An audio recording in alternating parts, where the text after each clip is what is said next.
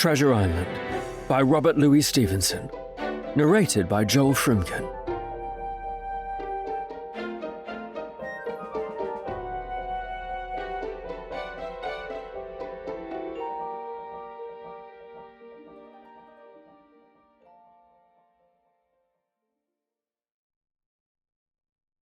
Part 1. The Old Buccaneer. Chapter 1. The Old Sea Dog at the Admiral Benbow. Squire Trelawney, Dr. Livesey, and the rest of these gentlemen, having asked me to write down the whole particulars about Treasure Island, from the beginning to the end, keeping nothing back but the bearings of the island, and that only because there is still treasure not yet lifted, I take up my pen in the year of grace 1783, and go back to the time when my father kept the Admiral Benbow Inn, and the brown old seaman with the sabre cut first took up his lodging under our roof.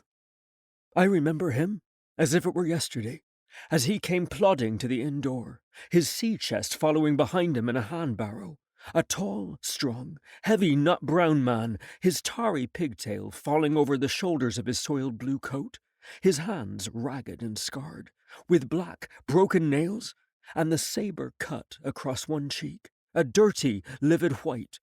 I remember him looking round the cove and whistling to himself as he did so, and then breaking out in that old sea song that he sang so often afterwards.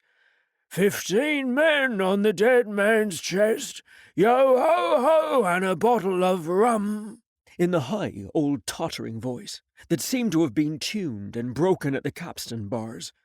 Then he rapped on the door with a bit of stick like a handspike that he carried, and when my father appeared, called roughly for a glass of rum. This, when it was brought to him, he drank slowly, like a connoisseur, lingering on the taste, and still looking about him at the cliffs and up at our signboard. "This is a handy cove," says he at length, "and a pleasant situated grog shop. Much company, mate?" My father told him no, very little company, the more was the pity. "Well then," said he, "this is the berth for me. Here, you matey," he cried to the man who trundled the barrow, "bring up alongside and help up my chest. I'll stay here a bit," he continued. "I'm a plain man. Rum and bacon and eggs is what I want, and that head up there for to watch ships off. What you might call me? You might call me Captain. Oh, I see what you're at. There," and he threw down 3 or 4 gold pieces on the threshold.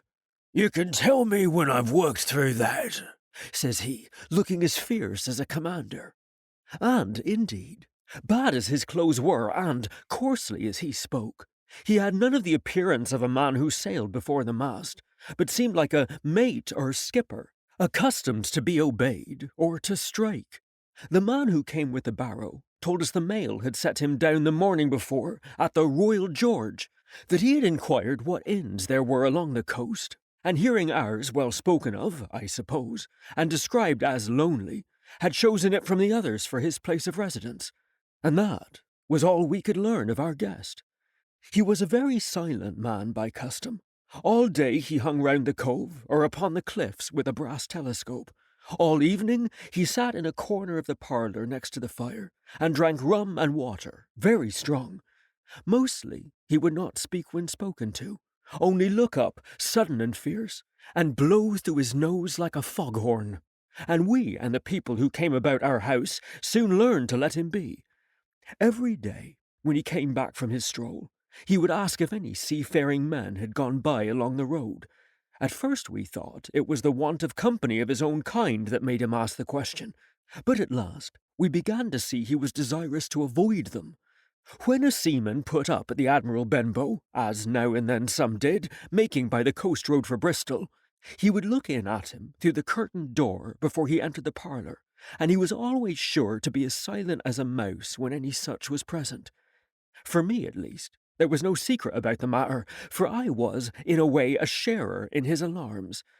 He had taken me aside one day, and promised me a silver 4penny on the 1st of every month if I would only keep my weather eye open for a seafaring man with one leg, and let him know the moment he appeared. Often enough, When the first of the month came round and I applied to him for my wage, he would only blow through his nose at me and stare me down. But before the week was out, he was sure to think better of it, bring me my fourpenny piece, and repeat his orders to look out for the seafaring man with one leg. How that personage haunted my dreams, I need scarcely tell you. On stormy nights, when the wind shook the four corners of the house and the surf roared along the cove and up the cliffs, I would see him in 1,000 forms, and with 1,000 diabolical expressions. No, the leg would be cut off at the knee.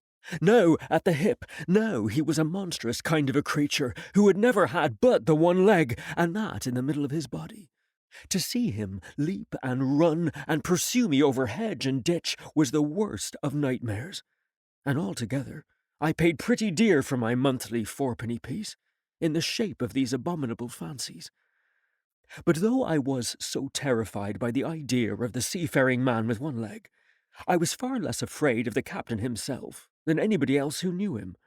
There were nights when he took a deal more rum and water than his head would carry, and then he would sometimes sit and sing his wicked old wild sea songs, minding nobody, but sometimes he would call for glasses round, and force all the trembling company to listen to his stories or bear a chorus to his singing.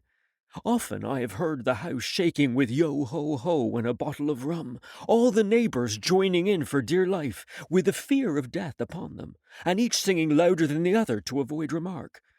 For in these fits, he was the most overriding companion ever known. He would slap his hand on the table for silence all round. He would fly up in a passion of anger at a question, or sometimes because none was put, and so he judged the company was not following his story. Nor would he allow anyone to leave the inn till he had drunk himself sleepy and reeled off to bed. His stories were what frightened people worst of all. Dreadful stories they were, about hanging and walking the plank, and storms at sea, and the dry Tortugas, and wild deeds and places on the Spanish Main. By his own account, he must have lived his life among some of the wickedest men that God ever allowed upon the sea, and the language in which he told these stories shocked our plain country people almost as much as the crimes that he described.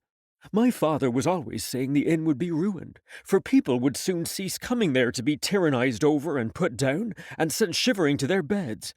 But I really believe his presence did us good. People were frightened at the time, but on looking back they rather liked it.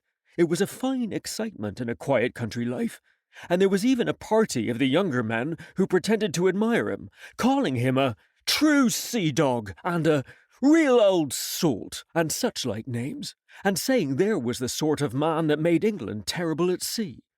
In one way, indeed, he bade fair to ruin us, for he kept on staying week after week, and at last month after month, so that all the money had long been exhausted, and still my father never plucked up the heart to insist on having more. If ever he mentioned it, the captain blew through his nose so loudly that you might say he roared, and stared my poor father out of the room. I have seen him wringing his hands after such a rebuff, and I am sure the annoyance and the terror he lived in must have greatly hastened his early and unhappy death. All the time he lived with us, the captain made no change whatever in his dress, but to buy some stockings from a hawker. One of the cocks of his hat having fallen down, he let it hang from that day forth, though it was a great annoyance when it blew. I remember the appearance of his coat, which he patched himself upstairs in his room, and which, before the end, was nothing but patches. He never wrote or received a letter, and he never spoke with any but the neighbours, and with these, for the most part, only when drunk on rum. The great sea-chest none of us had ever seen open. He was only once crossed, and that was towards the end, when my poor father was far gone in a decline that took him off.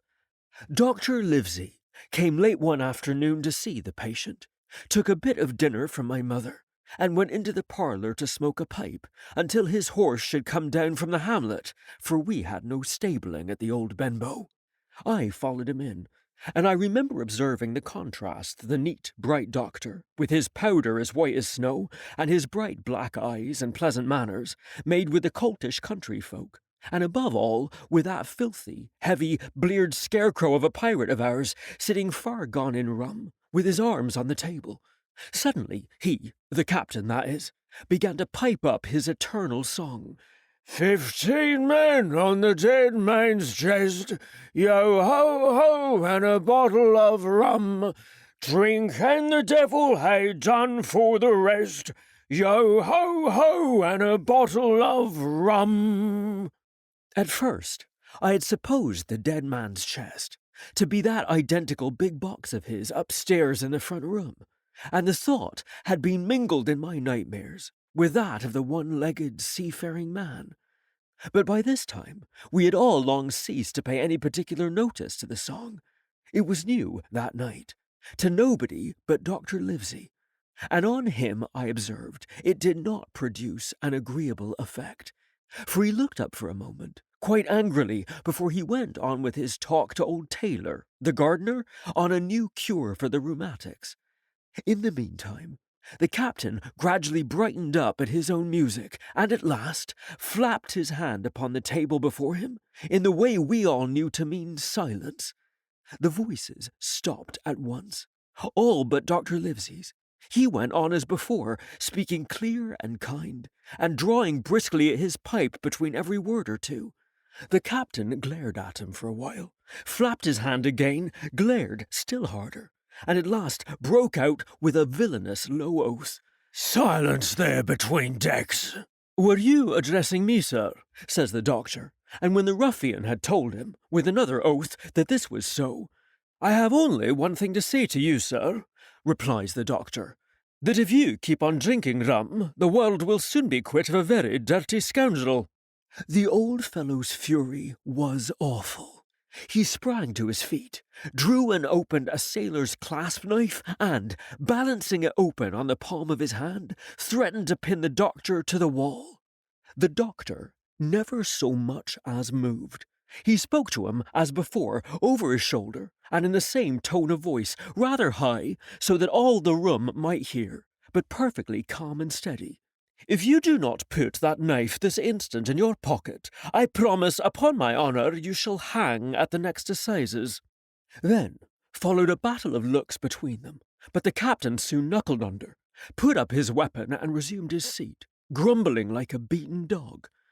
"And now, sir," continued the doctor, "since I now know there's such a fellow in my district, you may count I'll have an eye upon you day and night. I'm not a doctor only, I'm a magistrate, and if I catch a breath of complaint against you, if it's only for a piece of incivility like tonight's, I'll take effectual means to have you hunted down and routed out of this. Let that suffice." Soon after, Dr. Livesey's horse came to the door, and he rode away. But the captain held his peace that evening, and for many evenings to come. Chapter 2. Black Dog appears and disappears. It was not very long after this that there occurred the first of the mysterious events that rid us at last of the captain, though not, as you will see, of his affairs. It was a bitter cold winter, with long, hard frosts and heavy gales, and it was plain from the first that my poor father was little likely to see the spring. He sank daily, and my mother and I had all the inn upon our hands, and were kept busy enough, without paying much regard to our unpleasant guest. It was one January morning, very early, a pinching, frosty morning, the cove all grey with hoarfrost, the ripple lapping softly on the stones, the sun still low, and only touching the hilltops and shining far to seaward. The captain had risen earlier than usual, and set out down the beach, his cutlass swinging under the broad skirts of the old blue coat, his brass telescope under his arm, his hat tilted back upon his head. I remember his breath hanging like smoke in his wake as he strode off, and the last sound I heard of him, as he turned the big rock, was a loud snort of indignation, as though his mind was still running upon Dr. Livesey.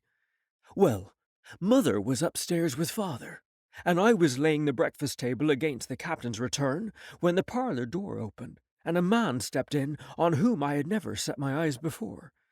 He was a pale, tallowy creature, wanting 2 fingers of the left hand, and though he wore a cutlass, he did not look much like a fighter. I had always my eye open for seafaring men with 1 leg or 2, and I remember this one puzzled me. He was not sailorly, and yet he had the smack of the sea about him too. I asked him what was for his service, and he said he would take rum, but as I was going out of the room to fetch it, he sat down upon a table and motioned me to draw near. I paused where I was with my napkin in my hand. "Come here, sonny," says he. "Come nearer here." I took a step nearer. "Is this here table for my mate Bill?" he asked, with a kind of leer. I told him I did not know his mate Bill, and this was for a person who stayed in our house, whom we called the captain.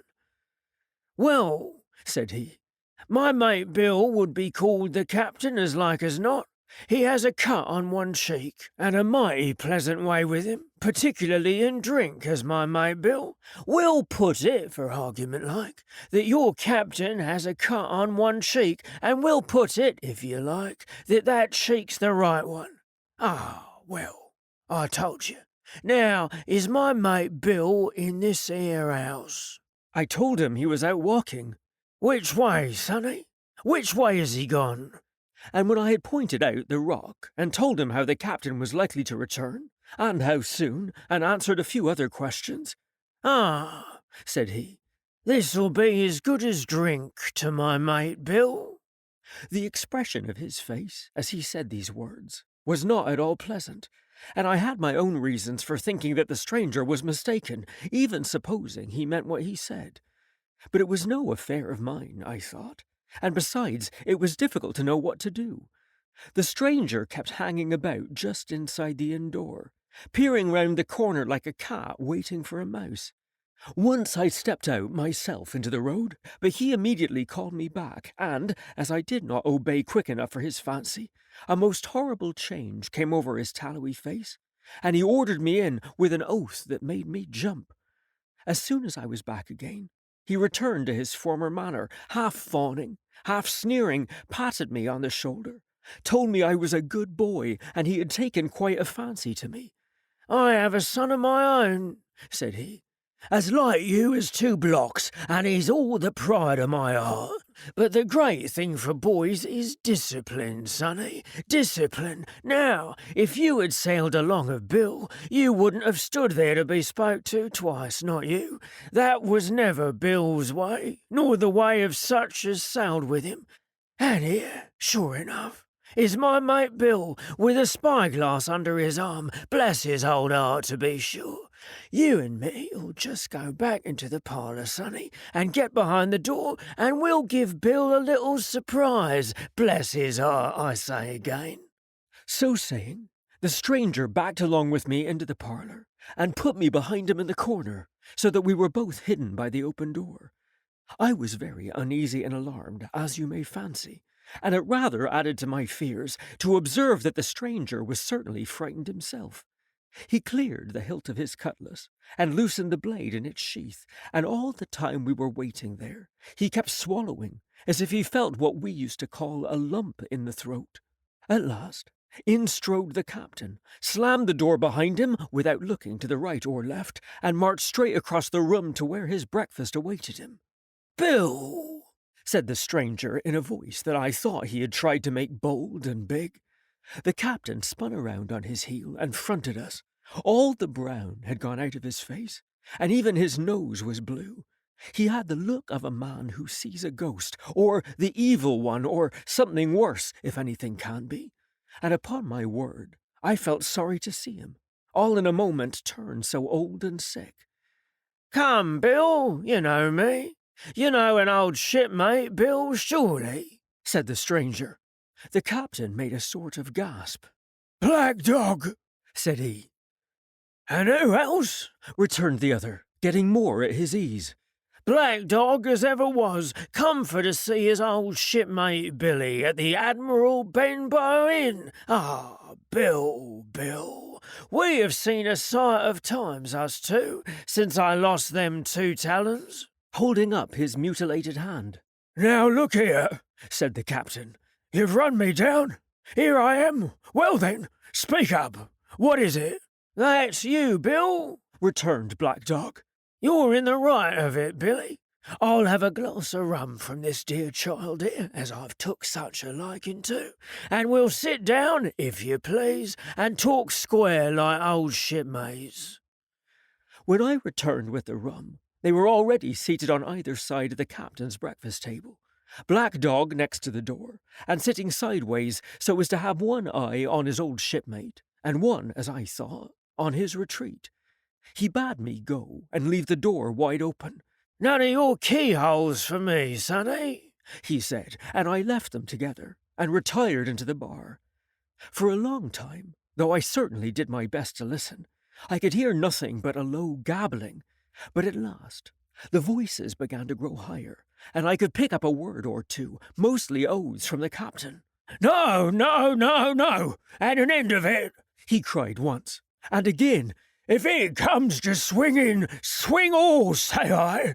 Then, all of a sudden, there was a tremendous explosion of oaths and other noises. The chair and table went over in a lump. A clash of steel followed, and then a cry of pain. And the next instant I saw Black Dog in full flight, and the captain hotly pursuing, both with drawn cutlasses, and the former streaming blood from the left shoulder. Just at the door, the captain aimed at the fugitive one last tremendous cut, which would certainly have split him to the chine had it not been intercepted by our big signboard of Admiral Benbow. You may see the notch on the lower side of the frame to this day. That blow was the last of the battle. Once out upon the road, Black Dog, in spite of his wound, showed a wonderful clean pair of heels and disappeared over the edge of the hill in half a minute. The captain, for his part, stood staring at the signboard like a bewildered man. Then he passed his hand over his eyes several times, and at last turned back into the house. "Jim," says he, "rum!" And as he spoke, he reeled a little and caught himself with one hand against the wall. "Are you hurt?" cried I. "Rum!" he repeated.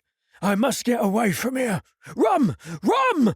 I ran to fetch it, but I was quite unsteadied by all that had fallen out, and I broke one glass and fouled the tap, and while I was still getting in my own way, I heard a loud fall in the parlour, and, running in, beheld the captain lying full length upon the floor. At the same instant, my mother, alarmed by the cries and fighting, came running downstairs to help me. Between us, we raised his head. He was breathing very loud and hard, but his eyes were closed and his face a horrible colour. "Dear, dearie me," cried my mother. "What a disgrace upon the house, and your poor father sick." In the meantime, we had no idea what to do to help the captain, nor any other thought but that he had got his death hurt in the scuffle with the stranger. I got the rum, to be sure, and tried to put it down his throat, but his teeth were tightly shut, and his jaws as strong as iron.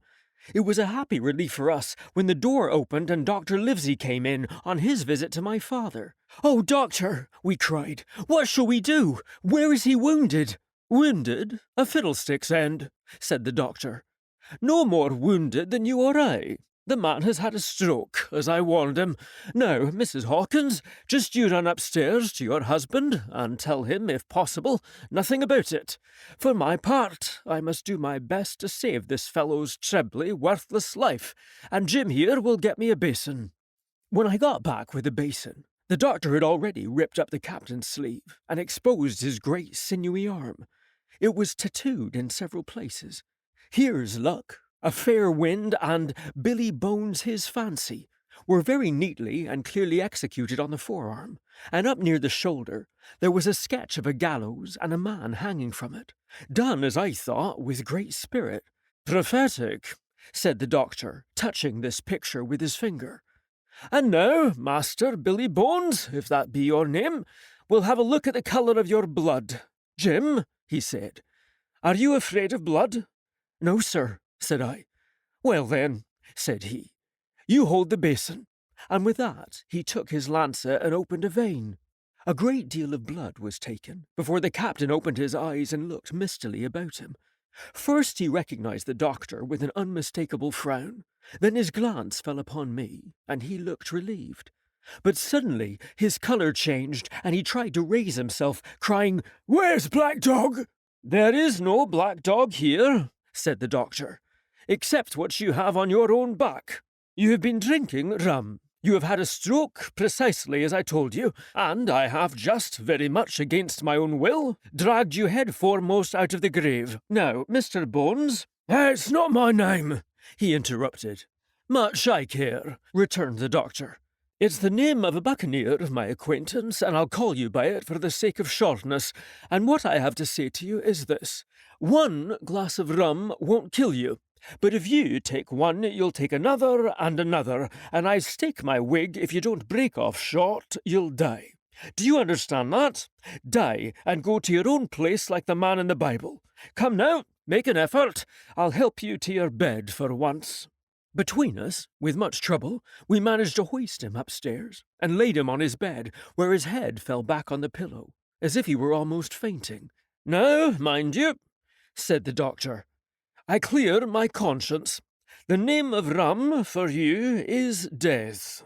And with that, he went off to see my father, taking me with him by the arm. "This is nothing," he said, as soon as he had closed the door.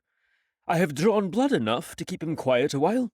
He should lie for a week where he is. That's the best thing for him and you. But another stroke would settle him." Chapter 3. The Black Spot. About noon, I stopped at the captain's door with some cooling drinks and medicines. He was lying very much as we had left him, only a little higher, and he seemed both weak and excited. "Jim," he said, "you're the only one here that's worth anything, and you know I've always been good to you. Never a month but I've given you a silver fourpenny for yourself, and now you see, mate, I'm pretty low, and deserted by all. And Jim, you'll bring me 1 noggin of rum now, won't you, matey?" "The doctor," I began, but he broke in, cursing the doctor, in a feeble voice, but heartily. "Doctors is all swabs," he said. "And that doctor there, why, what do he know about seafaring men? I've been in places hot as pitch, and mates dropping round with Yellow Jack, and the blessed land a heaving like the sea with earthquakes. What do the doctor know of lands like that? And I've lived on rum, I tell you. It's been meat and drink and man and wife to me, and if I'm not to have my rum now, I'm a poor old hulk on a lee shore. My blood'll be on you, Jim, and that doctor swab." And he ran on again for a while with curses. "Look, Jim, how my finger fidgets," he continued in the pleading tone. "I can't keep 'em still, not I. I haven't had a drop this blessed day. That doctor's a fool, I tell you. If I don't have a drain of rum, Jim, I'll have the horrors. I've seen some on 'em already. I seen old Flint in the corner there, behind you, as plain as print. I seen him. And if I get the horrors, I'm a man that has lived rough, and I'll raise Cain. Your doctor himself said 1 glass wouldn't hurt me. I'll give you a golden guinea for a noggin, Jim." He was growing more and more excited, and this alarmed me for my father, who was very low that day and needed quiet. Besides, I was reassured by the doctor's words, now quoted to me, and rather offended by the offer of a bribe. "I want none of your money," said I, "but what you owe my father. I'll get you 1 glass and no more." When I brought it to him, he seized it greedily and drank it out. Aye, said he, "that's some better, sure enough. And now, matey, did that doctor say how long I was to lie here in this old berth?" "A week at least," said I. "Thunder!" he cried. "A week? I can't do that. They'd have the black spot on me by then. The lubbers is going about to get the wind of me this blessed moment. Lubbers as couldn't keep what they got and want to nail what is another's. Is that seamanly behaviour now, I want to know? But I'm a saving soul. I never wasted good money of mine, nor lost it neither, and I'll trick 'em again. I'm not afraid on 'em. I'll shake out another reef, matey, and daddle 'em again." As he was thus speaking, he had risen from bed with great difficulty, holding to my shoulder with a grip that almost made me cry out, and moving his legs like so much dead weight. His words, spirited as they were in meaning, contrasted sadly with the weakness of the voice in which they were uttered. He paused when he had got into a sitting position on the edge. "That doctor's done me," he murmured. "My ears is singing. Lay me back." Before I could do much to help him, he had fallen back again to his former place, where he lay for a while silent. "Jim," he said at length, "you saw that seafaring man today?" "Black Dog?" I asked. "Ah, Black Dog," says he. "He's a bad un, but there's worse than that put him on. Now, if I can't get away nohow, and they tip me the black spot, mind you, it's my old sea chest they're after. You get on a horse, you can, can't you? Well then, you get on an horse and go to, well, yes I will, to that eternal Dr. Swab, and tell him to pipe all hands, magistrates and such, and he'll lay 'em aboard at the Admiral Benbow, all old Flint's crew, man and boy, all on 'em that's left. I was first mate, I was. Old Flint's first mate, and I'm the only one as knows the place. He gave it me at Savannah when he lay a-dying, like as if I was too now, you see. But you won't peach unless they get the black spot on me, or unless you see that Black Dog again, or a seafaring man with one leg, Jim, him above all." "But what is the black spot, Captain?" I asked. "That's the summons, mate. I'll tell you if they get that.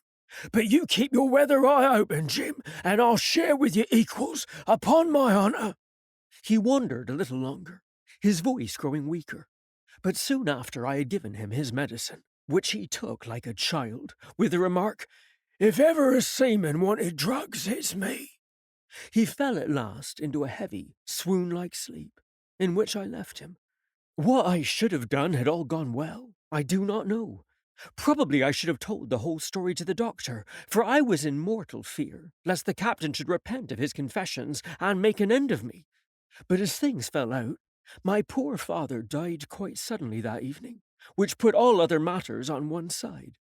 Our natural distress, the visits of the neighbours, the arranging of the funeral, and all the work of the inn to be carried on in the meanwhile, kept me so busy that I scarcely had time to think of the captain, far less to be afraid of him. He got downstairs the next morning, to be sure, and had his meals as usual, though he ate little, and had more, I am afraid, than his usual supply of rum, for he helped himself out of the bar, scowling and blowing through his nose, and no one dared to cross him. On the night before the funeral, he was as drunk as ever, and it was shocking, in that house of mourning, to hear him singing away at his old ugly sea-song. But, weak as he was, we were all in the fear of death for him, and the doctor was suddenly taken up with a case many miles away, and was never near the house after my father's death. I have said the captain was weak, and indeed he seemed rather to grow weaker than regain his strength. He clambered up and down stairs, and went from the parlour to the bar and back again, and sometimes put his nose out of doors to smell the sea, holding on to the walls as he went for support, and breathing hard and fast, like a man on a steep mountain. He never particularly addressed me, and it is my belief he had as good as forgotten his confidences. But his temper was more flighty, and allowing for his bodily weakness, more violent than ever. He had an alarming way now, when he was drunk, of drawing his cutlass and laying it bare before him on the table. But with all that, he minded people less, and seemed shut up in his own thoughts, and rather wandering. Once, for instance, to our extreme wonder, he piped up to a different air, a kind of country love song, that he must have learned in his youth before he had begun to follow the sea. So, things passed until, the day after the funeral, at about 3 o'clock of a bitter, foggy, frosty afternoon, I was standing at the door for a moment, full of sad thoughts about my father, when I saw someone drawing slowly near along the road.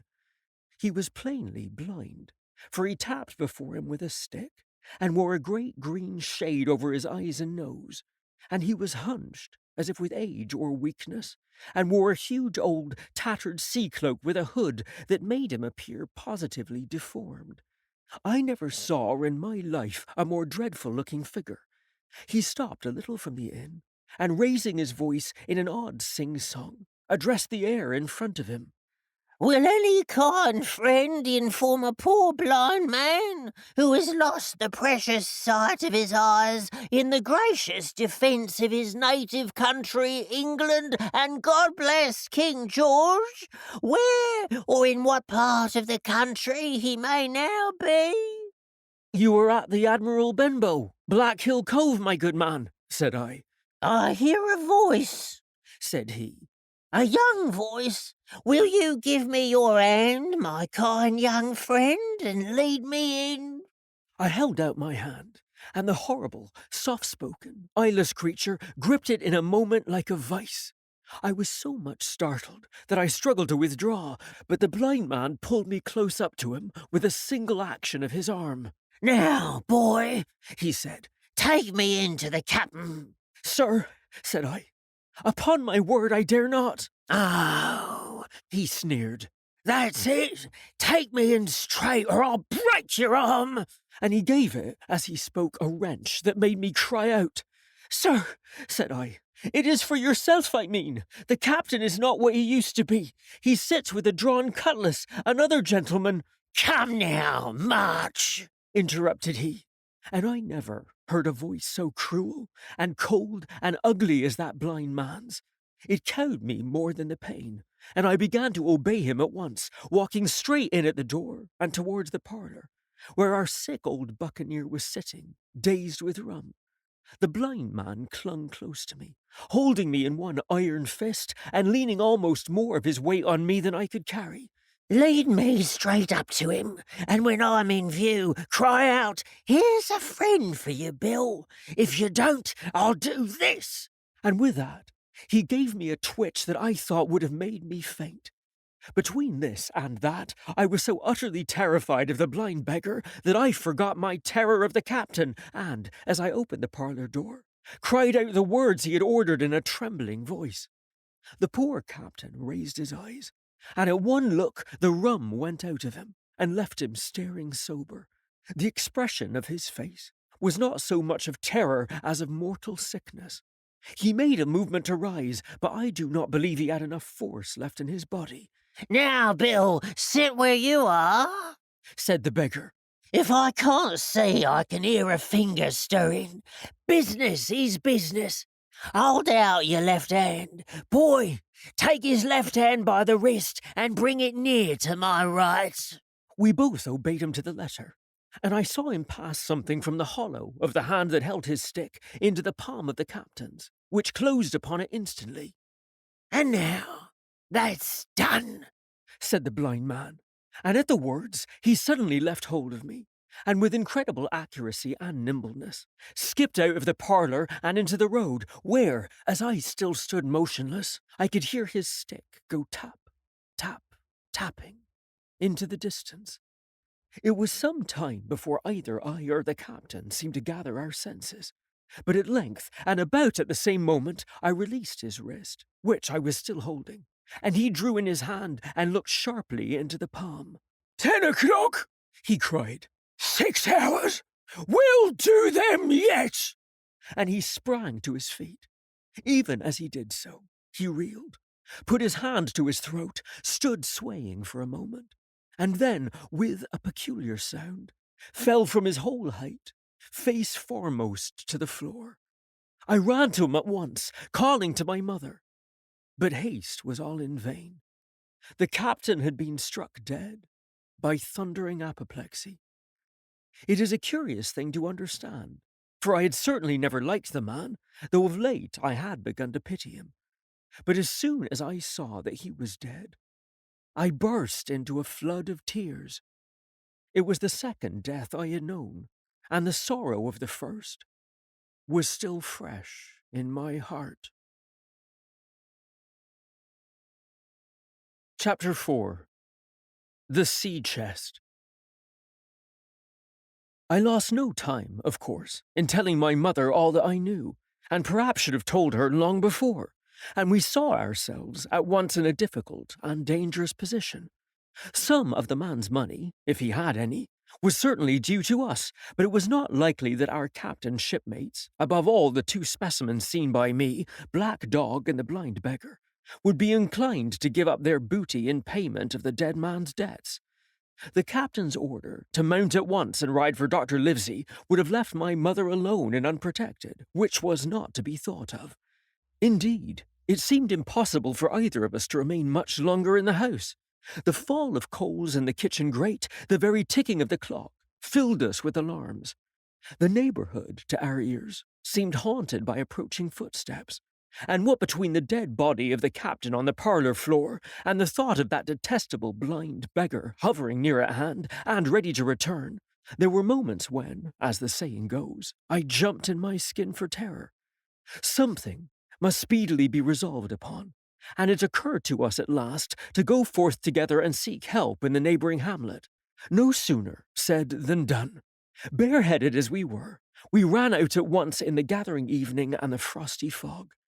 The hamlet lay not many 100 yards away, though out of view, on the other side of the next cove, and what greatly encouraged me, it was in an opposite direction from that whence the blind man had made his appearance, and whither he had presumably returned.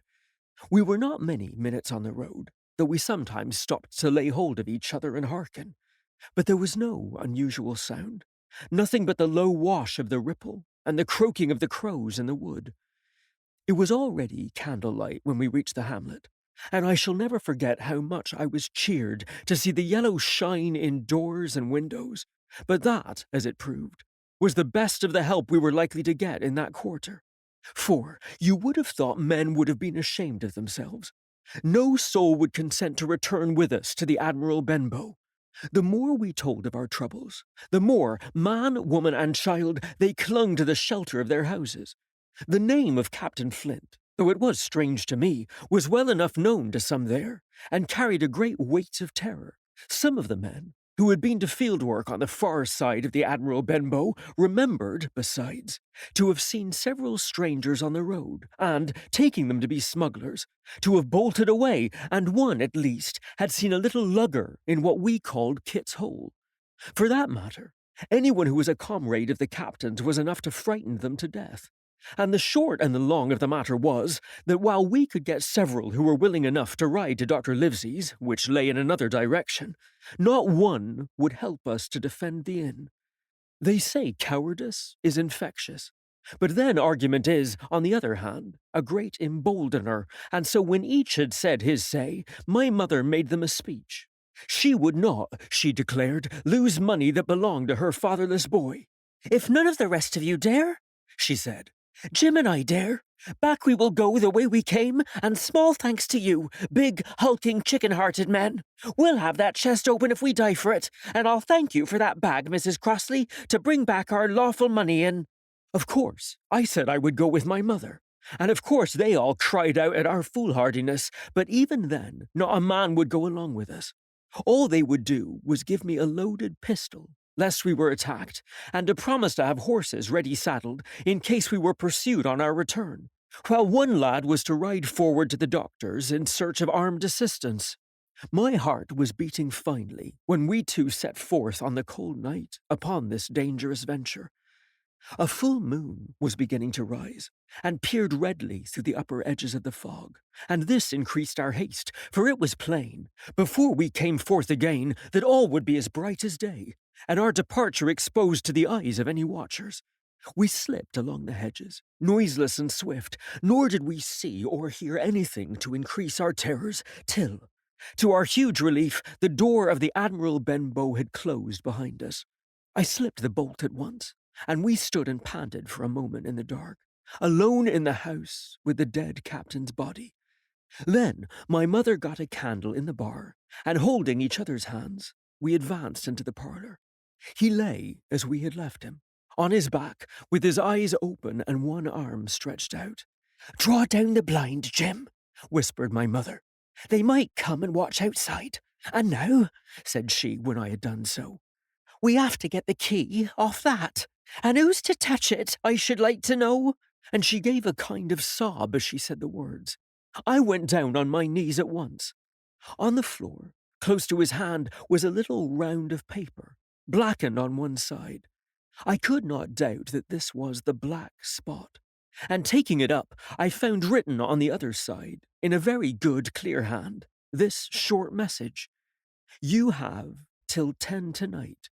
"He had till 10, Mother," said I, and just as I said it, our old clock began striking. This sudden noise startled us shockingly, but the news was good, for it was only 6. "Now, Jim," she said, "that key." I felt in his pockets, one after another. A few small coins, a thimble, and some thread and big needles, a piece of pigtail tobacco bitten away at the end, his gully with the crooked handle, a pocket compass, and a tinder box were all that they contained, and I began to despair. "Perhaps it's round his neck," suggested my mother. Overcoming a strong repugnance, I tore open his shirt at the neck, and there, sure enough, hanging to a bit of tarry string, which I cut with his own gully, we found the key.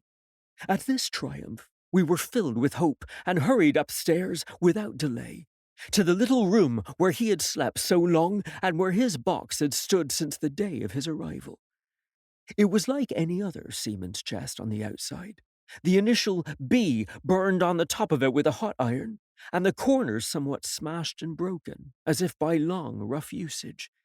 "Give me the key," said my mother, and though the lock was very stiff, she had turned it and thrown back the lid in a twinkling. A strong smell of tobacco and tar rose from the interior, but nothing was to be seen on the top except a suit of very good clothes, carefully brushed and folded. They had never been worn, my mother said. Under that, the miscellany began.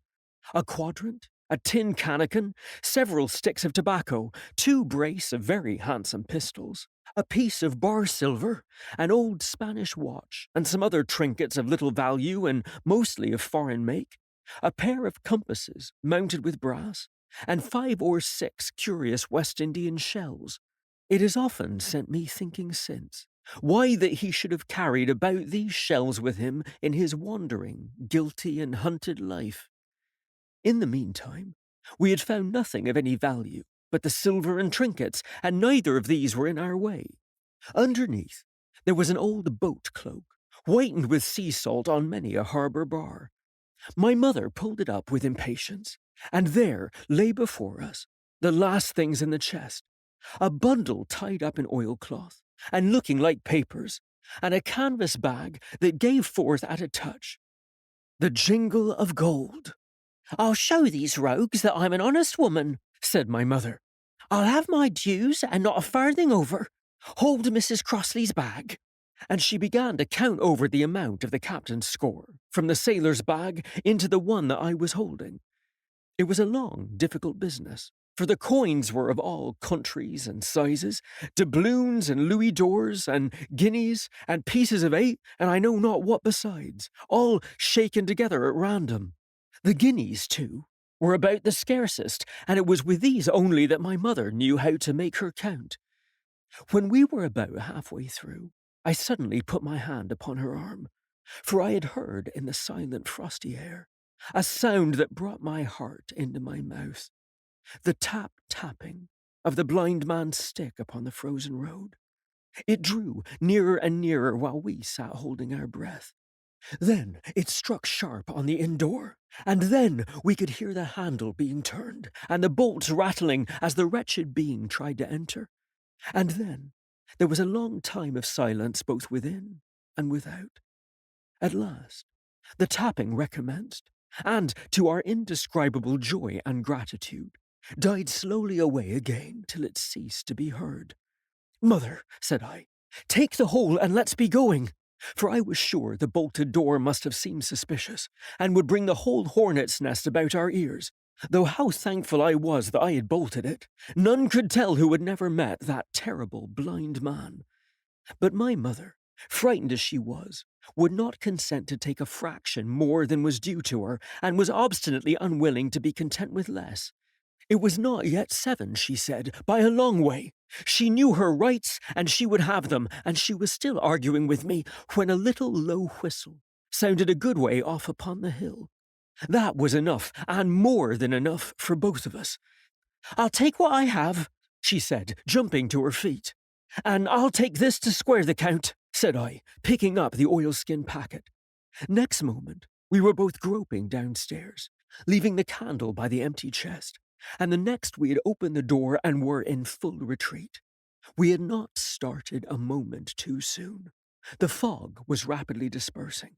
Already the moon shone quite clear on the high ground on either side, and it was only in the exact bottom of the dell and round the tavern door that a thin veil still hung unbroken to conceal the first steps of our escape.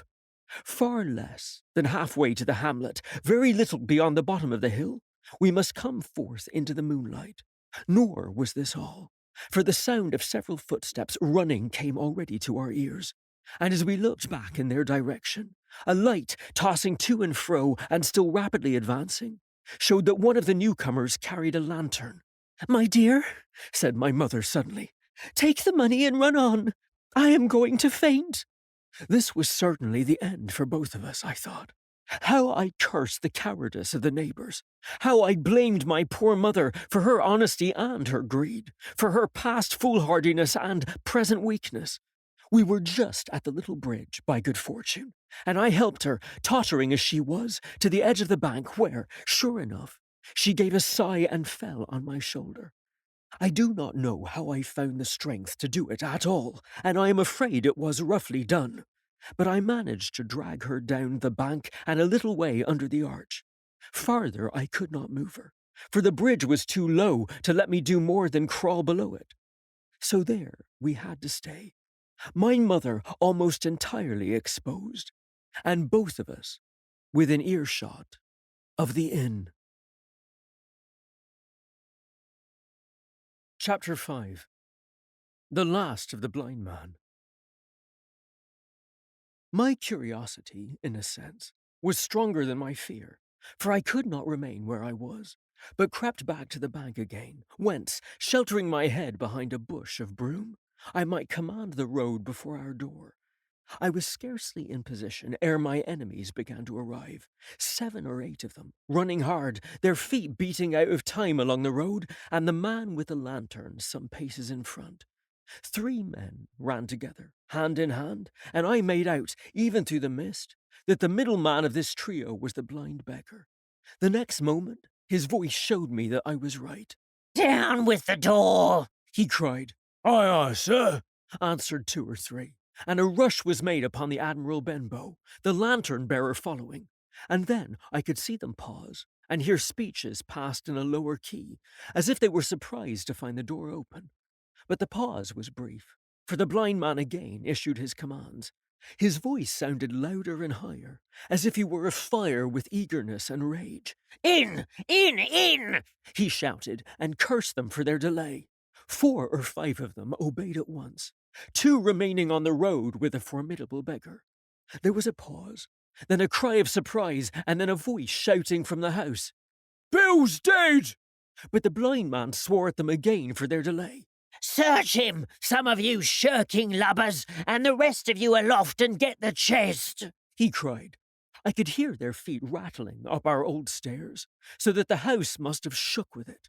Promptly afterwards, fresh sounds of astonishment arose.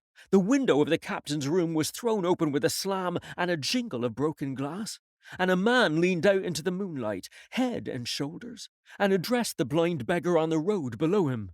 Pew! He cried. They've been before us. Someone's turned the chest out alow and aloft. "Is it there?" roared Pew. The money's there. The blind man cursed the money. "Flint's fist, I mean," he cried. We don't see it here nohow, returned the man. "Here, you below there, is it on bill?" cried the blind man again.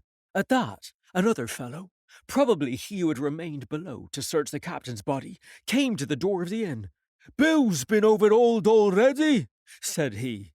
Nothing left. "It's these people of the inn. It's that boy. I wish I'd put his eyes out," cried the blind man Pew. "They were here no time ago. They had the door bolted when I tried it. Scatter, lads, and find 'em." Sure enough, they left their glim here, said the fellow from the window. "Scatter and find 'em. Rout the house out," reiterated Pew, striking with his stick upon the road. Then there followed a great to-do through all our old inn, heavy feet pounding to and fro, furniture thrown over, doors kicked in until the very rocks re-echoed, and the men came out again, one after another on the road, and declared that we were nowhere to be found. And just then, the same whistle that had alarmed my mother and myself over the dead captain's money was once more clearly audible through the night, but this time twice repeated. I had thought it to be the blind man's trumpet, so to speak, summoning his crew to the assault. But I now found that it was a signal from the hillside toward the hamlet, and, from its effect upon the buccaneers, a signal to warn them of approaching danger. "There's Dirk again," said one. "Twice! We'll have to budge, mates." "Budge, you skulk!" cried Pew. "Dirk was a fool and a coward from the first. You wouldn't mind him. They must be close by. They can't be far. You have your hands on it. Scatter and look for 'em, dogs. Oh, shiver my soul," he cried, "if I had eyes." This appeal seemed to produce some effect, for two of the fellows began to look here and there among the lumber, but half-heartedly, I thought, and with half an eye to their own danger all the time, while the rest stood irresolute on the road. "You have your hands on thousands, you fools, and you hang a leg. You'd be rich as kings if you could find it, and you know it's here, and you stand there malingering. There wasn't one of you dared face Bill, and I did it, a blind man, and I'm to lose my chance for you. I'm to be a poor, crawling beggar, sponging for rum when I might be rolling in a coach. If you had the pluck of a weevil in a biscuit, you would catch 'em still." "Hang it, Pew, we've got the doubloons," grumbled one. "They might have hid the blessed thing," said another. "Take the George's, Pew, and don't stand here squalling." Squalling was the word for it. Pew's anger rose so high at these objections, till at last, his passion completely taking the upper hand, he struck at them right and left in his blindness, and his stick sounded heavily on more than one. These, in their turn, cursed back at the blind miscreant, threatened him in horrid terms, and tried in vain to catch the stick and wrest it from his grasp. This quarrel was the saving of us, for while it was still raging, another sound came from the top of the hill on the side of the hamlet, the tramp of horses galloping. Almost at the same time, a pistol shot, flash and report came from the hedge side, and that was plainly the last signal of danger, for the buccaneers turned at once and ran, separating in every direction, one seaward along the cove, one slant across the hill, and so on, so that in half a minute not a sign of them remained but Pew. Him they had deserted. Whether in sheer panic or out of revenge for his ill words and blows, I know not, but there he remained behind, tapping up and down the road in a frenzy, and groping and calling for his comrades. Finally, he took a wrong turn and ran a few steps past me toward the hamlet, crying, "Johnny! Black Dog! Dirk!" and other names. "You won't leave old Pew, mates? Not old Pew!" Just then, the noise of horses topped the rise, and 4 or 5 riders came in sight in the moonlight and swept at full gallop down the slope. At this, Pew saw his error, turned with a scream, and ran straight for the ditch, into which he rolled. But he was on his feet again in a second, and made another dash, now utterly bewildered, right under the nearest of the coming horses. The rider tried to save him, but in vain. Down went Pew with a cry that rang high into the night, and the 4 hooves trampled and spurned him and passed by. He fell onto his side, then gently collapsed upon his face, and moved no more. I leaped to my feet and hailed the riders. They were pulling up, at any rate, horrified at the accident, and I soon saw what they were. One, tailing out behind the rest, was a lad that had gone from the hamlet to Dr. Livesey's. The rest were revenue officers, whom he had met by the way, and with whom he had had the intelligence to return at once. Some news of the lugger in Kit's Hole had found its way to Supervisor Dance, and set him forth that night in our direction, and to that circumstance my mother and I owed our preservation from death. Pew was dead, stone dead. As for my mother, when we had carried her up to the hamlet, A little cold water and salts, and that soon brought her back again, and she was none the worse for her terror, though she still continued to deplore the balance of the money.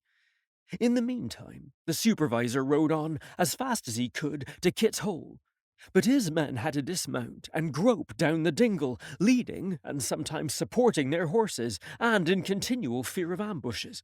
So it was no great matter for surprise that when they got down to the hole, the lugger was already under way, though still close in. He hailed her.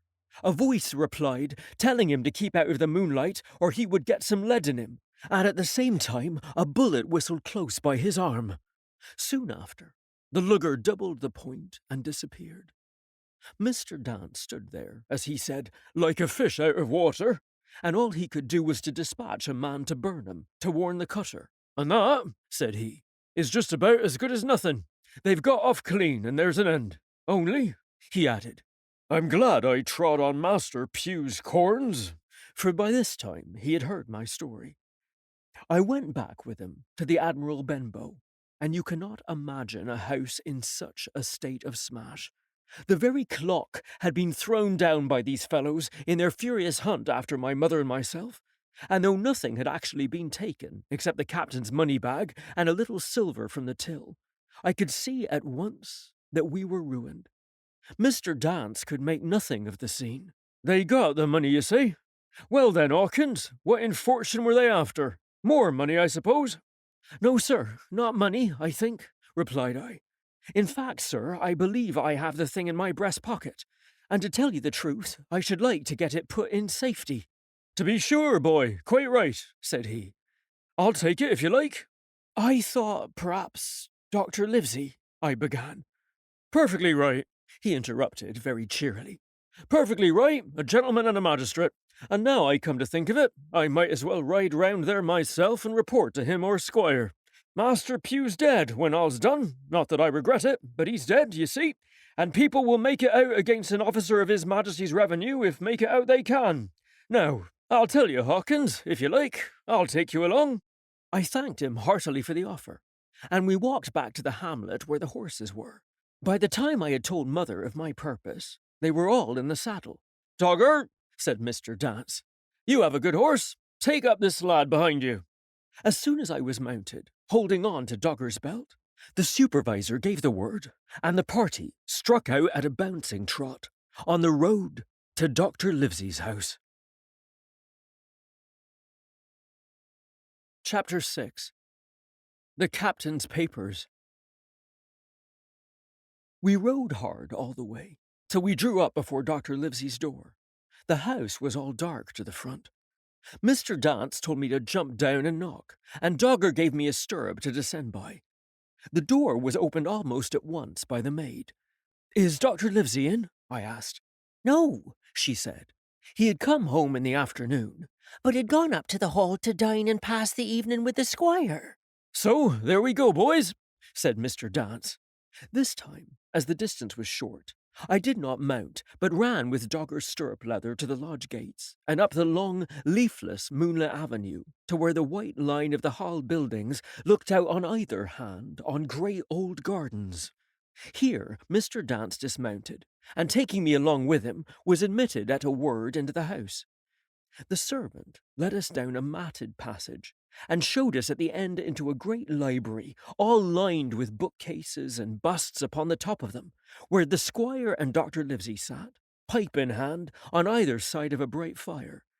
I had never seen the squire so near at hand. He was a tall man, over 6 feet high and broad in proportion, and he had a bluff, rough and ready face, all roughened and reddened and lined in his long travels. His eyebrows were very black, and moved readily, and this gave him a look of some temper. Not bad, you would say, but quick and high. Come in, Mr. Dance, says he, very stately and condescending. Good evening, Dance, says the doctor with a nod. And good evening to you, friend Jim. What good wind brings you here?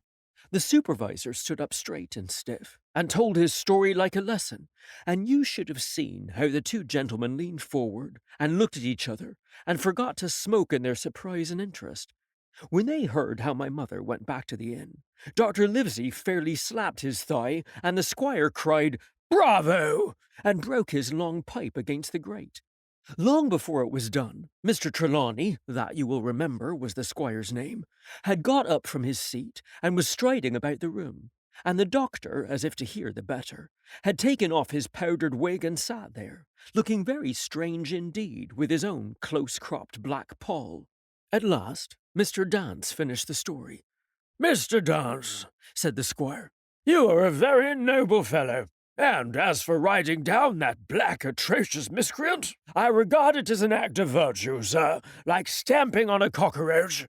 This lad Hawkins is a trump, I perceive. Hawkins, will you ring that bell? Mr. Dance must have some ale. And so, Jim, said the doctor, you have the thing that they were after, have you? Here it is, sir, said I, and gave him the oilskin packet. The doctor looked it all over, as if his fingers were itching to open it. But instead of doing that, he put it quietly in the pocket of his coat. Squire, said he, when Dance has had his ale, he must of course be off on his Majesty's service. But I mean to keep Jim Hawkins here to sleep at my house, and, with your permission, I propose we should have up the cold pie and let him sup. As you will, Livesey, said the squire. Hawkins has earned better than cold pie. So a big pigeon pie was brought in, and placed on a side table, and I made a hearty supper, for I was as hungry as a hawk, while Mr. Dance was further complimented, and, at last, dismissed. And now, squire, said the doctor. And now, Livesey, said the squire in the same breath. One at a time, laughed Dr. Livesey. You have heard of this Flint, I suppose? Heard of him? Cried the squire. Heard of him, you say? He was the bloodthirstiest buccaneer that sailed. Blackbeard was a child to Flint. The Spaniards were so prodigiously afraid of him that I tell you, sir, I was sometimes proud he was an Englishman. I've seen his topsails with these eyes off Trinidad, and the cowardly son of a rum puncheon that I sailed with, put back, sir, into port of Spain. Well, I've heard of him myself in England, said the doctor. But the point is, had he money? Money? Cried the squire. Have you heard the story? What were these villains after but money? What do they care for but money? For what would they risk their rascal carcasses but money?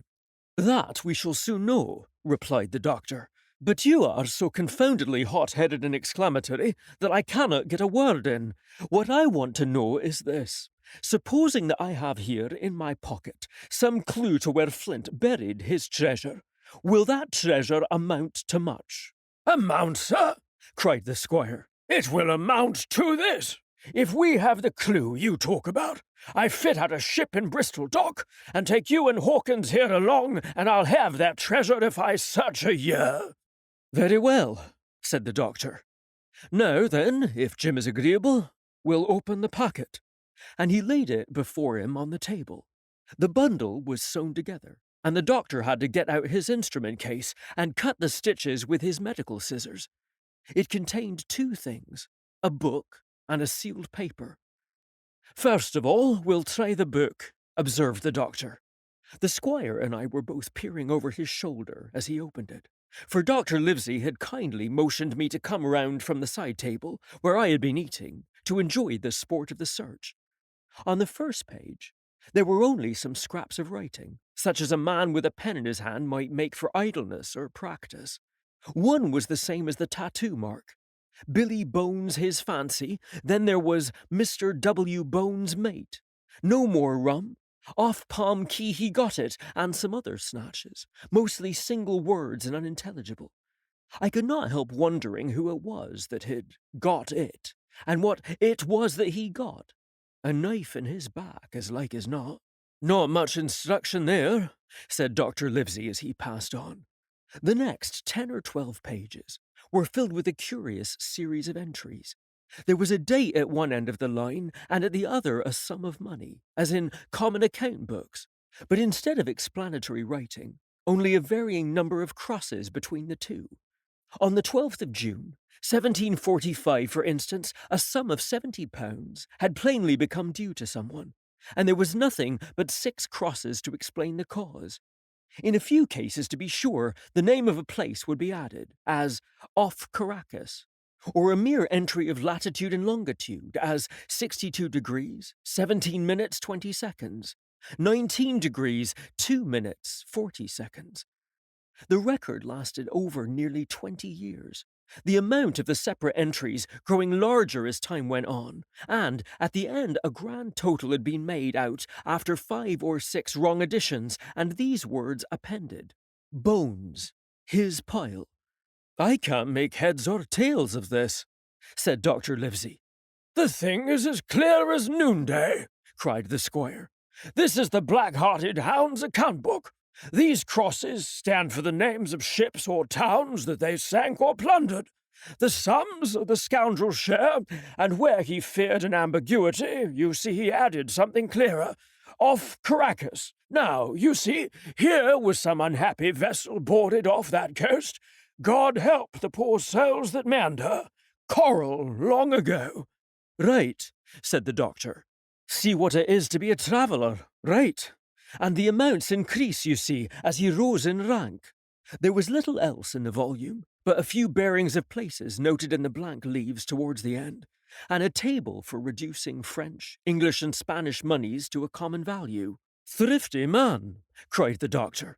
"He wasn't one to be cheated." "And now," said the squire, "for the other."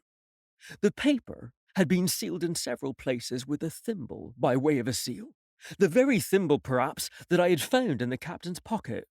The doctor opened the seals with great care, and there fell out the map of an island, with latitude and longitude, soundings, names of hills and bays and inlets, and every particular that would be needed to bring a ship to a safe anchorage upon its shores. It was about 9 miles long and 5 across, shaped, you might say, like a fat dragon standing up, and had 2 fine landlocked harbours, and a hill in the centre part marked the Spy-Glass.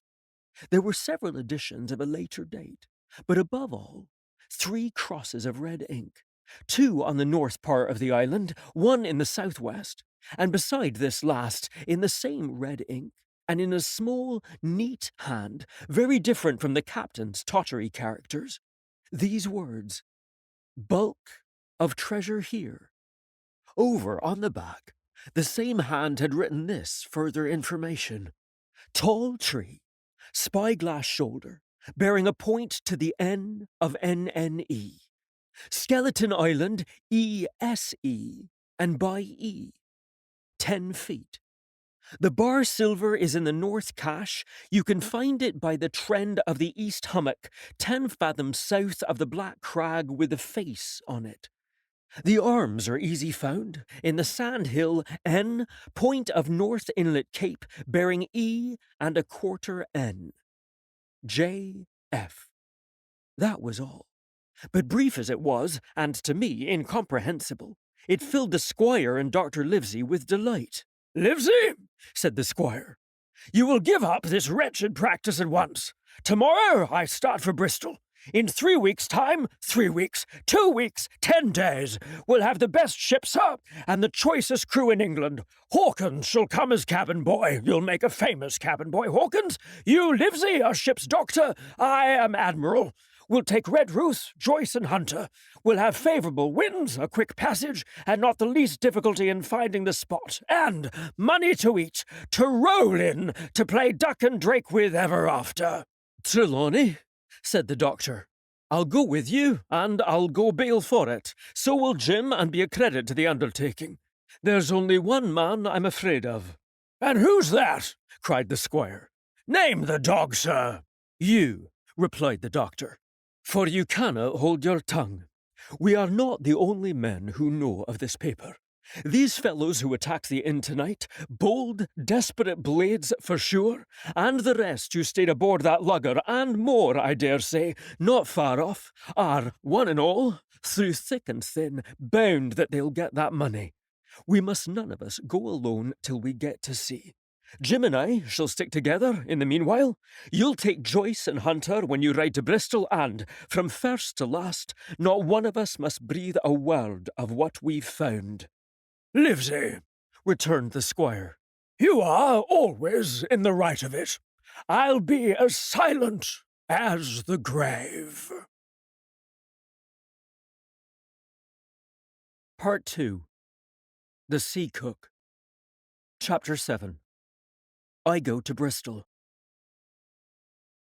It was longer than the squire imagined ere we were ready for the sea, and none of our first plans, not even Dr. Livesey's of keeping me beside him, could be carried out as we intended. The doctor had to go to London for a physician to take charge of his practice. The squire was hard at work at Bristol, and I lived on at the Hall, under the charge of old Redruth, the gamekeeper, almost a prisoner, but full of sea dreams and the most charming anticipations of strange islands and adventures. I brooded by the hour, together over the map, all the details of which I well remembered. Sitting by the fire in the housekeeper's room, I approached that island in my fancy, from every possible direction. I explored every acre of its surface. I climbed 1,000 times to that tall hill they called the Spyglass, and from the top enjoyed the most wonderful and changing prospects. Sometimes the isle was thick with savages, with whom we fought, sometimes full of dangerous animals that hunted us, but in all my fancies, nothing occurred to me so strange and tragic as our actual adventures. So the weeks passed on, till one fine day there came a letter addressed to Dr. Livesey, with this addition: to be opened, in the case of his absence, by Tom Redruth or young Hawkins. Obeying this order, we found, or rather I found, for the gamekeeper was a poor hand at reading anything but print, the following important news. Old Anchor Inn, Bristol, March 1st, 1755. Dear Livesey, as I do not know whether you were at the Hall or still in London, I send this in double to both places. The ship is bought and fitted. She lies at anchor, ready for sea. You never imagined a sweeter schooner. A child might sail her. 200 tons, name Hispaniola. I got her through my old friend Blandley, who has proved himself throughout the most surprising trump. The admirable fellow literally slaved in my interest, and so, I may say, did everyone in Bristol, as soon as they got wind of the port we sailed for. Treasure, I mean. Redruth, said I, interrupting the letter. Dr. Livesey will not like that. The squire has been talking after all. Well, who's a better right? Growled the gamekeeper. A pretty rum go if squire ain't to talk for Dr. Livesey, I should think. At that I gave up all attempt at commentary, and read straight on. Blandley himself found the Hispaniola, and by the most admirable management got her for the merest trifle. There is a class of men in Bristol monstrously prejudiced against Blandley. They go the length of declaring that this honest creature would do anything for money, that the Hispaniola belonged to him, and that he sold it me absurdly high, the most transparent calumnies. None of them dare, however, to deny the merits of the ship. So far there was not a hitch. The workpeople, to be sure, riggers and what not, were most annoyingly slow, but time cured that. It was the crew that troubled me. I wished a round score of men, in case of natives, buccaneers, or the odious French, and I had the worry of the deuce itself to find so much as half a dozen, till the most remarkable stroke of fortune brought me the very man that I required. I was standing on the dock, when, by the merest accident, I fell in talk with him. I found he was an old sailor, kept a public house, knew all the seafaring men in Bristol, had lost his health ashore, and wanted a good berth as cook to get to sea again. He had hobbled down there that morning, he said, to get a smell of the salt. I was monstrously touched, so would you have been, and out of pure pity, I engaged him on the spot to be the ship's cook. Long John Silver he is called, and has lost a leg. But that I regarded as a recommendation, since he lost it in his country's service under the immortal Hawke. He has no pension, Livesey. Imagine the abominable age we live in. Well, sir, I thought I had only found a cook, but it was a crew I had discovered. Between Silver and myself, we got together in a few days a company of the toughest old sorts imaginable, not pretty to look at, but fellows by their faces of the most indomitable spirit. I declare we could fight a frigate. Long John even got rid of 2 out of the 6 or 7 I had already engaged. He showed me in a moment that they were just the sort of freshwater swabs we had to fear in an adventure of importance. I am in the most magnificent health and spirits, eating like a bull, sleeping like a tree, yet I shall not enjoy a moment till I hear my old tarpaulins tramping round the capstan. Seaward ho! Hang the treasure! It's the glory of the sea that has turned my head. So, now, Livesey, come post. Do not lose an hour, if you respect me. Let young Hawkins go at once to see his mother, with Redruth for a guard, and then both come full speed to Bristol. John Trelawney. Postscript. I did not tell you that Blandley, who, by the way, is to send a consort after us if we don't turn up by the end of August, has found an admirable fellow for sailing master. A stiff man, which I regret, but in all other respects a treasure. Long John Silver unearthed a very competent man for a mate, a man named Arrow. I have a boatswain who pipes Livesey, so things shall go man-o'-war fashion on board the good ship Hispaniola. I forgot to tell you that Silver is a man of substance. I know of my own knowledge that he has a banker's account which has never been overdrawn. He leaves his wife to manage the inn, and as she is a woman of colour, a pair of old bachelors like you and I may be excused for guessing that it is the wife, quite as much as the health, that sends him back to roving. J.T. P.P.S. Hawkins may stay one night with his mother. J.T. You can fancy the excitement into which that letter put me. I was half beside myself with glee, and if ever I despised a man it was old Tom Redruth, who could do nothing but grumble and lament.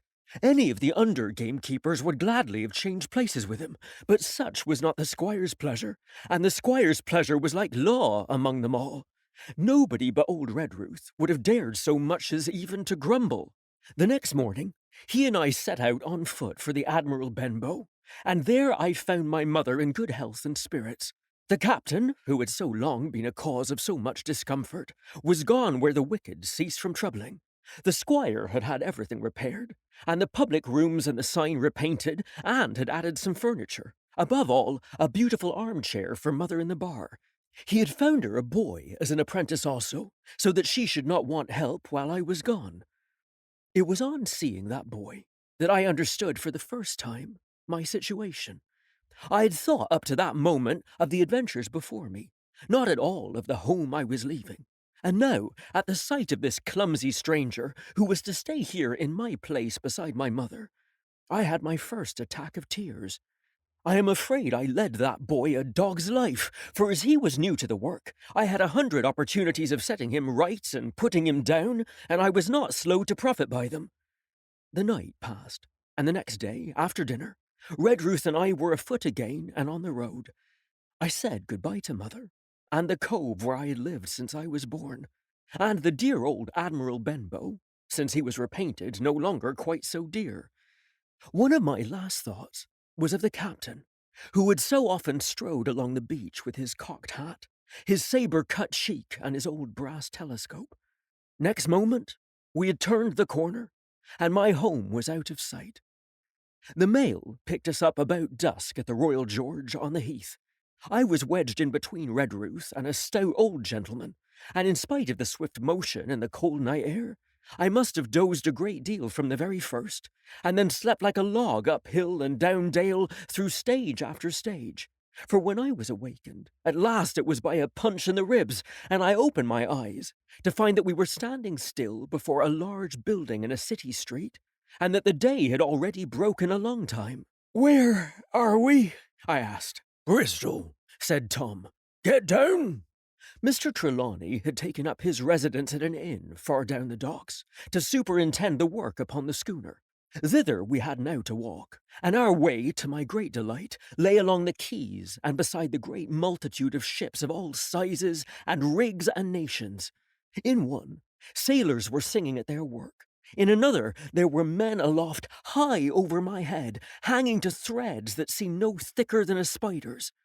Though I had lived by the shore all my life, I seemed never to have been near the sea till then. The smell of tar and salt was something new. I saw the most wonderful figureheads that had all been far over the ocean. I saw, besides, many old sailors with rings in their ears, and whiskers curled in ringlets, and tarry pigtails, and their swaggering, clumsy sea walk. And if I had seen as many kings or archbishops, I could not have been more delighted. And I was going to sea myself, to sea in a schooner, with a piping boatswain and pigtailed singing seamen, to sea bound for an unknown island, and to seek for buried treasures. While I was still in this delightful dream, we came suddenly in front of a large inn, and met Squire Trelawney, all dressed out like a sea officer in stout blue cloth, coming out of the door with a smile on his face, and a capital imitation of a sailor's walk. "Here you are," he cried. "And the doctor came last night from London. Bravo! The ship's company complete." "Oh, sir," cried I, "when do we sail?" "Sail?" says he. "We sail tomorrow." Chapter 8. At the Sign of the Spyglass. When I had done breakfasting, the squire gave me a note addressed to John Silver at the Sign of the Spyglass, and told me I should easily find the place by following the line of the docks and keeping a bright lookout for a little tavern with a large brass telescope for sign. I set off, overjoyed at this opportunity to see some more of the ships and seamen, and picked my way among a great crowd of people and carts and bales, for the dock was now at its busiest, until I found the tavern in question. It was a bright enough little place of entertainment. The sign was newly painted, the windows had neat red curtains, the floor was cleanly sanded. There was a street on either side, and an open door on both, which made the large low room pretty clear to see in spite of clouds of tobacco smoke. The customers were mostly seafaring men, and they talked so loudly that I hung at the door, almost afraid to enter. As I was waiting, a man came out of the side room, and, at a glance, I was sure he must be Long John. His left leg was cut off close by the hip, and under the left shoulder he carried a crutch, which he managed with wonderful dexterity, hopping about upon it like a bird. He was very tall and strong, with a face as big as a ham, plain and pale, but intelligent and smiling. Indeed, he seemed in the most cheerful spirits, whistling as he moved about among the tables, with a merry word or a slap on the shoulder for the more favoured of his guests. Now, to tell you the truth, from the very first mention of Long John in Squire Trelawney's letter, I had taken a fear in my mind that he might prove to be the very one-legged sailor whom I had watched for so long at the old Benbow. But one look at the man before me was enough. I had seen the captain, and Black Dog, and the blind man Pew, and I thought I knew what a buccaneer was like. A very different creature, according to me, from this clean and pleasant-tempered landlord. I plucked up courage at once, crossed the threshold, and walked right up to the man where he stood, propped on his crutch, talking to a customer. "Mr. Silver, sir?" I asked, holding out the note. "Yes, my lad," said he. "Such is my name, to be sure. And who may you be?" And then, as he saw the squire's letter, he seemed to me to give something almost like a start. "Oh," said he, quite loud, and offering his hand. "I see. You are our new cabin boy. Pleased I am to see you." And he took my hand in his large, firm grasp. Just then, one of the customers at the far side rose suddenly and made for the door. It was close by him, and he was out in the street in a moment. But his hurry had attracted my notice, and I recognized him at a glance. It was the tallow-faced man, wanting 2 fingers, who had come first to the Admiral Benbow. "Oh," I cried, "stop him! It's Black Dog!" "I don't care 2 coppers who he is," cried Silver, "but he hasn't paid his score. Harry, run and catch him." One of the others, who was nearest the door, leaped up and started in pursuit. "If he were Admiral Hawke, he shall pay his score," cried Silver, and then, relinquishing my hand, "Who did you say he was?" he asked. "Black what?" "Dog, sir," said I. "Has Mr. Trelawney not told you of the buccaneers? He was one of them." "So," cried Silver, In my house! Ben, run and help Harry! One of those swabs, was he? Was that you drinking with him, Morgan? Step up here! The man whom he called Morgan, an old grey-haired mahogany-faced sailor, came forward pretty sheepishly, rolling his quid. "No, Morgan," said Long John very sternly. "You never clapped your eyes on that black dog before, did you now?" "No, I, sir," said Morgan with a salute. "You didn't know his name, did you?" "No, sir." "By the powers, Tom Morgan, it's as good for you," exclaimed the landlord. "If you had been mixed up with the like of that, you would never have put another foot in my house, you may lay to that. And what was he saying to you?" "I don't rightly know, sir," answered Morgan. "Do you call that a head on your shoulders, or a blessed dead eye?" cried Long John. "Don't rightly know, don't you? Perhaps you don't happen to rightly know who you was speaking to, perhaps. Come now, what was he jawing? Voyages, captains, ships, pipe up, what was it?"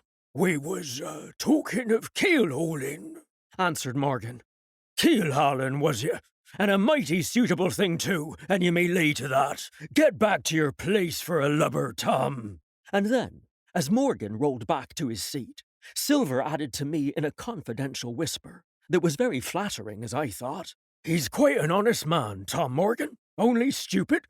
And now," he ran on again aloud, "let's see, Black Dog. No, I don't know the name, not I. Yet I kind of think Yes, I've seen the swab. He used to come here with a blind beggar, he used to." "That he did, you may be sure," said I. "I knew that blind man too. His name was Pew." "It was," cried Silver, now quite excited.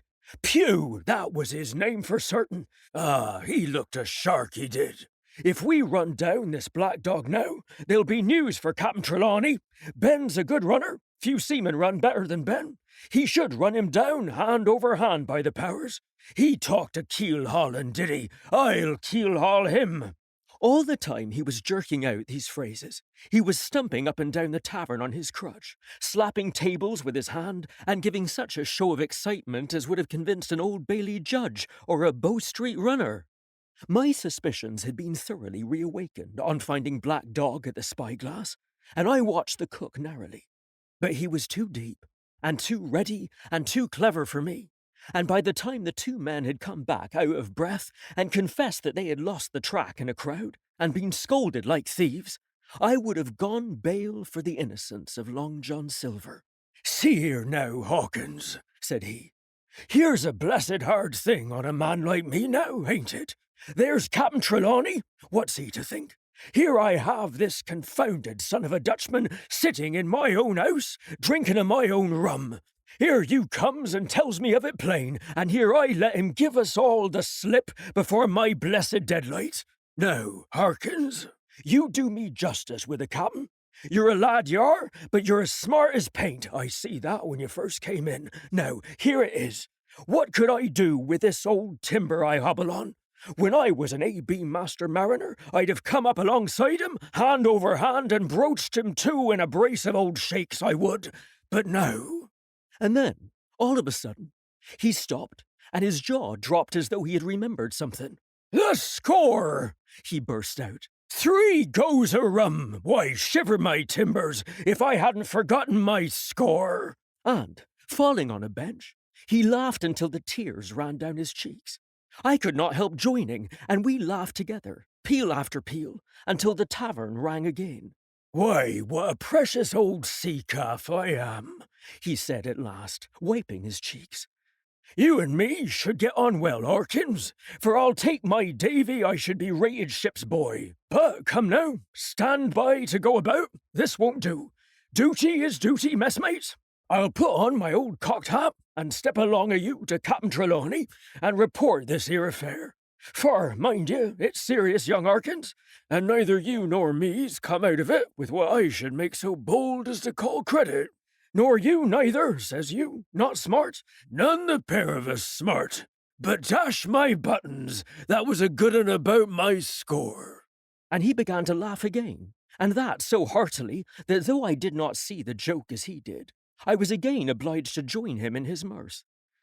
On our little walk along the quays, He made himself the most interesting companion, telling me about the different ships that we passed by, their rig, tonnage, and nationality, explaining the work that was going forward, how one was discharging, another taking in cargo, and a third making ready for sea, and every now and then telling me some little anecdote of ships or seamen, or repeating a nautical phrase till I had learned it perfectly. I began to see that here was one of the best of possible shipmates. When we got to the inn, the squire and Dr. Livesey were seated together, finishing a quart of ale with a toast in it, before they should go aboard the schooner on a visit of inspection. Long John told the story from first to last, with a great deal of spirit and the most perfect truth. "That was how it were now, weren't it, Harkins?" he would say now and again, and I could always bear him entirely out. The two gentlemen regretted that Black Dog had got away, but we all agreed there was nothing to be done. And, after he had been complimented, Long John took up his crutch and departed. "All hands aboard by 4 this afternoon," shouted the squire after him. "Aye, aye, sir," cried the cook in the passage. Well, squire, said Dr. Livesey, I don't put much faith in your discoveries, as a general thing, but I will say this. John Silver suits me. "The man's a perfect trump," declared the squire. And now, added the doctor, Jim may come on board with us, may he not? "To be sure he may," says Squire. "Take your hat, Hawkins, and we'll see the ship." Chapter 9. Powder and Arms.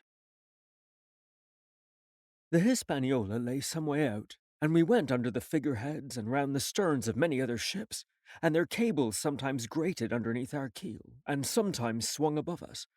At last, however, we got alongside, and were met and saluted as we stepped aboard by the mate, Mr. Arrow, a brown old sailor, with earrings in his ears and a squint.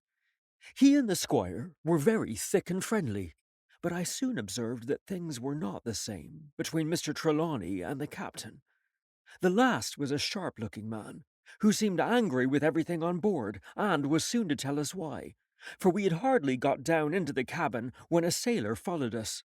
"Captain Smollett, sir, axing to speak with you," said he. "I am always at the captain's orders. Show him in," said the squire. The captain, who was close behind his messenger, entered at once and shut the door behind him. "Well, Captain Smollett, what have you to say? All well, I hope? All ship-shape and seaworthy?" "Well, sir," said the captain, "better speak plain, I believe, even at the risk of offence. I don't like this cruise, I don't like the men, and I don't like my officer. That's short and sweet." "Perhaps, sir, you don't like the ship?" inquired the squire, very angry as I could see. "I can't speak as to that, sir, not having seen her tried," said the captain. "She seems a clever craft, more I can't say." "Possibly, sir, you may not like your employer either," says the squire. But here Dr. Livesey cut in. "Stay a bit," said he. "Stay a bit. No use of such questions as that, but to produce ill-feeling.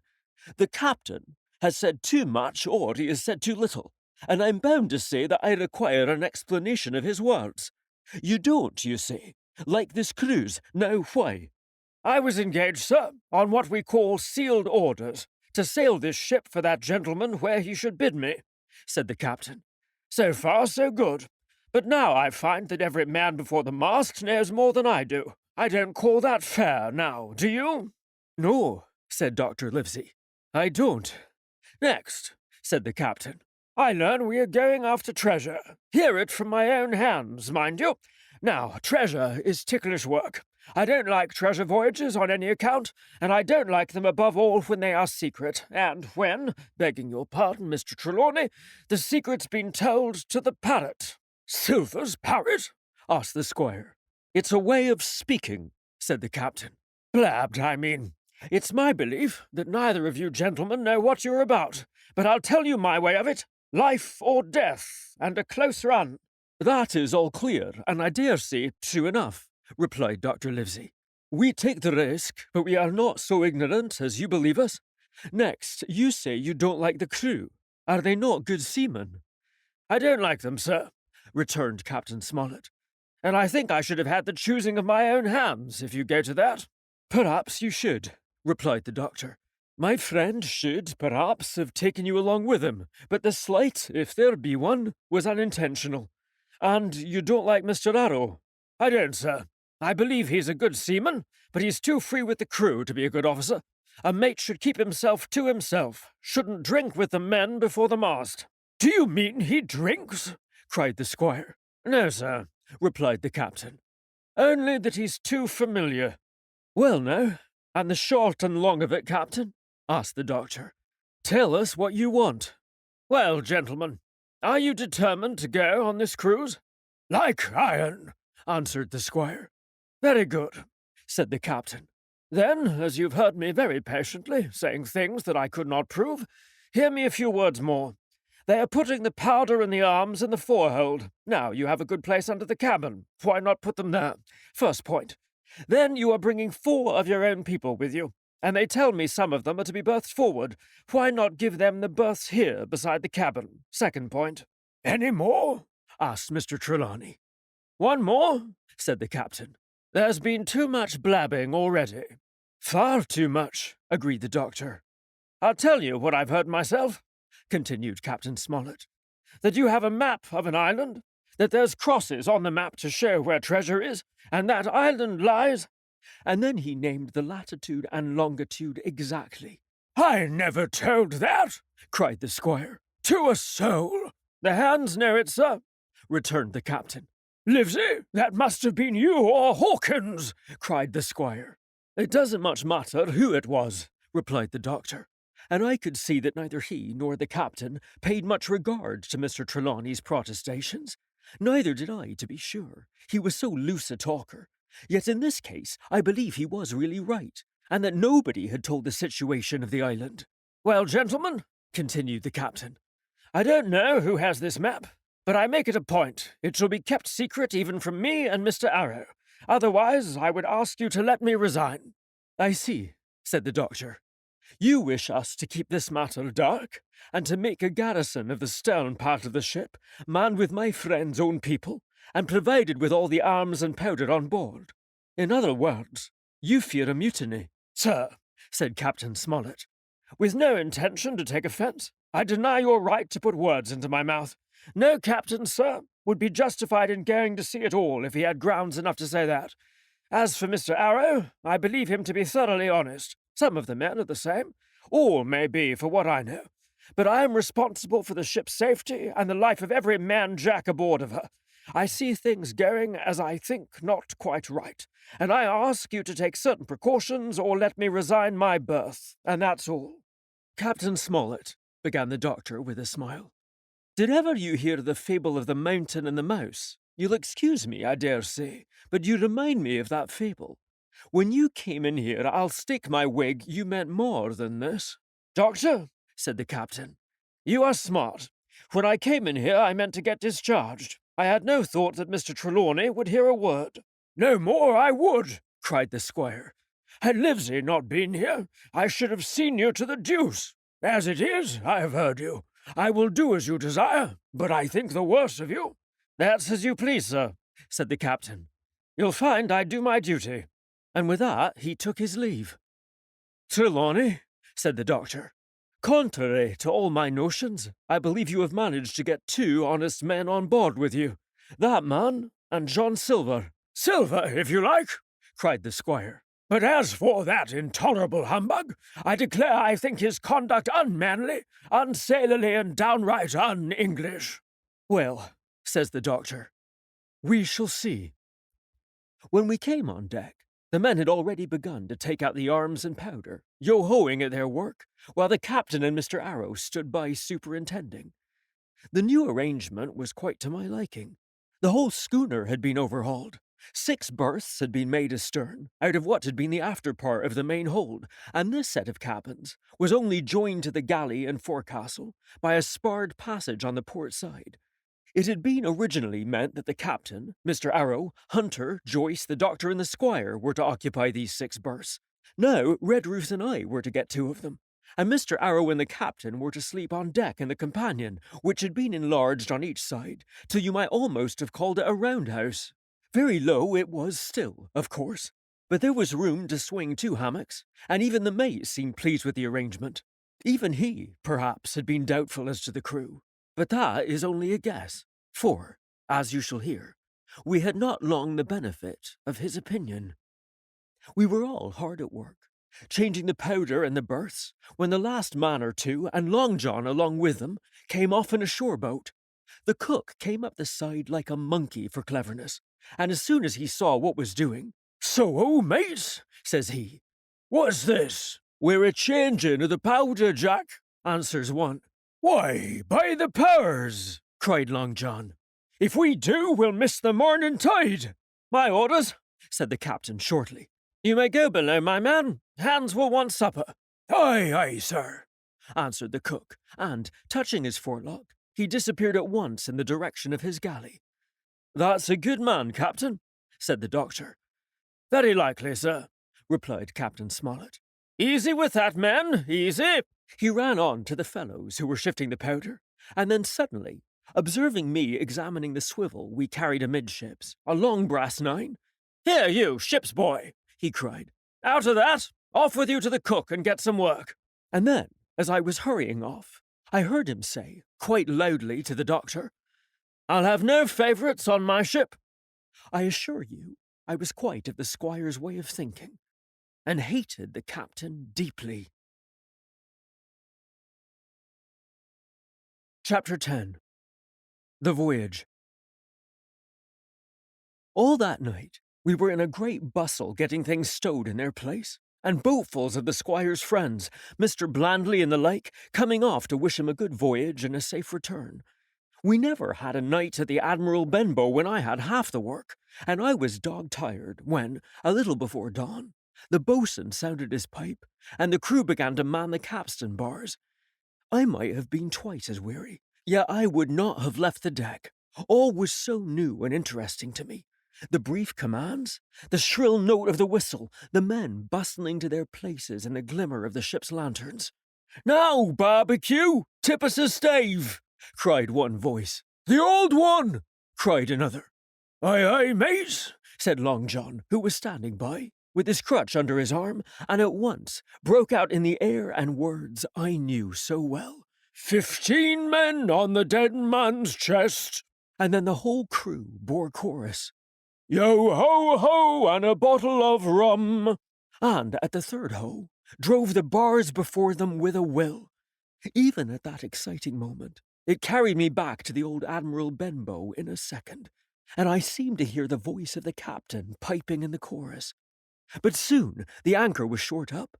Soon it was hanging, dripping at the bows. Soon the sails began to draw, and the land and shipping to flit by on either side. And before I could lie down to snatch an hour of slumber, the Hispaniola had begun her voyage to the Isle of Treasure. I am not going to relate that voyage in detail. It was fairly prosperous. The ship proved to be a good ship. The crew were capable seamen, and the captain thoroughly understood his business. But before we came the length of Treasure Island, 2 or 3 things had happened, which require to be known. Mr. Arrow, first of all, turned out even worse than the captain had feared. He had no command among the men, and people did what they pleased with him, but that was by no means the worst of it. For after a day or 2 at sea, he began to appear on deck with hazy eye, red cheeks, stuttering tongue, and other marks of drunkenness. Time after time he was ordered below in disgrace. Sometimes he fell and cut himself. Sometimes he lay all day long in his little bunk at one side of the companion. Sometimes, for a day or 2, he would be almost sober and attend to his work at least passably. In the meantime, we could never make out where he got the drink. That was the ship's mystery. Watch him as we pleased, we could do nothing to solve it. And when we asked him, to his face, he would only laugh if he were drunk, and if he were sober, deny solemnly that he ever tasted anything but water. He was not only useless as an officer, and a bad influence among the men, but it was plain that at this rate he must soon kill himself outright, so nobody was much surprised, nor very sorry, when one dark night, with a head sea, he disappeared entirely, and was seen no more. "Overboard," said the captain. "Well, gentlemen, That saves the trouble of putting him in irons. But there we were, without a mate, and it was necessary, of course, to advance one of the men. The boatswain, Job Anderson, was the likeliest man aboard, and though he kept his old title, he served in a way as mate. Mr. Trelawney had followed the sea, and his knowledge made him very useful, for he often took a watch himself in easy weather. And the coxswain, Israel Hands, was a careful, wily old experienced seaman who could be trusted at a pinch with almost anything. He was a great confidant of Long John Silver, and so the mention of his name leads me on to speak of our ship's cook, Barbecue, as the men called him. Aboard ship, he carried his crutch by a lanyard round his neck, to have both hands as free as possible. It was something to see him wedge the foot of the crutch against a bulkhead and, propped against it, yielding to every movement on the ship, get on with his cooking like someone safe ashore. Still more strange was it to see him in the heaviest of weather cross the deck. He had a line or two rigged up to help him across the widest spaces. Long John's earrings, they were called, and he would hand himself from one place to another, now using his crutch, now trailing it alongside by the lanyard as quickly as another man could walk. Yet some of the men, who had sailed with him before, expressed their pity to see him so reduced. "He's no common man, Barbecue," said the coxswain to me. "He had good schooling in his young days, and can speak like a book when so minded, and brave. A lion's nothing alongside of Long John. I seen him grapple four and knock their heads together, him unarmed." All the crew respected and even obeyed him. He had a way of talking to each and doing everybody some particular service. To me, he was unweariedly kind, and always glad to see me in the galley, which he kept as clean as a new pin, the dishes hanging up burnished, and his parrot in a cage in one corner. "Come away, Harkins," he would say. "Come and have a yarn with John. Nobody more welcome than yourself, my son. Sit you down and hear the news. Here's Captain Flint. I calls my parrot Captain Flint after the famous buccaneer. Here's Captain Flint predicting success to our voyage. Wasn't you, Captain?" And the parrot would say, with great rapidity, Pieces of 8, pieces of 8, pieces of 8. till you wondered that it was not out of breath, or till John threw his handkerchief over the cage. "Now that bird," he would say, "is maybe 200 years old, Harkins. They lives forever, mostly. And if anybody's seen more wickedness, it must be the devil himself. She's sailed with England, the great Captain England, the pirate. She's been at Madagascar, and at Malabar and Suriname, and Providence, and Portobello. She was at the fishing up of the wrecked plate ships. It's there she learned pieces of 8, and little wonder, 350,000 of 'em, Harkins. She was at the boarding of the Viceroy of the Indies out of Goa, she was, and to look at her, you would think she was a babby. But you smelt powder, didn't you, Captain?" Stand by to go about. The parrot would scream. She's an handsome craft, she is," The cook would say, and give her sugar from his pocket. And then the bird would peck at the bars and swear straight on, passing belief for wickedness. "There," John would add, "you can't touch pitch and not be mucked, lad. Here's this poor old innocent bird of mine, swearing blue fire, and none the wiser, you may lay to that. She would swear the same, in a manner of speaking, before Chaplain." And John would touch his forelock with a solemn way he had, that made me think he was the best of men. In the meantime, Squire and Captain Smollett were still on pretty distant terms with one another. The squire made no bones about the matter. He despised the captain. The captain, on his part, never spoke but when he was spoken to, and then sharp and short and dry, and not a word wasted. He owned, when driven into a corner, that he seemed to have been wrong about the crew, that some of them were as brisk as he wanted to see, and all had behaved fairly well. As for the ship, he had taken a downright fancy to her. "She'll lie a point nearer the wind than a man has a right to expect of his own married wife, sir. But," he would add, "all I say is we're not home again, and I don't like the cruise." The squire, at this, would turn away and march up and down the deck, chin in air. "A trifle more of that, man," he would say, "and I should explode." We had some heavy weather, which only proved the qualities of the Hispaniola. Every man on board seemed well content. and they must have been hard to please if they had been otherwise, for it is my belief there was never a ship's company so spoiled since Noah put to sea. Double grog was going on the least excuse. There was duff on odd days, as for instance, if the squire heard it was a man's birthday, and always a barrel of apples standing broached in the waist, for anyone to help himself that had a fancy. Never knew good come of it yet, the captain said to Dr. Livesey. Spoil forecastle hands make devils, that's my belief. But good did come of the apple barrel, as you shall hear, for if it had not been for that, we should have had no note of warning, and might all have perished by the hand of treachery. This was how it came about. We had run up the trades to get the wind of the island we were after, I am not allowed to be more plain, and now we were running down for it with a bright lookout day and night. It was about the last day of our outward voyage, by the largest computation. Sometime that night, or at latest, before noon of the morrow, we should sight the treasure island. We were heading south-southwest, and had a steady breeze abeam and a quiet sea. The Hispaniola rolled steadily, dipping her bowsprit now and then with a whiff of spray. All was drawing alow and aloft. Everyone was in the bravest spirits, because we were now so near an end of the first part of our adventure. Now, just after sundown, when all my work was over, and I was on my way to my berth, it occurred to me that I should like an apple. I ran on deck. The watch was all forward, looking out for the island. The man at the helm was watching the luff of the sail and whistling away gently to himself, and that was the only sound, excepting the swish of the sea against the bows and around the sides of the ship. In I got bodily into the apple barrel, and found there was scarce an apple left, but, sitting down there in the dark, what with the sound of the waters and the rocking movement of the ship, I had either fallen asleep, or was on the point of doing so, when a heavy man sat down with rather a clash close by. The barrel shook as he leaned his shoulders against it, and I was just about to jump up when the man began to speak. It was Silver's voice, and before I had heard a dozen words, I would not have shown myself for all the world, but lay there, trembling and listening, in the extreme of fear and curiosity. For from these dozen words, I understood that the lives of all the honest men aboard depended upon me alone. Chapter 11. What I heard in the apple barrel. No, not I, said Silver. Flint was captain. I was quartermaster, along of my timber leg. The same broadside I lost my leg, old Pew lost his deadlights.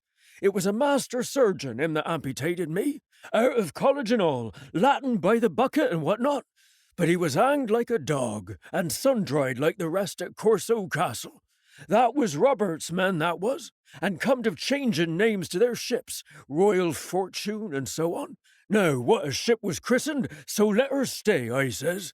So it was with the Cassandra, as brought us all safe home from Malabar, after England took the Viceroy of the Indies. So it was with the old Walrus, Flint's old ship, as I've seen 'em muck with the red blood and fit to sink with gold. Oh, cried another voice, that of the youngest hand on board, and evidently full of admiration. He was the flower of the flock, was Flint. Davis was a man too, by all accounts, says Silver. I never sailed along of him. First with England, then with Flint, that's my story. And now here on my own account, in a manner of speaking. I laid by 900 safe from England, and 2,000 after Flint. That ain't bad for a man before the mast. All safe in bank. 'Tain't earning now, it's saving, does it? You may lay to that. Where's all England's men now? I dunno. Where's Flint's? Why, most of 'em aboard here, and glad to get the duff. Been begging before that, some on 'em. Old Pew, as has lost his sight, and might have thought shame, spends £1,200 in a year, like a lord in Parliament. Where is he now? Well, he's dead now, and under hatches. But for 2 year before that, shiver my timbers, the man was starving. He begged and he stole, and he cut throats, and starved at that, by the powers. Well, it ain't much use after all, said the young seaman. 'Tain't much use for fools, you may lay to it. That nor nothing, cried Silver. But now, you look here. You're young, you are, But you're smart as paint. I see that when I set my eyes on you, and I'll talk to you like a man. You may imagine how I felt when I heard this abominable old rogue addressing another in the very same words of flattery as he had used to myself. I think, if I had been able, that I would have killed him through the barrel. Meantime, he ran on, little supposing he was overheard. Here it is about gentlemen of fortune. They lives rough, and they risk swinging, but they eat and drink like fighting cocks, and when a cruise is done, why, it's hundreds of pounds instead of hundreds of farthings in their pockets. Now, the most goes for rum and a good fling, and to sea again in their shirts. But that's not the course I lay. I puts it all away, some here, some there, and none too much anywheres by reason of suspicion. I'm 50, mark you. Once back from this cruise, I set up gentlemen in earnest. Time enough too, says you. Ah, but I've lived easy in the meantime. Never denied myself a nothing heart desires, and slept soft and et dainty all my days. But when at sea? And how did I begin? Before the mast, like you. Well, said the other, but all the other money's gone now, ain't it? You daren't show face in Bristol after this. Why, where might you suppose it was? Asked Silver derisively. At Bristol, in banks and places, answered his companion. It were, said the cook. It were when we weighed anchor. But my old missus has it all by now, and the spyglass is sold, lease and goodwill and rigging, and the old girl's off to meet me. I would tell you where, for I trust you, but it'd make jealousy among the mates. And can you trust your missus? Asked the other. Gentlemen of fortune, returned the cook, usually trust little among themselves, and right they are, you may lay to it. But I have a way with me, I have. When a mate brings a slip on his cable, one as knows me, I mean, it won't be in the same world with old John. There was some that was feared of Pew, and some that was feared of Flint, but Flint his own self was feared of me. Feared he was, and proud. They was the roughest crew afloat, was Flint's. The devil himself would have been feared to go to sea with him. Well, now, I tell you, I'm not a boasting man, and you've seen yourself how easy I keep company. But when I was quartermaster, lambs wasn't the word for Flint's old buccaneers. Ah, you may be sure of yourself in old John's ship. Well, I tell you now, replied the lad. I didn't half a quarter like the job till I had this talk with you, John, but there's my hand on it now. And a brave lad you were, and smart too, answered Silver, shaking hands so heartily that all the barrel shook. And a finer figurehead for a gentleman of fortune I never clapped my eyes on. By this time, I had begun to understand the meaning of their terms. By a gentleman of fortune, they plainly meant neither more nor less than a common pirate, and the little scene that I had overheard was the last act in the corruption of one of the honest hands, perhaps of the last one left aboard. But on this point I was soon to be relieved, for Silver, giving a little whistle, a third man strolled up and sat down by the party. "Dick Square," said Silver. "Oh, I know Dick was square," returned the voice of the coxswain, Israel Hands. "He's no fool, is Dick." And he turned his quid and spat. "But look here," he went on. "Here's what I want to know, Barbecue. How long are we a-going to stand off and on like a blessed bumboat? I've had almost enough of Captain Smollett. He's hazed me long enough, by thunder. I want to go into that cabin, I do. I want their pickles and wines and that." "Israel," said Silver, "your head ain't much account, nor never was. But you're able to hear, I reckon, leastways your ears is big enough. Now here's what I say. You'll berth forward, and you'll live hard, and you'll speak soft, and you'll keep sober, till I give the word, and you may lay to that, my son." "Well, I don't say no, do I?" growled the coxswain. "What I say is when, that's what I say. When, by the powers," cried Silver. "Well, now, if you want to know, I'll tell you when. The last moment I can manage, and that's when. Here's a first-rate seaman, Captain Smollett, sails the blessed ship for us. Here's this squire and doctor with a map and such. I don't know where it is, do I? No more do you, says you. Well then, I mean this squire and doctor shall find the stuff and help us to get it aboard, by the powers. Then we'll see. If I was sure of you all, sons of double Dutchmen, I'd have Captain Smollett navigate us halfway back again before I'd struck. Why, we're all seamen aboard here, I should think, said the lad Dick. We're all forecastle hands, you mean? Snapped Silver. We can steer a course, but who's to set one?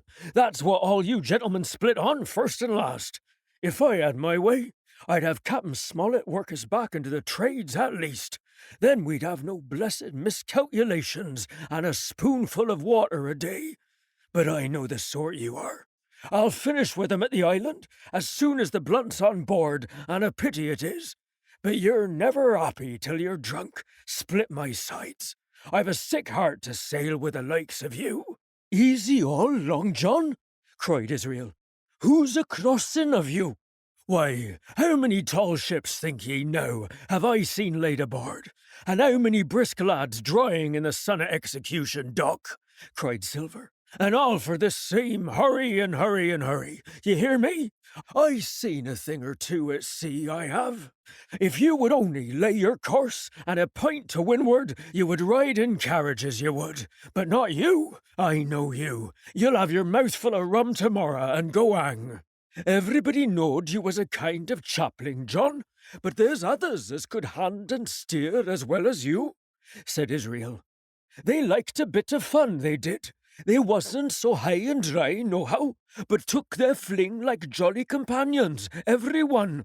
So, says Silver. Well, and where are they now? Pugh was that sort, and he died a beggarman. Flint was, and he died of rum at Savannah. Ah, they was a sweet crew, they was. Only where are they? But, asked Dick, when we do lay 'em athwart, what are we to do with 'em anyhow? There's the man for me, cried the cook admiringly. That's what I call business. Well, what would you think? Put 'em ashore like maroons? That would have been England's way. Or cut 'em down like that much pork? That would have been Flint's or Billy Bones's. Billy was the man for that, said Israel. Dead men don't bite, says he.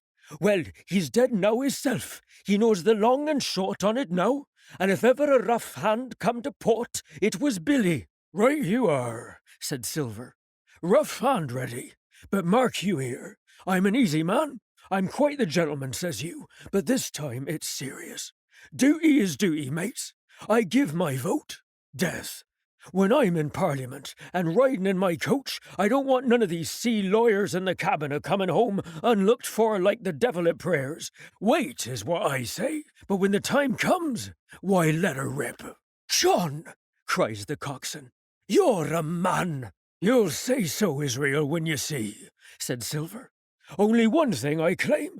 I claim Trelawney. I'll wring his calf's head off his body with these hands. Dick, he added, breaking off, you just jump up like a sweet lad and get me an apple to wet my pipe like. You may fancy the terror I was in. I should have leaped out and run for it if I had found the strength, but my limbs and heart alike misgave me. I heard Dick begin to rise, and then someone seemingly stopped him, and the voice of Hans exclaimed, Oh, stow that! Don't you get sucking of that bilge, John. Let's have a go of the rum. Dick, said Silver, I trust you. I've a gauge on the keg, mind. There's the key. You fill a pannikin and bring it up. Terrified as I was, I could not help thinking to myself that this must have been how Mr. Arrow got the strong waters that destroyed him. Dick was gone but a little while, and during his absence Israel spoke straight on in the cook's ear. It was but a word or two that I could catch, and yet I gathered some important news, for besides other scraps that tended to the same purpose, this whole clause was audible. Not another man of 'em'll join. Hence, there were still faithful men on board. When Dick returned, one after another of the trio took the pannikin and drank. One to luck, another with a here's to old Flint, and Silver himself saying in a kind of song, Here's to ourselves and hold your luff, plenty of prizes and plenty of duff. Just then, a sort of brightness fell upon me in the barrel, and looking up, I found the moon had risen, and was silvering the mizzen top, and shining white on the luff of the foresail, and almost at the same time, the voice of the lookout shouted, Land ho! Chapter 12. Council of War. There was a great rush of feet across the deck. I could hear people tumbling up from the cabin and the forecastle, and, slipping in an instant outside my barrel, I dived behind the foresail, made a double toward the stern, and came out upon the open deck, in time to join Hunter and Dr. Livesey in the rush for the weather bow. There, all hands were already congregated. A belt of fog had lifted almost simultaneously with the appearance of the moon. Away to the southwest of us, we saw two low hills, about a couple of miles apart, and, rising behind one of them, a third and higher hill, whose peak was still buried in fog. All three seemed sharp and conical in figure. So much I saw, almost in a dream, for I had not yet recovered from my horrid fear of a minute or two before. And then I heard the voice of Captain Smollett issuing orders. The Hispaniola was laid a couple of points nearer the wind, and now sailed a course that would just clear the island on the east. "And now, men," said the captain, when all was sheeted home, "has any one of you ever seen that land ahead?" "I have, sir," said Silver. "I've watered there with a trader I was cooking. The anchorage is on the south, behind an islet, I fancy?" asked the captain. "Yes, sir. Skeleton Island, they calls it. It were a main place for pirates once, and a hand we had on board knowed all their names for it. That hill to the nor'ard they calls the foremast hill. There are 3 hills in a row, running south'ard, 4 main and mizzen, sir. But the main, that's the big un with the cloud on it, they usually calls the spyglass, by reason of a lookout they kept when they was in the anchorage cleaning. For it's there they cleaned their ships, sir, asking your pardon." "I have a chart here," says Captain Smollett. "See if that's the place." Long John's eyes burned in his head as he took the chart, but by the fresh look of the paper I knew he was doomed to disappointment.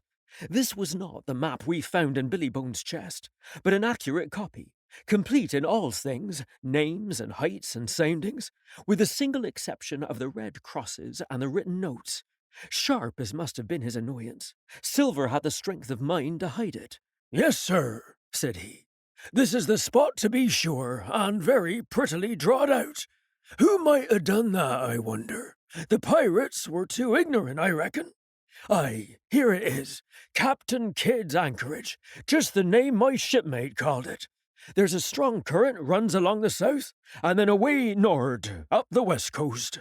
Right you was, sir," says he, "to haul your wind and keep the weather of the island. Leastways, if such was your intention as to enter and careen, and there ain't no better place for that than in these waters." "Thank you, my man," says Captain Smollett. "I'll ask you later on to give us a help. You may go." I was surprised at the coolness with which John avowed his knowledge of the island, and I own I was half frightened when I saw him drawing nearer to myself. He did not know, to be sure, that I had overheard his counsel from the apple barrel, and yet I had, by this time, taken such a horror of his cruelty, duplicity, and power, that I could scarce conceal a shudder when he laid his hand upon my arm. "Ah," says he, "this here is a sweet spot, this island. A sweet spot for a lad to get ashore on. You'll bathe, and you'll climb trees, and you'll hunt goats, you will, and you'll get aloft on them hills like a goat yourself. Why, it makes me young again. I was going to forget my timber leg, I was. It's a pleasant thing to be young and have 10 toes, and you may lay to that. When you want to go a bit of exploring, you just ask old John, and he'll put up a snack for you to take along." And clapping me in the friendliest way upon the shoulder, he hobbled off forward and went below. Captain Smollett, the squire, and Dr. Livesey were talking together on the quarter-deck, and anxious as I was to tell them my story, I durst not interrupt them openly. While I was still casting about in my thoughts to find some probable excuse, Dr. Livesey called me to his side. He had left his pipe below and, being a slave to tobacco, had meant that I should fetch it. But as soon as I was near enough to speak and not to be overheard, I broke out immediately. "Doctor, let me speak. Get the captain and the squire down to the cabin, and then make some pretence to send for me. I have terrible news." The doctor changed countenance a little, but the next moment he was master of himself. "Thank you, Jim," he said quite loudly. "That was all I wanted to know," as if he had asked me a question. And with that, He turned on his heel and rejoined the other two. They spoke together for a little, and though none of them started or raised his voice or so much as whistled, it was plain enough that Dr. Livesey had communicated my request. For the next thing that I heard was the captain giving an order to Job Anderson, and all hands were piped on deck. "My lads," said Captain Smollett, "I've a word to say to you. This land that we have sighted is the place we have been sailing to. Mr. Trelawney, being a very open-handed gentleman, as we all know, has just asked me a word or two, and as I was able to tell him that every man on board had done his duty alow and aloft, as I never asked to see it done better, why, he and I and the doctor are going below to the cabin to drink your health and luck, and you'll have grog served out for you to drink our health and luck.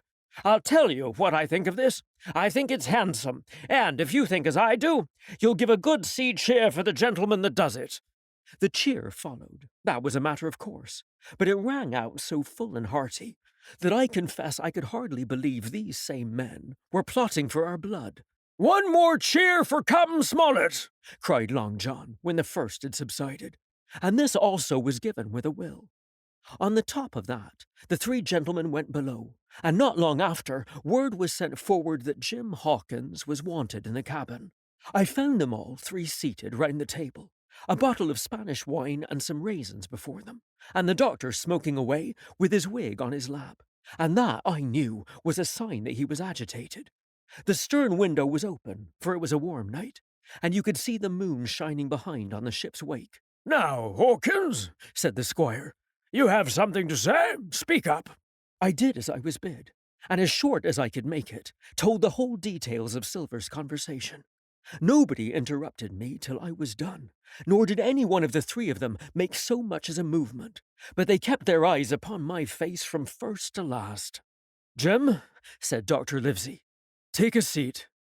and they made me sit down at table beside them, poured me out a glass of wine, filled my hands with raisins, and all three, one after the other, and each with a bow, drank my good health and their service to me for my luck and courage.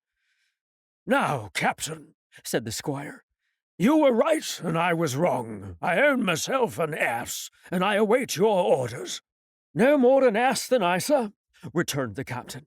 "I never heard of a crew that meant to mutiny but what showed signs before, for any man that had an eye in his head to see the mischief and take steps according. But this crew," he added, "beats me." "Captain," said the doctor, "with your permission, that's Silver, a very remarkable man." "He'd look remarkably well from a yardarm, sir," returned the captain. "But this is talk. This don't lead to anything. I see 3 or 4 points, and with Mr. Trelawney's permission, I'll name them." "You, sir, are the captain. It is for you to speak," said Mr. Trelawney grandly. "First point," began Mr. Smollett. "We must go on, because we can't turn back. If I gave the word to go about, they would rise at once. Second point, we have time before us, at least until this treasure's found. Third point, there are faithful hands. Now, sir, it's got to come to blows sooner or later, and what I propose is to take time by the forelock, as the saying is, and come to blows some fine day when they least expect it. We can count, I take it, on your own home servants, Mr. Trelawney?" "As upon myself," declared the squire. 3, reckoned the captain. "Ourselves make 7, counting Hawkins here. Now, about the honest hands." "Most likely Trelawney's own men," said the doctor. "Those he had picked up for himself before he lit on Silver." "Nay," replied the squire. "Hands was one of mine." "I did think I could have trusted Hands," added the captain. "And to think that they're all Englishmen," broke out the squire. "Sir, I could find it in my heart to blow the ship up." "Well, gentlemen," said the captain, "the best I can say is not much. We must lay to, if you please, and keep a bright lookout. It's trying on a man I know. It would be pleasanter to come to blows, but there's no help for it till we know our men. Lay to and whistle for a wind, that's my view." "Jim here," said the doctor, "can help us more than anyone. The men are not shy with him, and Jim is a noticing lad." "Hawkins, I put prodigious faith in you," added the squire. I began to feel pretty desperate at this, for I felt altogether helpless. And yet, By an odd train of circumstances, it was indeed through me that safety came. In the meantime, talk as we pleased, there were only 7 out of the 26 on whom we knew we could rely, and out of these 7, one was a boy, so that the grown men on our side were 6 to their 19. Part 3. My Shore Adventure. Chapter 13. How I Began My Shore Adventure. The appearance of the island when I came on deck next morning was altogether changed. Although the breeze had now utterly failed, we had made a great deal of way during the night, and were now lying becalmed about half a mile to the southeast of the low eastern coast. Grey-coloured woods covered a large part of the surface. This even tint was indeed broken up by streaks of yellow sandbrake in the lower lands, and by many tall trees of the pine family outtopping the others, some singly, some in clumps, but the general colouring was uniform and sad. The hills ran up clear above the vegetation in spires of naked rock. All were strangely shaped, and the spyglass, which was by 300 or 400 feet, the tallest on the island, was likewise the strangest in configuration, running up sheer from almost every side, and then, suddenly, cut off at the top, like a pedestal to put a statue on. The Hispaniola was rolling scuppers under the ocean swell. The booms were tearing at the blocks, the rudder was banging to and fro, and the whole ship creaking, groaning, and jumping like a manufactory. I had to cling tight to the backstay, and the world turned giddily before my eyes. For though I was a good enough sailor when there was way on, this standing still and being rolled about like a bottle was a thing I never learned to stand without a qualm or so, above all in the morning, on an empty stomach. Perhaps it was this. Perhaps it was the look of the island, with its grey, melancholy woods and wild stone spires, and the surf that we could both see and hear foaming and thundering on the steep beach. At least, although the sun shone bright and hot, and the shore birds were fishing and crying all around us, and you would have thought that anyone would have been glad to get to land after being so long at sea, my heart sank, as the saying is, into my boots. And from that first look onward, I hated the very thought of Treasure Island. We had a dreary morning's work before us, for there was no sign of any wind, and the boats had to be got out and manned, and the ship warped 3 or 4 miles round the corner of the island and up the narrow passage to the haven behind Skeleton Island. I volunteered for one of the boats, where I had, of course, no business. The heat was sweltering, and the men grumbled fiercely over their work. Anderson was in command of my boat, and instead of keeping the crew in order, he grumbled as loud as the worst. Well, He said with an oath. it's not forever. I thought this was a very bad sign, for up to that day the men had gone briskly and willingly about their business, but the very sight of the island had relaxed the cords of discipline. All the way in, Long John stood by the steersman and conned the ship. He knew the passage like the palm of his hand. And though the man in the chains got everywhere more water than was down in the chart, John never hesitated once. There's a strong scour with the ebb, He said, and this here passage has been dug out, in a manner of speaking, with a spade. We brought up just where the anchor was in the chart, about 1/3 of a mile from either shore, the mainland on one side and Skeleton Island on the other. The bottom was clean sand. The plunge of our anchor sent up clouds of birds, wheeling and crying over the woods, but in less than a minute they were down again, and all was once more silent. The place was entirely landlocked, buried in woods, the trees coming right down to the high water mark, the shores mostly flat, and the hilltops standing round at a distance in a sort of amphitheatre, one here, one there. 2 little rivers, or rather 2 swamps, emptied out into this pond, as you might call it, and the foliage round that part of the shore had a kind of poisonous brightness. From the ship, we could see nothing of the house or stockade, for they were quite buried among trees, and if it had not been for the chart on the companion, we might have been the first that had ever anchored there since the island arose out of the seas. There was not a breath of air moving, nor a sound but that of the surf booming half a mile away along the beaches, and against the rocks outside.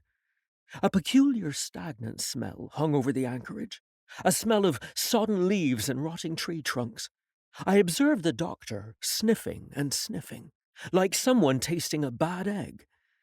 "I don't know about treasure," he said, "but I'll stake my wig there's fever here." If the conduct of the men had been alarming in the boat, it became truly threatening when they had come aboard. They lay about the deck, growling together in talk. The slightest order was received with a black look, and grudgingly and carelessly obeyed. Even the honest hands must have caught the infection, for there was not one man aboard to mend another. Mutiny, it was plain, hung over us like a thundercloud. And it was not only we of the cabin party who perceived the danger. Long John was hard at work, going from group to group, spending himself in good advice, and, for example, no man could have shown a better. He fairly outstripped himself in willingness and civility. He was all smiles to everyone. If any order were given, John would be on his crutch in an instant, with the cheeriest "Aye, aye, sir" in the world. And when there was nothing else to do, he kept up one song after another, as if to conceal the discontent of the rest. Of all the gloomy features of that gloomy afternoon, this obvious anxiety on the part of Long John appeared the worst. We held a council in the cabin. "Sir," said the captain, "if I risk another order, the whole ship will come about our ears by the run. You see, sir, here it is. I get a rough answer, do I not? Well, if I speak back, pikes will be going in 2 shakes. If I don't, Silver will see there's something under that and the game is up. Now, we've only one man to rely on." "And who is that?" asked the squire. "Silver, sir," returned the captain. "He's as anxious as you and I to smother things up. This is a tiff he'd soon talk 'em out of if he had the chance, and what I propose to do is give him the chance. Let's allow the men an afternoon ashore. If they all go, why, we'll fight the ship. If they none of 'em go, well then, we hold the cabin and God defend the right. If some go, you mark my words, sir, Silver'll bring 'em aboard again as mild as lambs." It was so decided. Loaded pistols were served out to all the shore men. Hunter, Joyce, and Redruth were taken into our confidence, and received the news with less surprise and a better spirit than we had looked for. And then the captain went on deck and addressed the crew. "My lads," said he, "we've had a hot day, and we are all tired and out of sorts.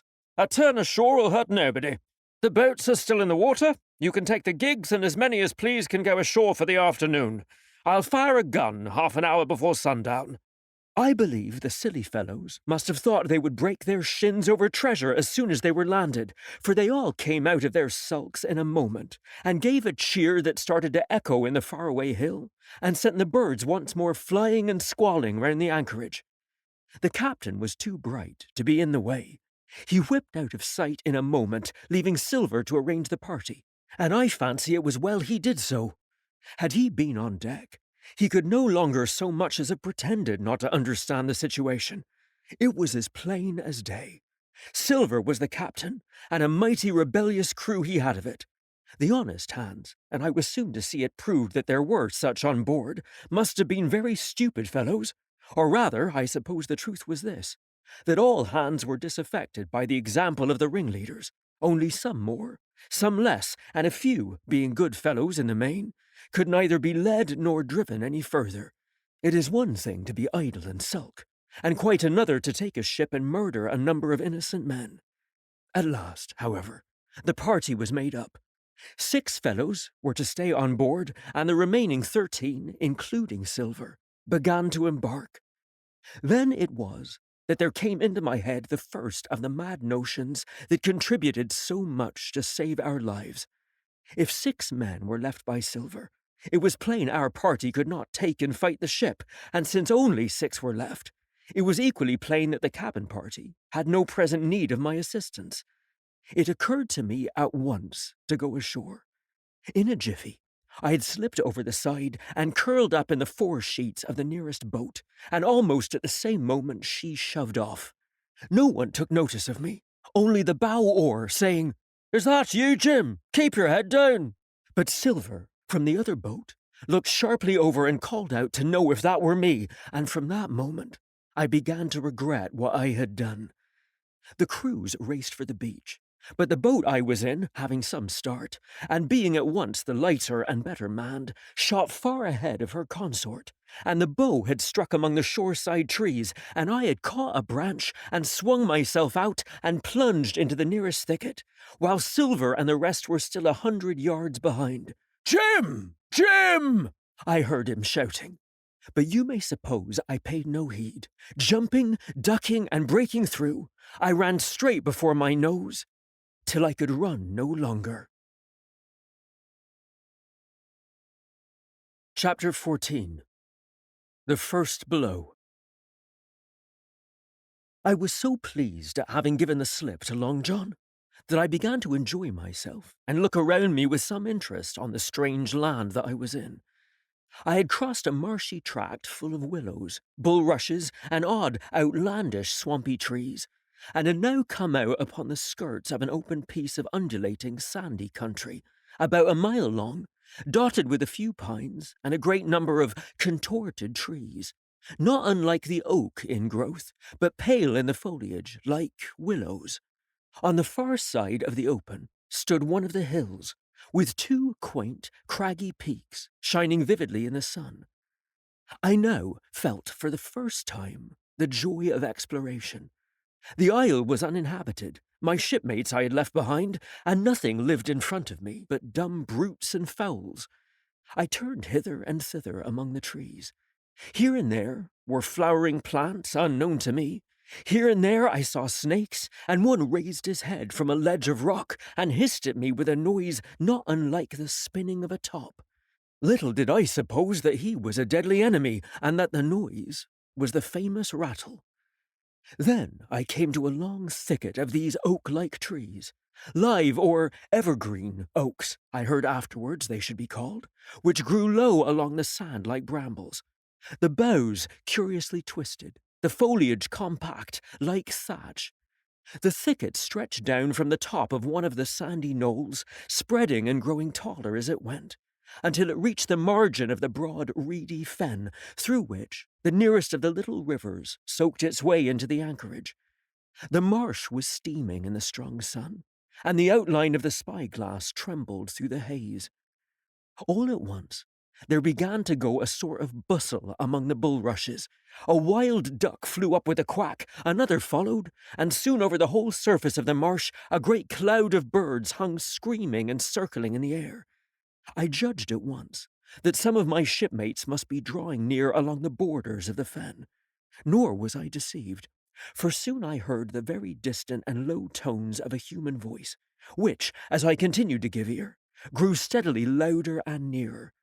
This put me in a great fear, and I crawled under cover of the nearest live oak and squatted there, hearkening as silent as a mouse. Another voice answered, and then the first voice, which I now recognized to be Silver's, once more took up the story, and ran on for a long while in the stream, only now and again interrupted by the other. By the sound, they must have been talking earnestly and almost fiercely, but no distinct word came to my hearing. At last, the speakers seemed to have paused, and perhaps to have sat down, for not only did they cease to draw any nearer, but the birds themselves began to grow more quiet, and to settle again to their places in the swamp. And now I began to feel that I was neglecting my business, that since I had been so foolhardy as to come ashore with these desperadoes, the least I could do was to overhear them at their councils, and that my plain and obvious duty was to draw as close as I could manage, under the favourable ambush of the crouching trees.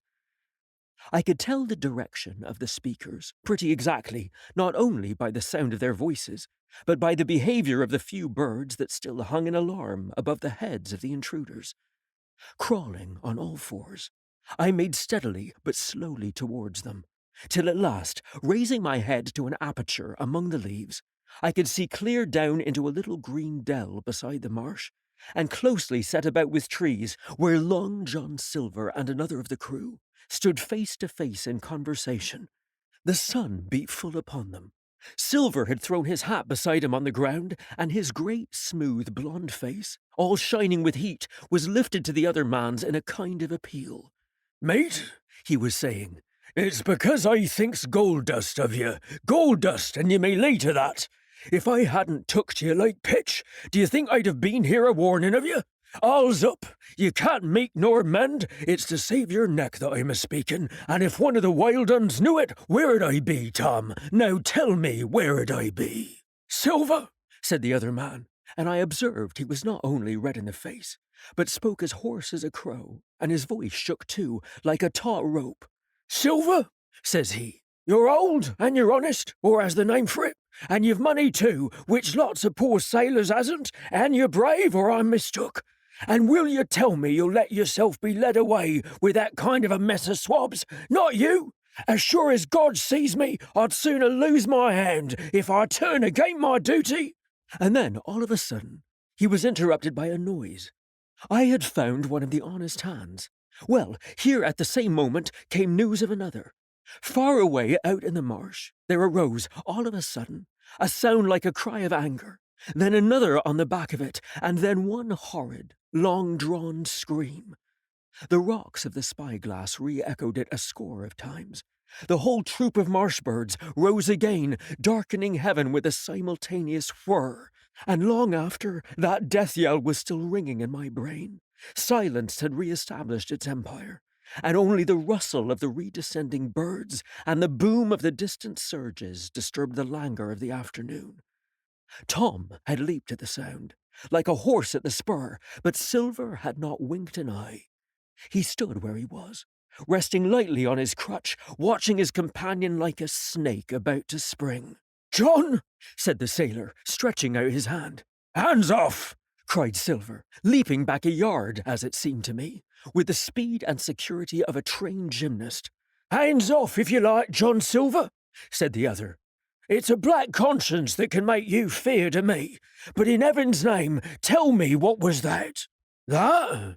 Returned Silver, smiling away, but warier than ever, his eye a mere pinpoint in his big face, but gleaming like a crumb of glass. That?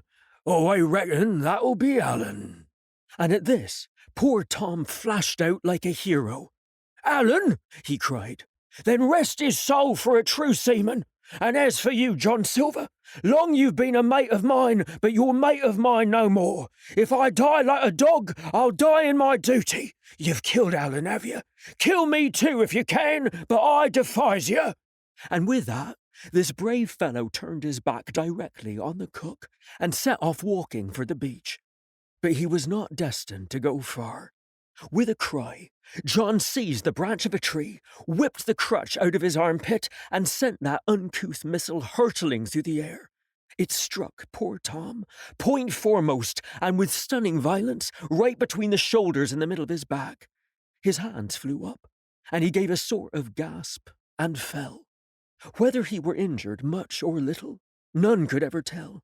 Like enough, to judge from the sound, his back was broken on the spot. But he had no time given him to recover. Silver, agile as a monkey, even without leg or crutch, was on top of him the next moment, and had twice buried his knife up to the hilt in that defenceless body. From my place of ambush, I could hear him pant aloud as he struck the blows. I do not know what it rightly is to faint, but I do know that for the next little while the whole world swam away from before me in a whirling mist. Silver and the birds, and the tall spyglass hilltop, going round and topsy-turvy before my eyes, and all manner of bells ringing and distant voices shouting in my ear. When I came again to myself, the monster had pulled himself together, his crutch under his arm and hat upon his head. Just before him, Tom lay motionless upon the sward, but the murderer minded him not a whit, cleansing his blood-stained knife the while upon a wisp of grass. Everything else was unchanged. The sun still shining mercilessly on the steaming marsh and the tall pinnacle of the mountain, and I could scarce persuade myself that murder had actually been done, and a human life cruelly cut short a moment since, before my eyes. But now, John put his hand into his pocket, brought out a whistle, and blew upon it several modulated blasts that rung far across the heated air. I could not tell, of course, the meaning of the signal, but it instantly awoke my fears. More men would be coming. I might be discovered. They had already slain 2 of the honest people. After Tom and Alan, might not I come next? Instantly, I began to extricate myself and crawl back again, with what speed and silence I could manage, to the more open portion of the wood. As I did so, I could hear hails coming and going between the old buccaneer and his comrades, and this sound of danger lent me wings. As soon as I was clear of the thicket, I ran as I never ran before, scarce minding the direction of my flight so long as it led me from the murderers. And as I ran, fear grew and grew upon me, until it turned into a kind of frenzy. Indeed, could anyone be more entirely lost than I? When the gun fired, how should I dare to go down to the boats among those fiends, still smoking from their crime? Would not the first of them who saw me wring my neck like a snipe's? Would not my absence itself be evidence to them of my alarm, and therefore of my fatal knowledge? It was all over, I thought. Goodbye to the Hispaniola. Goodbye to the squire, the doctor, and the captain. There was nothing left for me but death by starvation, or death by the hands of the mutineers. All this while, as I say, I was still running, and, without taking any notice, I had drawn near to the foot of the little hill with the 2 peaks, and had got into a part of the island where the live oaks grew more widely apart, and seemed more like forest trees in their bearing and dimensions. Mingled with these were a few scattered pines, some 50, some nearer 70 feet high. The air, too, smelt more freshly than down beside the marsh. And here, a fresh alarm brought me to a standstill, with a thumping heart. Chapter 15. The Man of the Island. From the side of the hill, which was here steep and stony, a spout of gravel was dislodged and fell rattling and bounding through the trees. My eyes turned instinctively in that direction, and I saw a figure leap with great rapidity behind the trunk of a pine. What it was, whether bear or man or monkey, I could in no wise tell. It seemed dark and shaggy. More I knew not. But the terror of this new apparition brought me to a stand. I was now, it seemed, cut off on both sides. Behind me, the murderers; before me, this lurking nondescript. And immediately I began to prefer the dangers that I knew to those I knew not. Silver himself appeared less terrible in contrast with this creature of the woods, and I turned on my heel, and looking sharply behind me over my shoulder, began to retrace my steps in the direction of the boats. Instantly, the figure reappeared, and, making a wide circuit, began to head me off. I was tired, at any rate, but had I been as fresh as when I rose, I could see it was in vain for me to contend in speed with such an adversary. From trunk to trunk, the creature flitted like a deer, running man-like on 2 legs, but unlike any man that I had ever seen, stooping almost double as it ran. Yet a man it was. I could no longer be in doubt about that. I began to recall what I had heard of cannibals. I was within an ace of calling for help, but the mere fact that he was a man, however wild, had somewhat reassured me, and my fear of Silver began to revive in proportion. I stood still, therefore, and cast about for some method of escape, and, as I was so thinking, the recollection of my pistol flashed into my mind. As soon as I remembered I was not defenseless, courage glowed again in my heart, and I set my face resolutely for this man of the island and walked briskly towards him. He was concealed by this time behind another tree trunk, but he must have been watching me closely, for as soon as I began to move in his direction, he reappeared and took a step to meet me. Then he hesitated, drew back, came forward again, and at last, to my wonder and confusion, threw himself on his knees and held out his clasped hands in supplication. At that, I once more stopped. "Who are you?" I asked. Ben Gunn, He answered, and his voice sounded hoarse and awkward, like a rusty lock. I'm poor Ben Gunn, I am, and I haven't spoke with a Christian these 3 years. I could now see that he was a white man like myself, and his features were even pleasing. His skin, wherever it was exposed, was burnt by the sun, even his lips were black, and his fair eyes looked quite startling in so dark a face. Of all the beggar men that I had seen or fancied, he was the chief for raggedness. He was clothed with tatters of old ship's canvas and old sea cloth, and this extraordinary patchwork was all held together by a system of the most various and incongruous fastenings, brass buttons, bits of stick, and loops of tarry gaskin. About his waist he wore an old brass-buckled leather belt, which was the one thing solid in his whole accoutrement. 3 years, I cried. Were you shipwrecked? Nay, mate, said he. Marooned! I had heard the word, and I knew it stood for a horrible kind of punishment, common enough among the buccaneers, in which the offender is put ashore with a little powder and shot, and left behind on some desolate and distant island. Marooned 3 years agone, he continued, and lived on goats since then, and berries and oysters. Wherever a man is, says I, a man can do for himself. But, mate, my heart is sore for a Christian diet. You mightn't happen to have a piece of cheese about you now. No? Well, many's the long night I've dreamed of cheese, toasted mostly, and woke up again, and here I were. If ever I can get aboard again, said I, you shall have cheese by the stone. All this time he had been feeling the stuff of my jacket, smoothing my hands, looking at my boots, and generally, in the intervals of his speech, showing a childish pleasure in the presence of a fellow creature.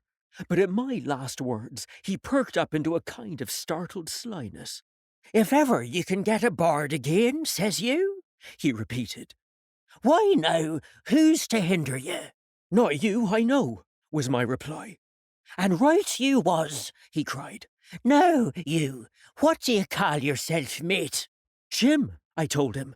Jim, Jim, says he, quite pleased apparently. Well now, Jim, I've lived that rough as you'd be ashamed to hear of. Now, for instance, you wouldn't think I had had a pious mother to look at me, he asked. Why, no, not in particular, I answered. Ah, well, said he, but I had, remarkable pious, and I was a civil, pious boy, and could rattle off my catechism that fast as you couldn't tell one word from another. And here's what it's come to, Jim, and it begun with a chuck farthing on the blessed gravestones. That's what it begun with, but it went further than that, and so my mother told me, and predict the whole she did, the pious woman. But it were Providence that put me here. I've thought it all out on this here lonely island, and I'm back on piety. You don't catch me tasting rum so much, but just a thimbleful for luck, of course, the first chance I have. I'm bound I'll be good, and I see the way too, and Jim, looking all round him and lowering his voice to a whisper, I'm rich. I now felt sure that the poor fellow had gone crazy in his solitude, and I suppose I must have shown the feeling in my face, for he repeated the statement hotly. Rich, rich, I says, and I'll tell you what, I'll make a man of you, Jim. Ah, Jim, you'll bless your stars, you will. You was the first that found me.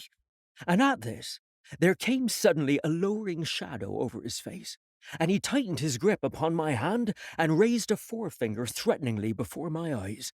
Now, Jim, you tell me true, that ain't Flint's ship, he asked. At this, I had a happy inspiration.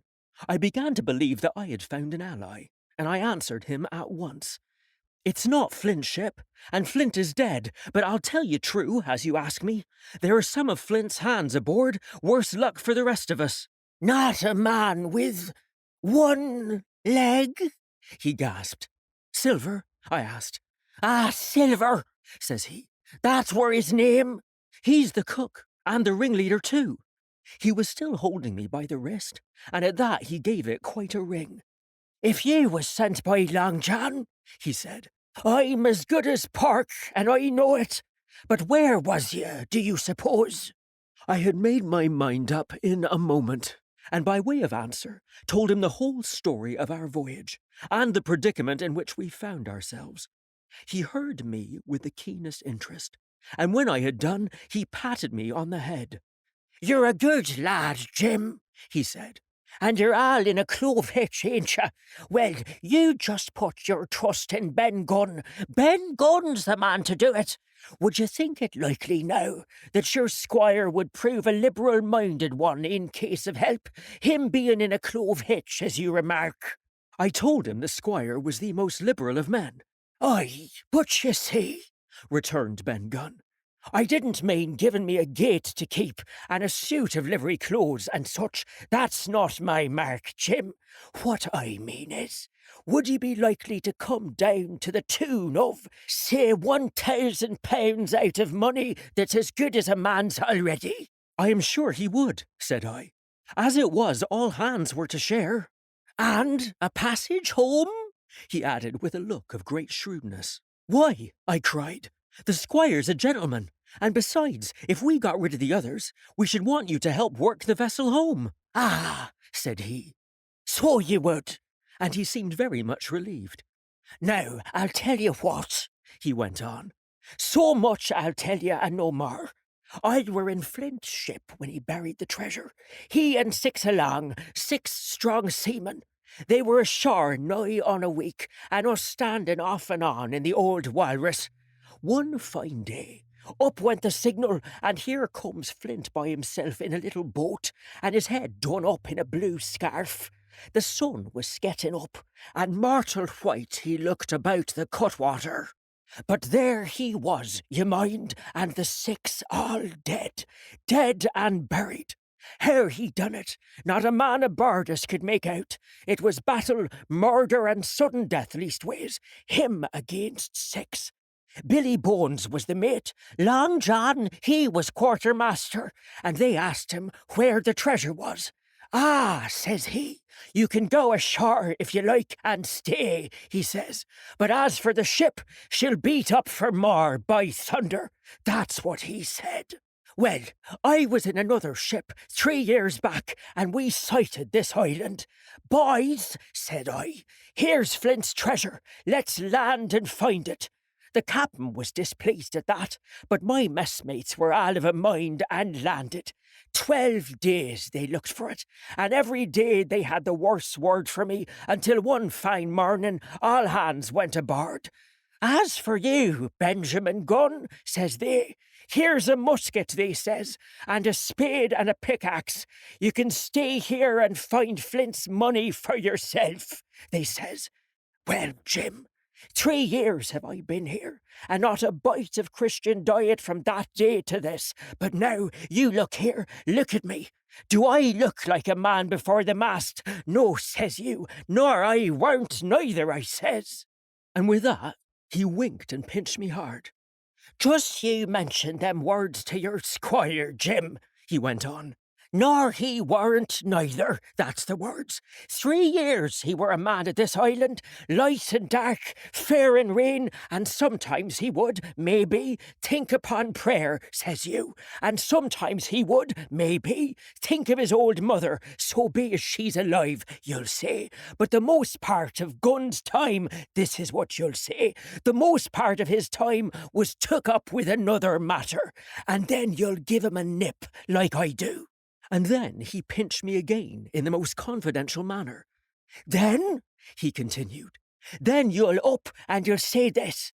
Gunn is a good man, you'll say, and he puts a precious sight more confidence, a precious sight, mind that, in a gentleman born than in these gentlemen of fortune, having been one himself." "Well," I said, "I don't understand one word that you've been saying, but that's neither here nor there, for how am I to get on board?" "Ah," said he, "that's the hitch for sure. Well, there's my boat that I made with my 2 hands. I keep her under the White Rock. If worst comes to the worst, we might try that after dark." "Aye," he broke out. "What's that?" For just then, although the sun had still an hour or 2 to run, all the echoes of the island awoke and bellowed to the thunder of a cannon. "They have begun to fight!" I cried. "Follow me!" and I began to run towards the anchorage, my terrors all forgotten, while close at my side, the marooned man in his goat skins trotted easily and lightly. Left, left, says he. Keep to your left hand, mate Jim. Under the trees with you. There's where I killed my first goat. They don't come down here now. They're all mast-headed on the mountings for the fear of Benjamin Gunn. Ah, and there's the cemetery. Cemetery he must have meant. You see the mounds? I come here and prayed nows and thens, when I thought maybe a Sunday would be about to do. It weren't quite a chapel, but it seemed more solemn-like. And then, says you, Ben Gunn was short-handed, no chapeling, nor so much as a Bible and a flag, you says. So he kept talking as I ran, neither expecting nor receiving any answer. The cannon shot was followed, after a considerable interval, by a volley of small arms. Another pause, and then, not a quarter of a mile in front of me, I beheld the Union Jack flutter in the air above a wood. Part 4. The Stockade. Chapter 16. Narrative continued by the doctor. How the ship was abandoned. It was about 1:30, 3 bells in the sea phrase, that the 2 boats went ashore from the Hispaniola. The captain, the squire, and I were talking matters over in the cabin. Had there been a breath of wind, we should have fallen on the 6 mutineers who were left aboard with us, slipped our cable, and away to sea. But the wind was wanting, and to complete our helplessness, down came Hunter with the news that Jim Hawkins had slipped into a boat and was gone ashore with the rest. It never occurred to us to doubt Jim Hawkins, but we were alarmed for his safety. With the men in the temper they were in, it seemed an even chance if we should see the lad again. We ran on deck. The pitch was bubbling in the seams. The nasty stench of the place turned me sick. If ever a man smelt fever and dysentery, it was in that abominable anchorage. The 6 scoundrels were sitting grumbling under a sail in the forecastle. Ashore, we could see the gigs made fast, and a man sitting in each, hard by where the river runs in. One of them was whistling Lilla Bolero. Waiting was a strain, and it was decided that Hunter and I should go ashore with the jolly boat in quest of information. The gigs had leaned to their right, but Hunter and I pulled straight in the direction of the stockade upon the chart. The 2 who were left, guarding their boats, seemed in a bustle at our appearance. Lilla Bolero stopped off, and I could see the pair discussing what they ought to do. Had they gone and told Silver, all might have turned out differently, but they had their orders, I suppose, and decided to sit quietly where they were and hark back again to Lilla Bolero. There was a slight bend in the coast, and I steered so as to put it between us. Even before we landed, we had thus lost sight of the gigs. I jumped out and came as near running as I durst, with a big silk handkerchief under my hat for coolness' sake, and a brace of pistols ready primed for safety. I had not gone 100 yards when I came on the stockade. This was how it was.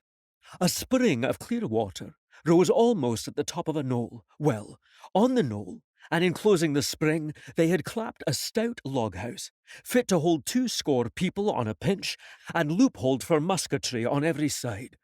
All round this they had cleared a wide space, and then the thing was completed by a paling 6 feet high, without door or opening, too strong to pull down without time and labour, and too open to shelter the besiegers.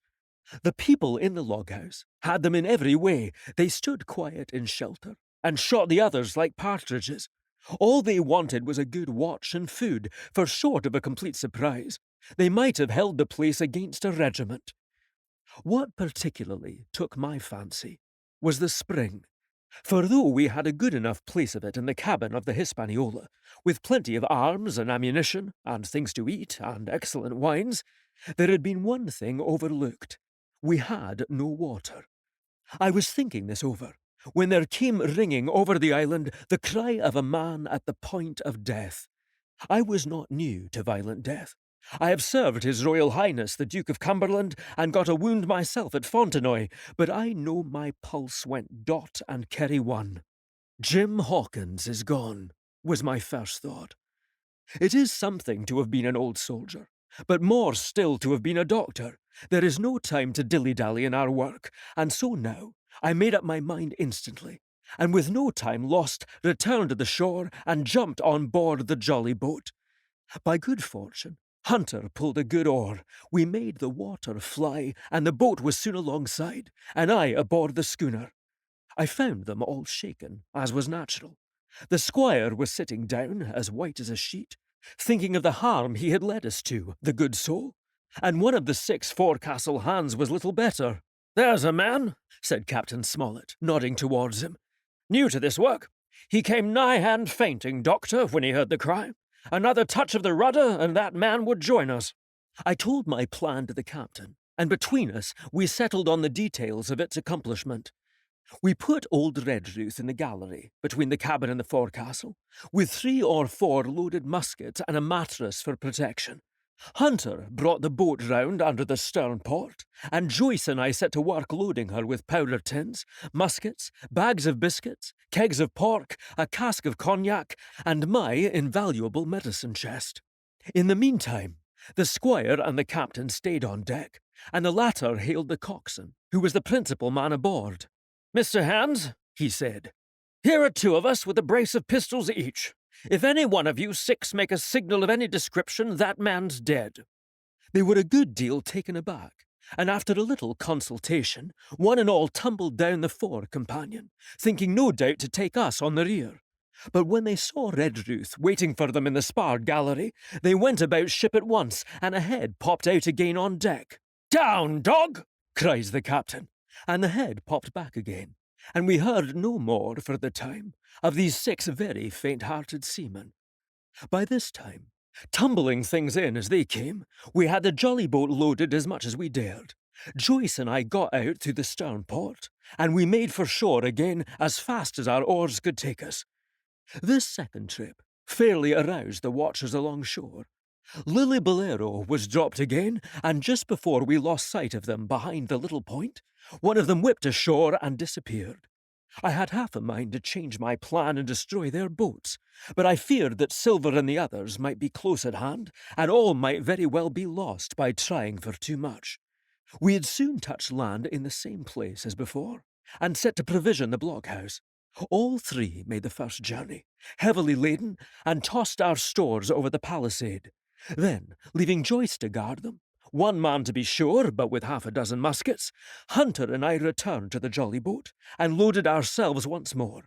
So we proceeded without pausing to take breath till the whole cargo was bestowed, when the 2 servants took up their position in the blockhouse, and I, with all my power, sculled back to the Hispaniola.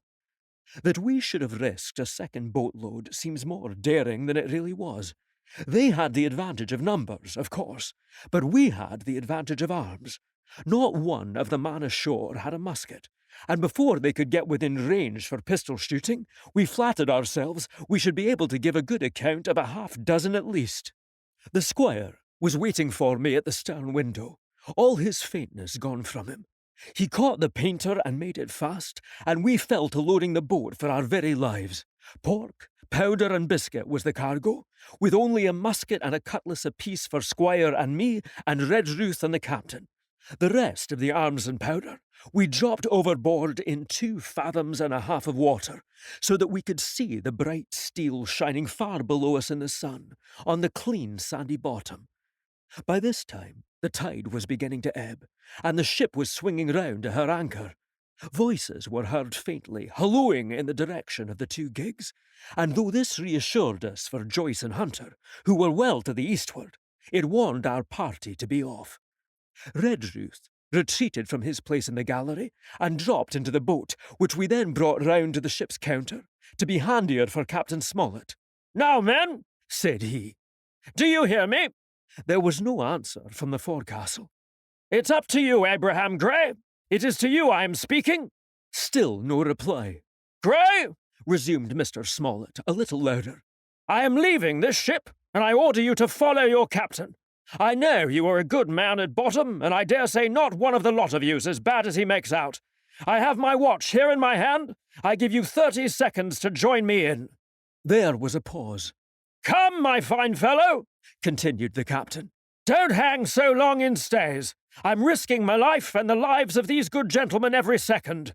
There was a sudden scuffle, a sound of blows, and out burst Abraham Gray with a knife cut on the side of the cheek, and came running to the captain like a dog to the whistle. "I'm with you, sir," said he. And the next moment he and the captain had dropped aboard of us, and we had shoved off and given way. We were clear out of the ship, but not yet ashore in our stockade. Chapter 17. Narrative continued by the Doctor. The Jolly Boat's last trip. This fifth trip was quite different from any of the others. In the first place, the little gallipot of a boat that we were in was gravely overloaded. 5 grown men, and 3 of them, Trelawney, Red Ruth, and the captain, over 6 feet high, was already more than she was meant to carry. Add to that the powder, pork, and bread bags. The gunwale was lipping astern. Several times we shipped a little water, and my breeches and the tails of my coat were all soaking wet before we had gone 100 yards. The captain made us trim the boat, and we got her to lie a little more evenly. All the same, we were afraid to breathe. In the second place, the ebb was now making, a strong rippling current running westward through the basin, and then southward and seaward down the straits by which we had entered in the morning. Even the ripples were a danger to our overloaded craft, but the worst of it was that we were swept out of our true course and away from our proper landing place behind the point. If we let the current have its way, we should come ashore beside the gigs, where the pirates might appear at any moment. "I cannot keep her head for the stockade, sir," said I to the captain. I was steering, while he and Red Ruth, 2 fresh men, were at the oars. "The tide keeps washing her down. Could you pull a little stronger?" "Not without swamping the boat," said he. "You must bear up, sir, if you please. Bear up until you see you're gaining." I tried, and found by experiment that the tide kept sweeping us westward until I had laid her head due east, or just about right angles to the way we ought to go. "We'll never get ashore at this rate," said I. "If it's the only course that we can lie, sir, we must even lie it," returned the captain. "We must keep upstream. You see, sir," he went on, "if once we dropped to leeward of the landing place, it's hard to say where we should get ashore, besides the chance of being boarded by the gigs, whereas the way we go, the current must slacken, and then we can dodge back along the shore." "The current's less already, sir," said the man Gray, who was sitting in the foresheets. "You can ease her off a bit." "Thank you, my man," said I, quite as if nothing had happened, for we had all quietly made up our minds to treat him like one of ourselves. Suddenly, the captain spoke up again, and I thought his voice was a little changed. "The gun!" said he. "I've thought of that," said I, for I made sure he was thinking of a bombardment of the fort. "They could never get the gun ashore, and if they did, they could never haul it through the woods." "Look astern, Doctor," replied the captain. We had entirely forgotten the long 9, and there, to our horror, were the 5 rogues busy about her, getting off her jacket, as they called the stout tarpaulin cover under which she sailed.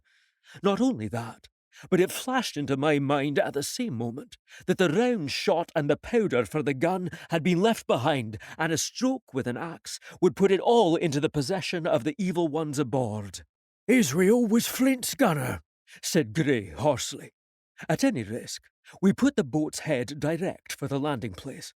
By this time, we had got so far out of the run of the current that we kept steerage way even at our necessarily gentle rate of rowing, and I could keep her steady for the goal.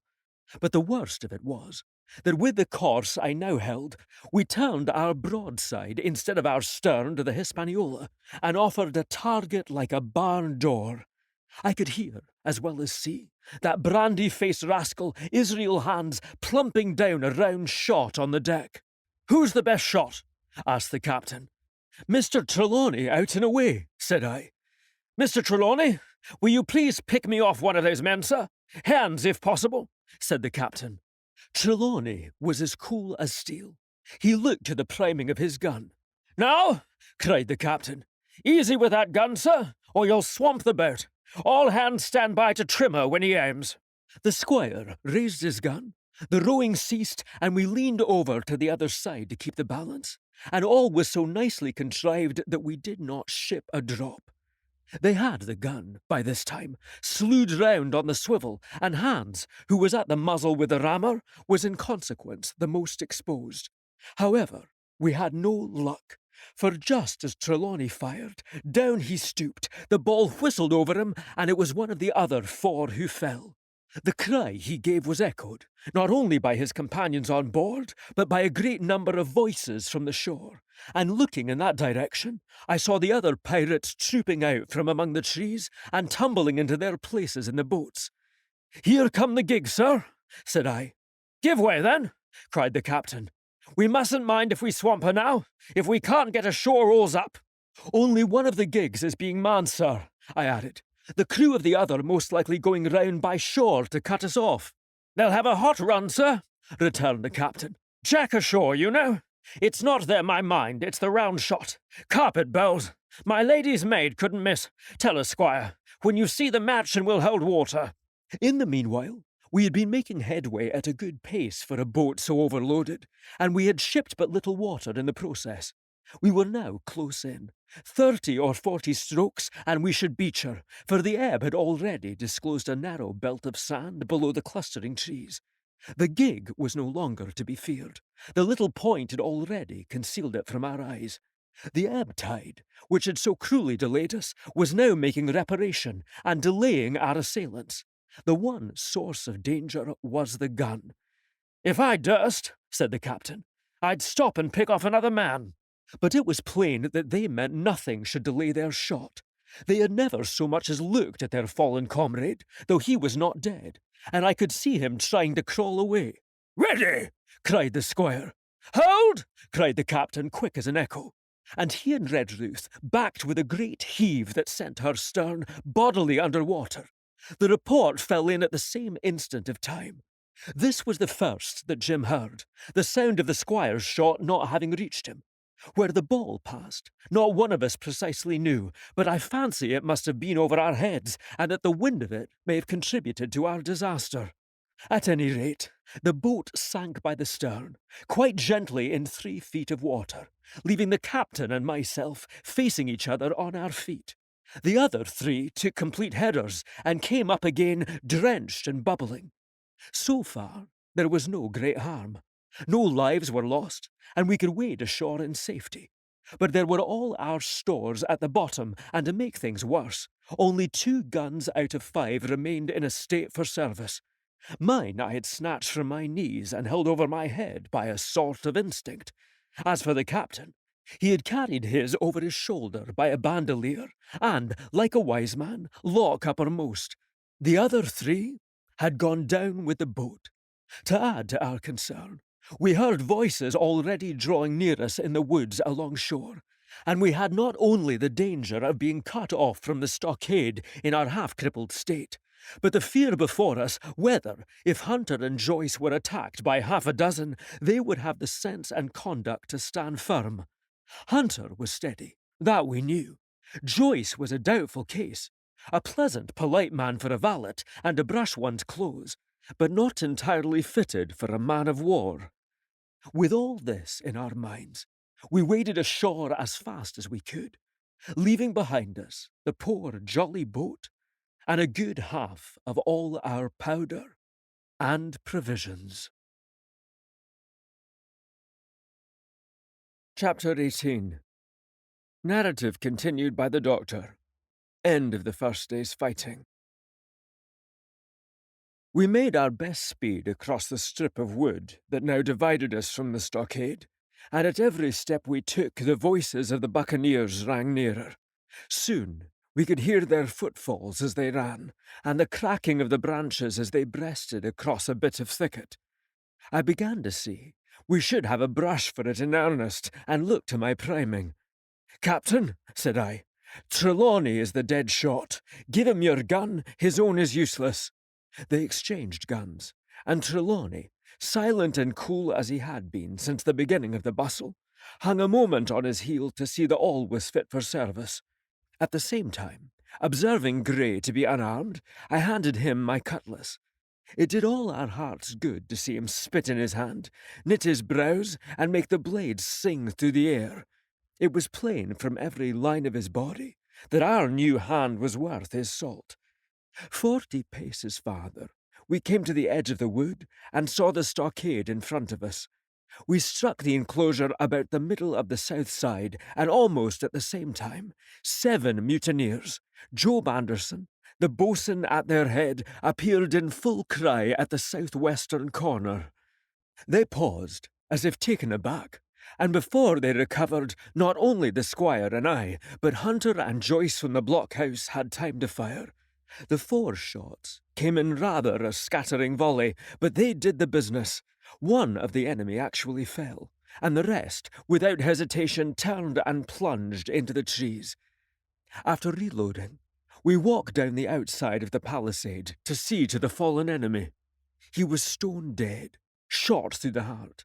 We began to rejoice over our good success, when just at that moment a pistol cracked in the bush, a ball whistled close past my ear, and poor Tom Redruth stumbled and fell his length on the ground. Both the squire and I returned the shot, but as we had nothing to aim at, it's probable we only wasted powder. Then we reloaded and turned our attention to poor Tom. The captain and Grey were already examining him, and I saw with half an eye that it was all over. I believe the readiness of our return volley had scattered the mutineers once more, for we were suffered without further molestation to get the poor old gamekeeper hoisted over the stockade and carried, groaning and bleeding, into the log-house. Poor old fellow! He had not uttered one word of surprise, complaint, fear, or even acquiescence. From the very beginning of our troubles till now, when we had laid him down in the log-house to die, he had lain like a Trojan behind his mattress in the gallery. He had followed every order silently, doggedly, and well. He was the oldest of our party by a score of years, and now, sullen, old, serviceable servant, it was he that had to die. The squire dropped down beside him on his knees, and kissed his hand, crying like a child. "Be I going, doctor?" he asked. "Tom, my man," said I, "you're going home." "I wish I had had a lick at 'em with the gun first," he replied. "Tom," said the squire, "say you forgive me, won't you? Would that be respectful like from me to you, squire?" was the answer. "Howsoever, so be it. Amen." After a little while of silence, he said he thought somebody might read a prayer. "It's the custom, sir," he added apologetically, and not long after, without another word, he passed away.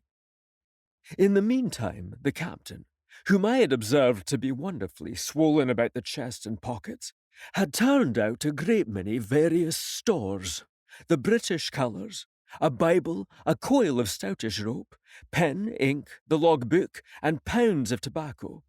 He had found a longish fir tree lying felled and cleared in the enclosure, and, with the help of Hunter, he had set it up at the corner of the log-house, where the trunks crossed and made an angle.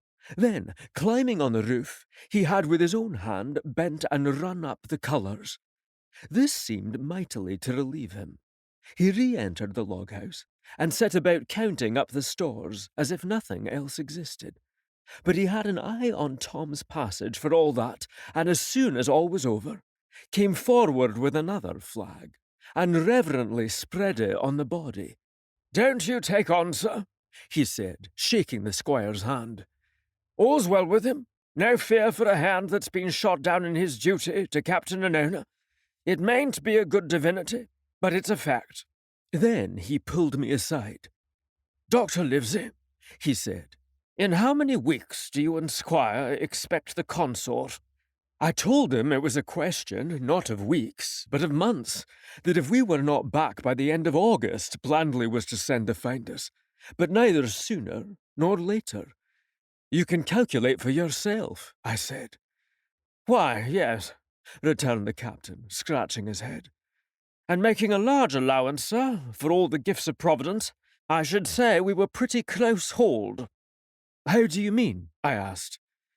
"It's a pity, sir, that we lost that second load. That's what I mean," replied the captain. "As for powder and shot, we'll do, but the rations are short, very short. So short, Dr. Livesey, that we're perhaps as well without that extra mouth." And he pointed to the dead body under the flag. Just then, with a roar and a whistle, a round shot passed high above the roof of the log house and plumped far beyond us in the wood. "Oh ho," said the captain. "Blaze away. You've little enough powder already, my lads." At the second trial, the aim was better, and the ball descended inside the stockade, scattering a cloud of sand, but doing no further damage.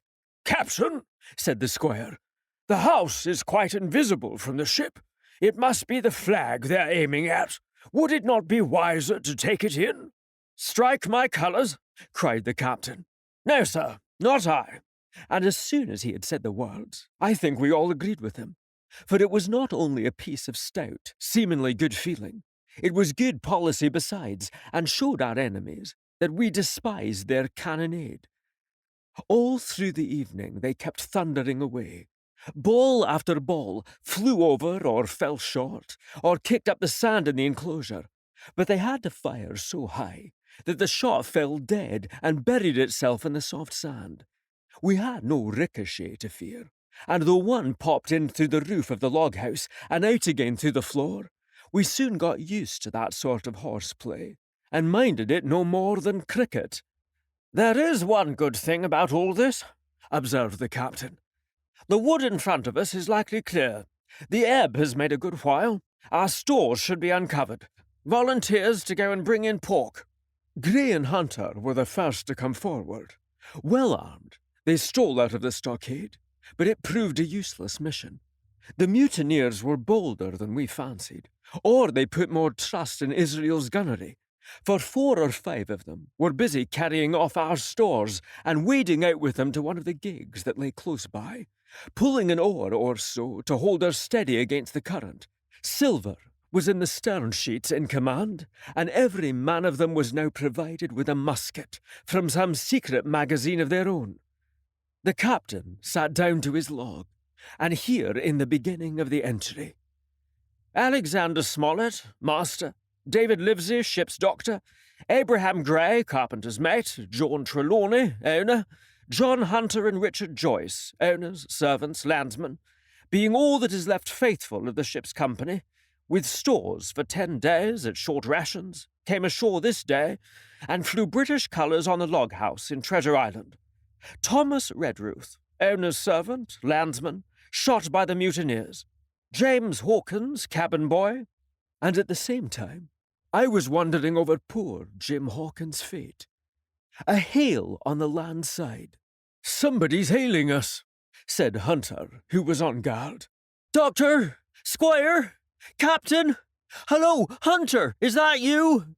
came the cries, and I ran to the door in time to see Jim Hawkins, safe and sound, come climbing over the stockade. Chapter 19. Narrative resumed by Jim Hawkins. The garrison in the stockade.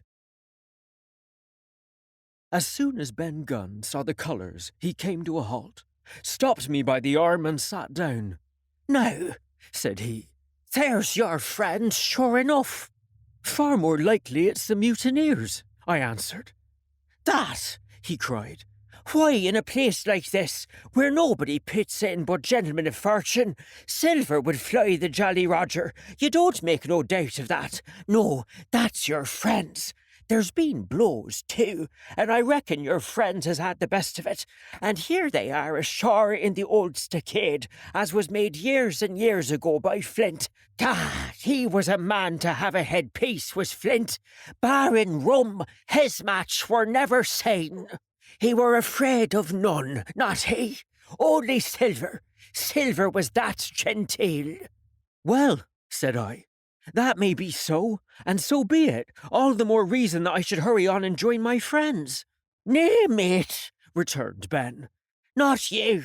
You're a good boy, or I mistook. But you're only a boy, all told. Now, Ben Gunn is fly.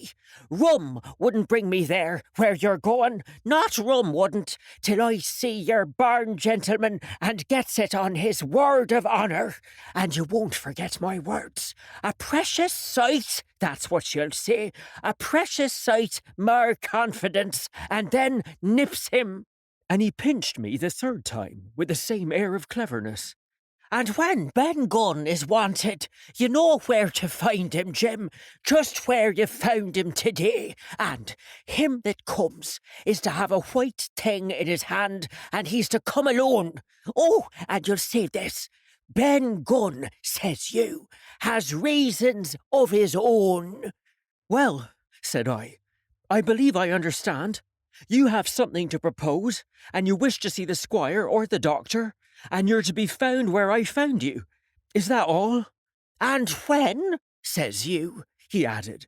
Why, from about noon observation to about 6 bells. Good, said I. And now, may I go? You won't forget, he inquired anxiously. Precious sight and reasons of his own, says you. Reasons of his own, that's the mainstay, as between man and man. Well then, still holding me, I reckon you can go, Jim. And Jim, if you was to see silver, you wouldn't go for to sell Ben Gunn. Wild horses wouldn't draw it from you, no, says you. And if them pirates camp ashore, Jim, what would you say but there'd be widders in the morning? Here he was interrupted by a loud report, and a cannonball came tearing through the trees and pitched in the sand, not 100 yards from where we two were talking. The next moment, each of us had taken to his heels in a different direction. For a good hour to come, frequent reports shook the island, and balls kept crashing through the woods. I moved from hiding place to hiding place, always pursued, or so it seemed to me, by these terrifying missiles. But towards the end of the bombardment, though still I durst not venture in the direction of the stockade where the balls fell oftenest, I had begun, in a manner, to pluck up my heart again, and, after a long detour to the east, crept down among the shore-side trees. The sun had just set. The sea breeze was rustling and tumbling in the woods, and ruffling the grey surface of the anchorage.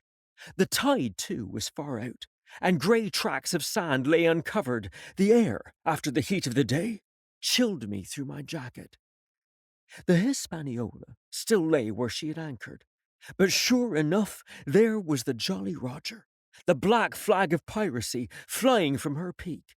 Even as I looked, there came another red flash and another report that sent the echoes clattering, and one more round shot whistled through the air. It was the last of the cannonade.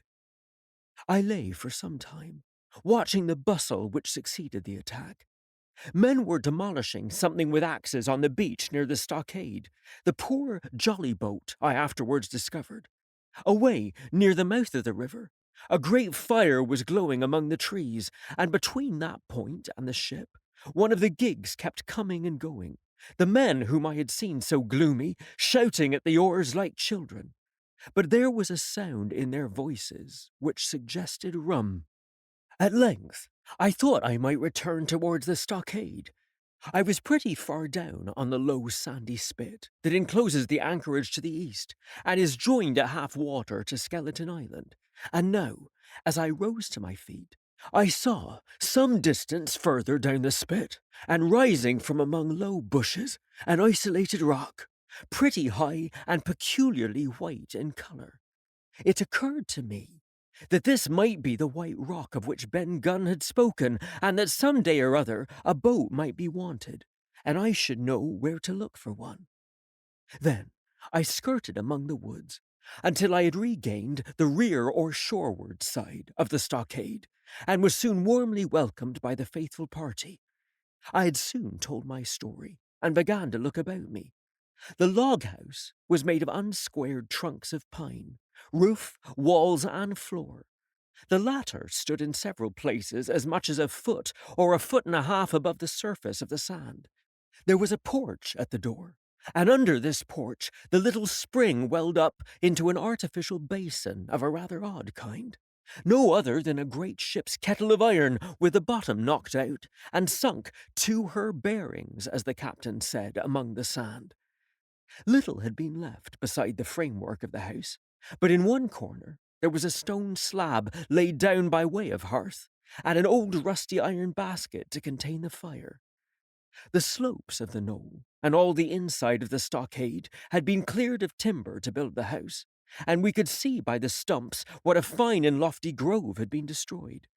Most of the soil had been washed away or buried in drift after the removal of the trees.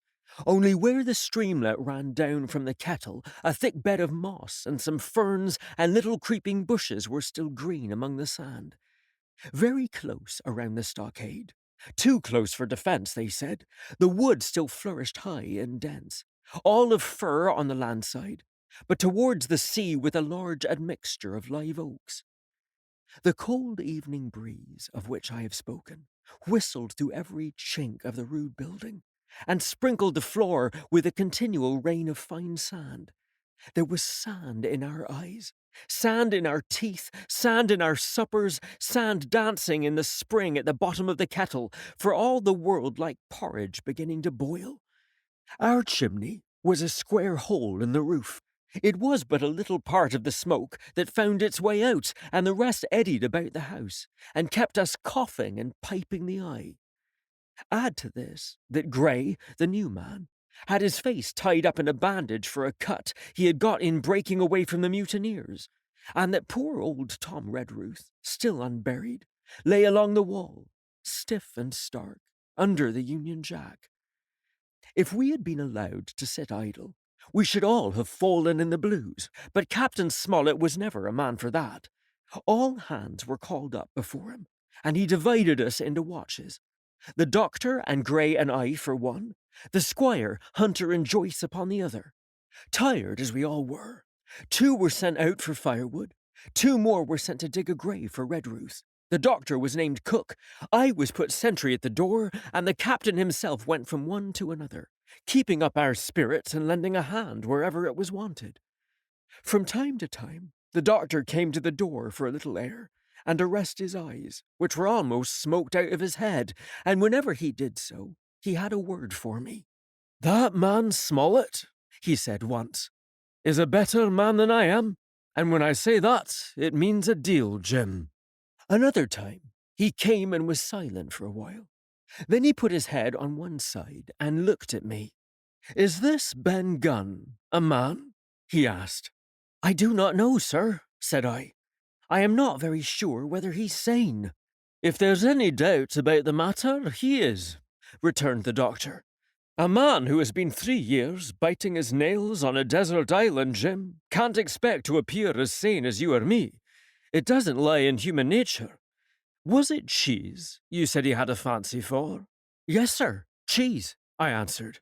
"Well, Jim," says he, "just see the good that comes of being dainty in your food. You've seen my snuff box, haven't you? And you've never seen me take snuff. The reason being that in my snuff box I carry a piece of Parmesan cheese, a cheese made in Italy, very nutritious. Well, that's for Ben Gunn." Before supper was eaten, we buried old Tom in the sand, and stood round him for a while bareheaded in the breeze. A good deal of firewood had been got in, but not enough for the captain's fancy, and he shook his head over it and told us we must get back to this tomorrow rather livelier. Then, when we had eaten our pork, and each had a good stiff glass of brandy grog, the 3 chiefs got together in a corner to discuss our prospects. It appears they were at their wits' end what to do, the stores being so low that we must have been starved into surrender long before help came. But our best hope, it was decided, was to kill off the buccaneers until they either hauled down their flag or ran away with the Hispaniola. From 19, they were already reduced to 15. 2 others were wounded, and one, at least, the man shot beside the gun, severely wounded if he were not dead. Every time we had a crack at them, we were to take it, saving our own lives with the extremest care. And besides that, we had 2 able allies. rum, and the climate. As for the first, though we were about half a mile away, we could hear them roaring and singing late into the night. And as for the second, the doctor staked his wig that, camped where they were in the marsh and unprovided with remedies, the half of them would be on their backs before a week. So, he added, if we are not all shot down first, they'll be glad to be packing in the schooner. It's always a ship, and they can get to buccaneering again, I suppose. First ship that I ever lost, said Captain Smollett. I was dead tired, as you may fancy, and when I got to sleep, which was not till after a great deal of tossing, I slept like a log of wood. The rest had long been up and had already breakfasted and increased the pile of firewood by about half as much again, when I was awakened by a bustle and the sound of voices. Flag of truce! I heard someone say, and then, immediately after, with a cry of surprise, Silver himself. And at that, up I jumped, and rubbing my eyes, ran to a loophole in the wall. Chapter 20. Silver's Embassy. Sure enough, there were two men just outside the stockade, one of them waving a white cloth, the other no less a person than Silver himself, standing placidly by. It was still quite early, and the coldest morning that I think I ever was abroad in, a chill that pierced to the marrow. The sky was bright and cloudless overhead, and the tops of the trees shone rosily in the sun. But where Silver stood with his lieutenant, all was still in shadow, and they waded knee-deep in a low, white vapour that had crawled during the night out of the morass. The chill and the vapour, taken together, told a poor tale of the island. It was plainly a damp, feverish, unhealthy spot. Keep indoors, men, said the captain. 10 to 1, this is a trick. Then he hailed the buccaneer. Who goes? Stand or we fire. Flag of truce! Cried Silver. The captain was in the porch, keeping himself carefully out of the way of a treacherous shot, should any be intended. He turned and spoke to us. Doctor's watch on the lookout. Dr. Livesey, take the north side, if you please. Jim, the east, Grey west. The watch below, all hands to load muskets. Lively, men, and careful. And then he turned again to the mutineers. And what do you want with your flag of truce? He cried. This time it was the other man who replied. Captain Silver, sir, to come on board and make terms, he shouted. Captain Silver? Don't know him. Who's he? Cried the captain, and we could hear him adding to himself. Captain, is it? My heart and his promotion. Long John answered for himself. Me, sir. These poor lads have chosen me captain after your desertion, sir, laying a particular emphasis upon the word desertion. We're willing to submit if we can come to terms, and no bones about it.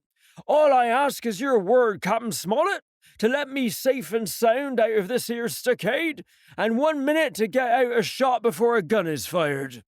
My man, said Captain Smollett, I have not the slightest desire to talk to you. If you wish to talk to me, you can come, that's all. If there's any treachery, it'll be on your side, and the Lord help you. That's enough, Captain, shouted Long John cheerily. A word from you's enough. I know a gentleman, and you may lay to that. We could see the man who carried the flag of truce attempting to hold Silver back. Nor was that wonderful, seeing how cavalier had been the captain's answer. But Silver laughed at him aloud and slapped him on the back, as if the idea of alarm had been absurd.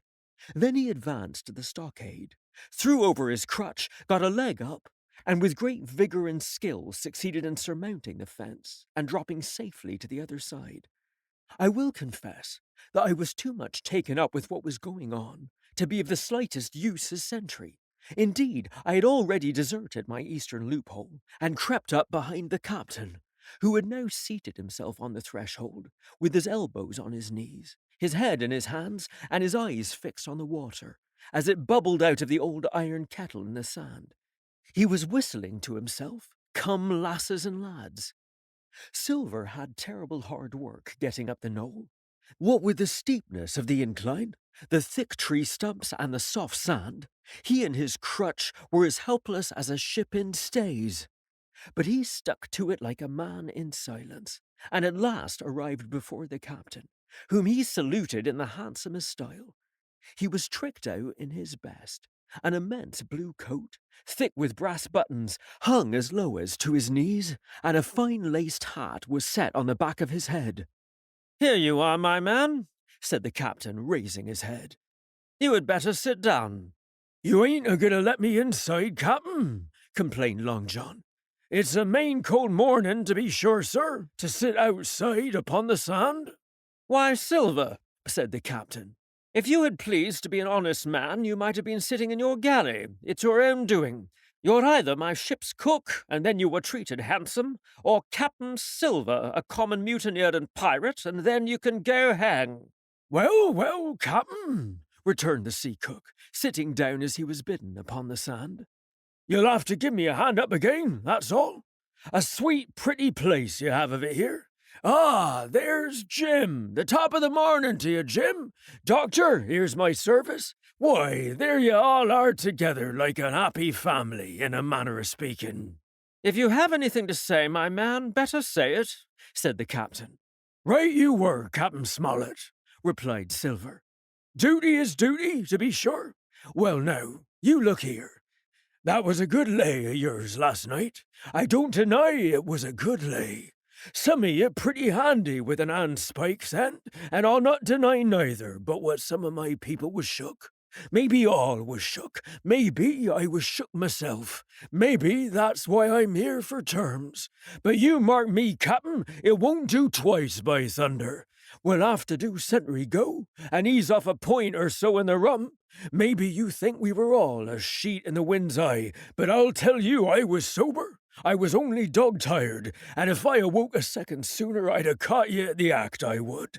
He wasn't dead when I got round to him, not he. "Well," said Captain Smollett, as cool as can be. All that Silver had said was a riddle to him, but you would never have guessed it from his tone. As for me, I began to have an inkling. Ben Gunn's last words came back to my mind.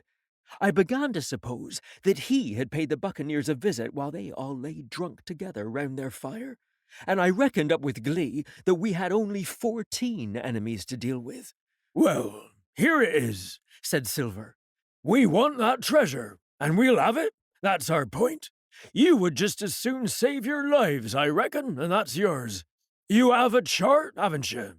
"That's as may be," replied the captain. Oh, well, you have, I know that, returned Long John. You needn't be so husky with a man. There ain't a particle of service in that, and you may lay to it. What I mean is, we want your chart. Now, I never meant you no harm myself. "That won't do with me, my man," interrupted the captain. "We know exactly what you meant to do, and we don't care, for now, you see, you can't do it." And the captain looked at him calmly and proceeded to fill a pipe. If Abe Gray, Silver broke out. "Avast there!" cried Mr. Smollett. "Gray told me nothing, and I asked him nothing, and what's more, I would see you and him and this whole island blown clean out of the water into blazes first. So there's my mind for you, my man, on that." This little whiff of temper seemed to cool Silver down. He had been growing nettled before, but now he pulled himself together.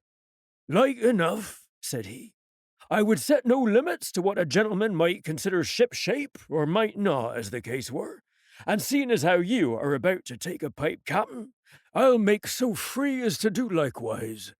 And he filled a pipe and lighted it, and the two men sat silently smoking for quite a while, now looking each other in the face, now stopping their tobacco, now leaning forward to spit.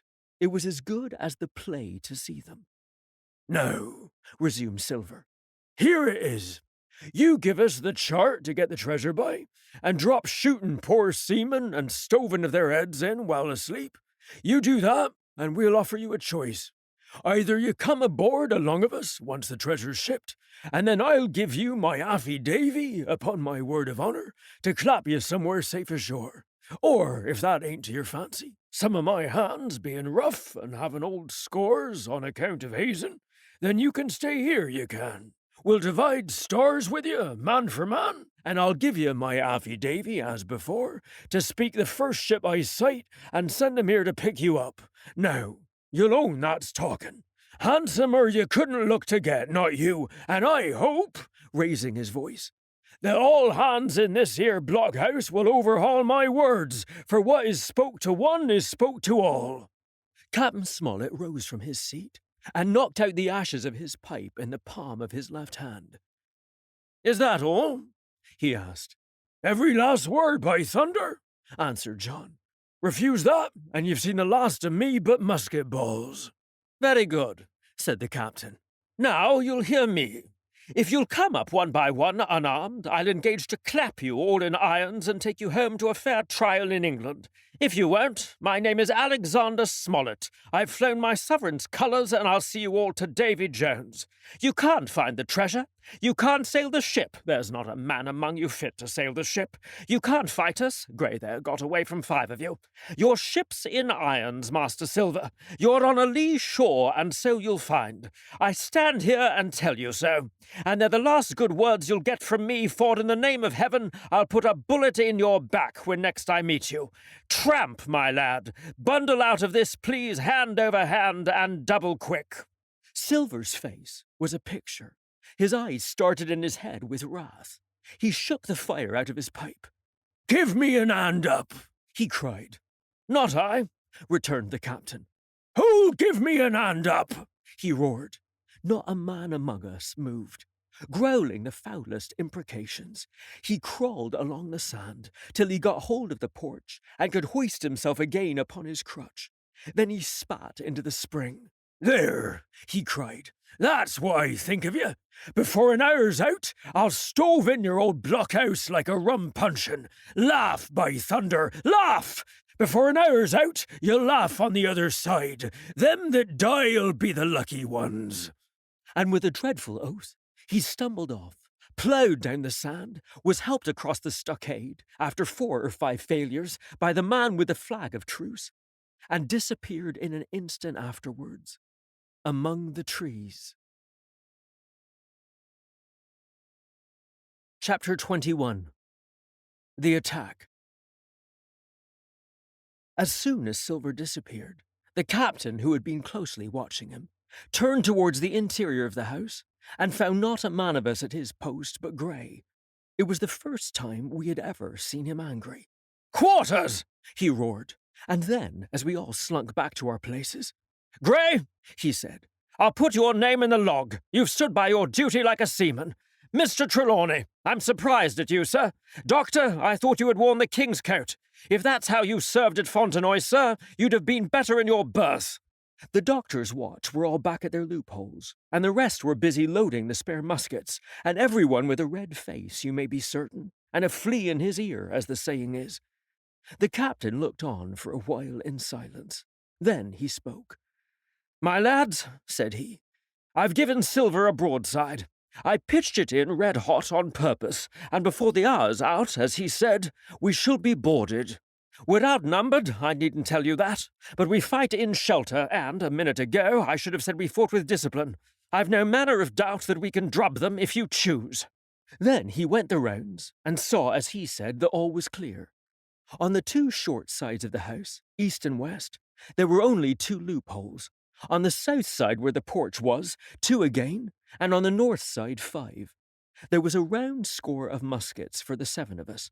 The firewood had been built into 4 piles, tables you might say, one about the middle of each side, and on each of these tables some ammunition and 4 loaded muskets were laid ready to the hand of the defenders. In the middle, the cutlasses lay ranged. "Toss out the fire," said the captain. "The chill is past, and we mustn't have smoke in our eyes." The iron fire basket was carried bodily out by Mr. Trelawney, and the embers smothered among sand. "Hawkins hasn't had his breakfast. Hawkins, help yourself, and back to your post to eat it," continued Captain Smollett. "Lively now, my lad, you'll want it before you're done. Hunter, serve out a round of brandy to all hands." And while this was going on, the captain completed in his own mind the plan of defence. "Doctor, you will take the door," he resumed. See and don't expose yourself. Keep within and fire through the porch. Hunter, take the east side there. Joyce, you stand by the west, my man. Mr. Trelawney, you are the best shot. You and Gray will take this long north side with the 5 loopholes. It's there the danger is. If they can get up to it and fire upon us through our own ports, things would begin to look dirty. Hawkins, neither you nor I are much account at the shooting. We'll stand by to load and bear a hand." As the captain had said, the chill was past. As soon as the sun had climbed above our girdle of trees, it fell with all its force upon the clearing, and drank up the vapors at a draught. Soon the sand was baking, and the resin melting in the logs of the blockhouse. Jackets and coats were flung aside, shirts thrown open at the neck and rolled up to the shoulders, and we stood there, each at his post, in a fever of heat and anxiety. An hour passed away. "Hang them," said the captain. "This is as dull as the doldrums. Gray, whistle for the wind." And just at that moment came the first news of the attack. "If you please, sir," said Joyce, "if I see anyone, am I to fire?" "I told you so," cried the captain. "Thank you, sir," returned Joyce with the same quiet civility. Nothing followed for a time, but the remark had set us all on the alert, straining ears and eyes. The musketeers with their pieces balanced in their hands, the captain out in the middle of the blockhouse, with his mouth very tight and a frown on his face. So some seconds passed, till suddenly Joyce whipped up his musket and fired. The report had scarcely died away, ere it was repeated and repeated from without in a scattering volley, shot behind shot, like a string of geese from every side of the enclosure. Several bullets struck the log-house, but not one entered, and as the smoke cleared away and vanished, the stockade and the woods around it looked as quiet and empty as before. Not a bough waved, not a gleam of a musket barrel betrayed the presence of our foes. "Did you hit your man?" asked the captain. "No, sir," replied Joyce. "I believe not, sir." "Next best thing to tell the truth," muttered Captain Smollett. "Load his gun, Hawkins.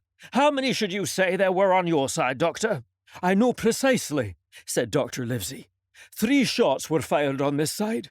I saw the 3 flashes, 2 close together, 1 farther to the west."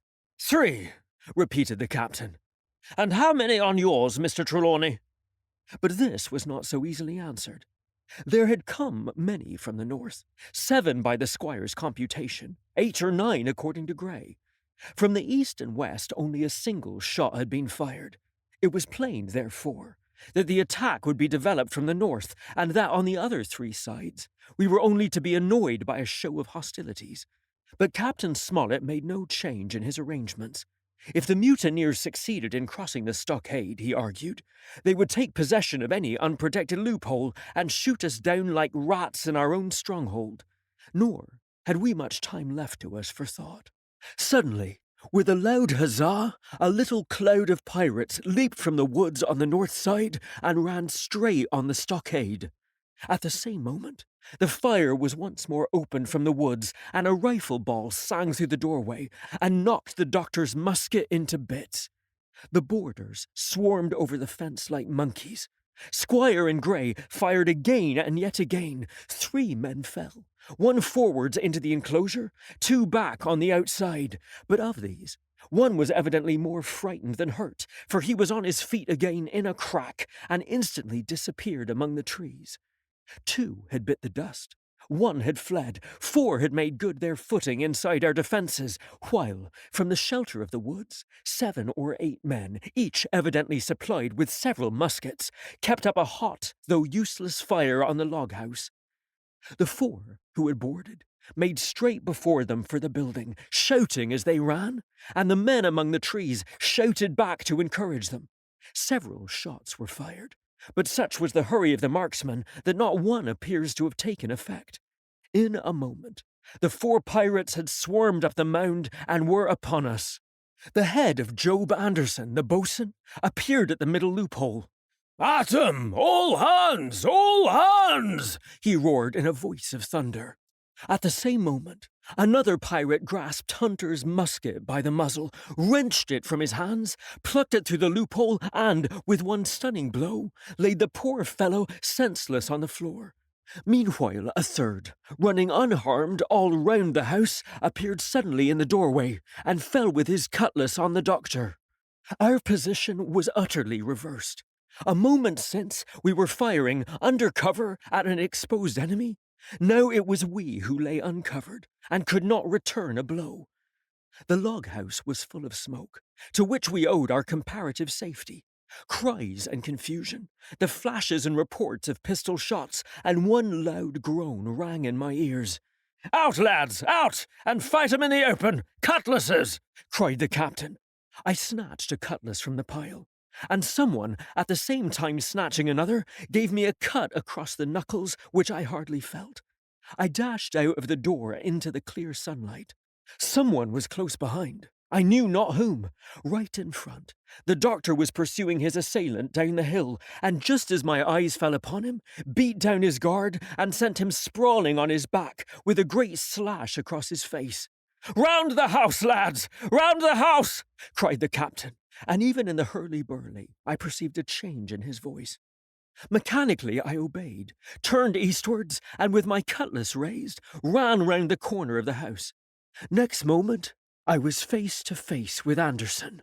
He roared aloud, and his hanger went up above his head, flashing in the sunlight.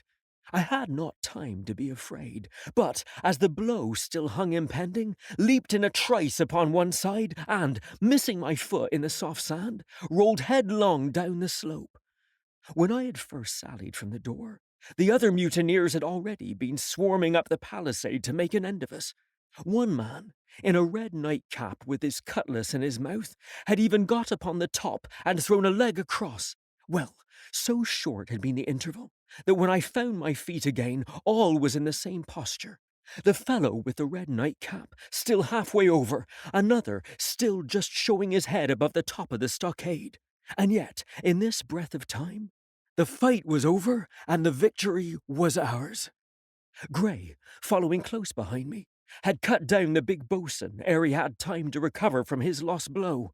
Another had been shot at a loophole in the very act of firing into the house, and now lay in agony, the pistol still smoking in his hand. A third, as I had seen, the doctor had disposed of at a blow. Of the four who had scaled the palisade, only one remained unaccounted for, and he, having left his cutlass on the field, was now clambering out again with the fear of death upon him. "Fire! Fire from the house!" cried the doctor. "And you, lads, back into cover!" But his words were unheeded. No shot was fired, and the last boarder made good his escape and disappeared with the rest into the wood. In 3 seconds, nothing remained of the attacking party but the 5 who had fallen, 4 on the inside and 1 on the outside of the palisade. The doctor and Gray and I ran full speed for shelter. The survivors would soon be back where they had left their muskets, and at any moment the fire might recommence. The house was by this time somewhat cleared of smoke, and we saw at a glance the price we had paid for victory. Hunter lay beside his loophole, stunned. Joyce by his, shot through the head, never to move again.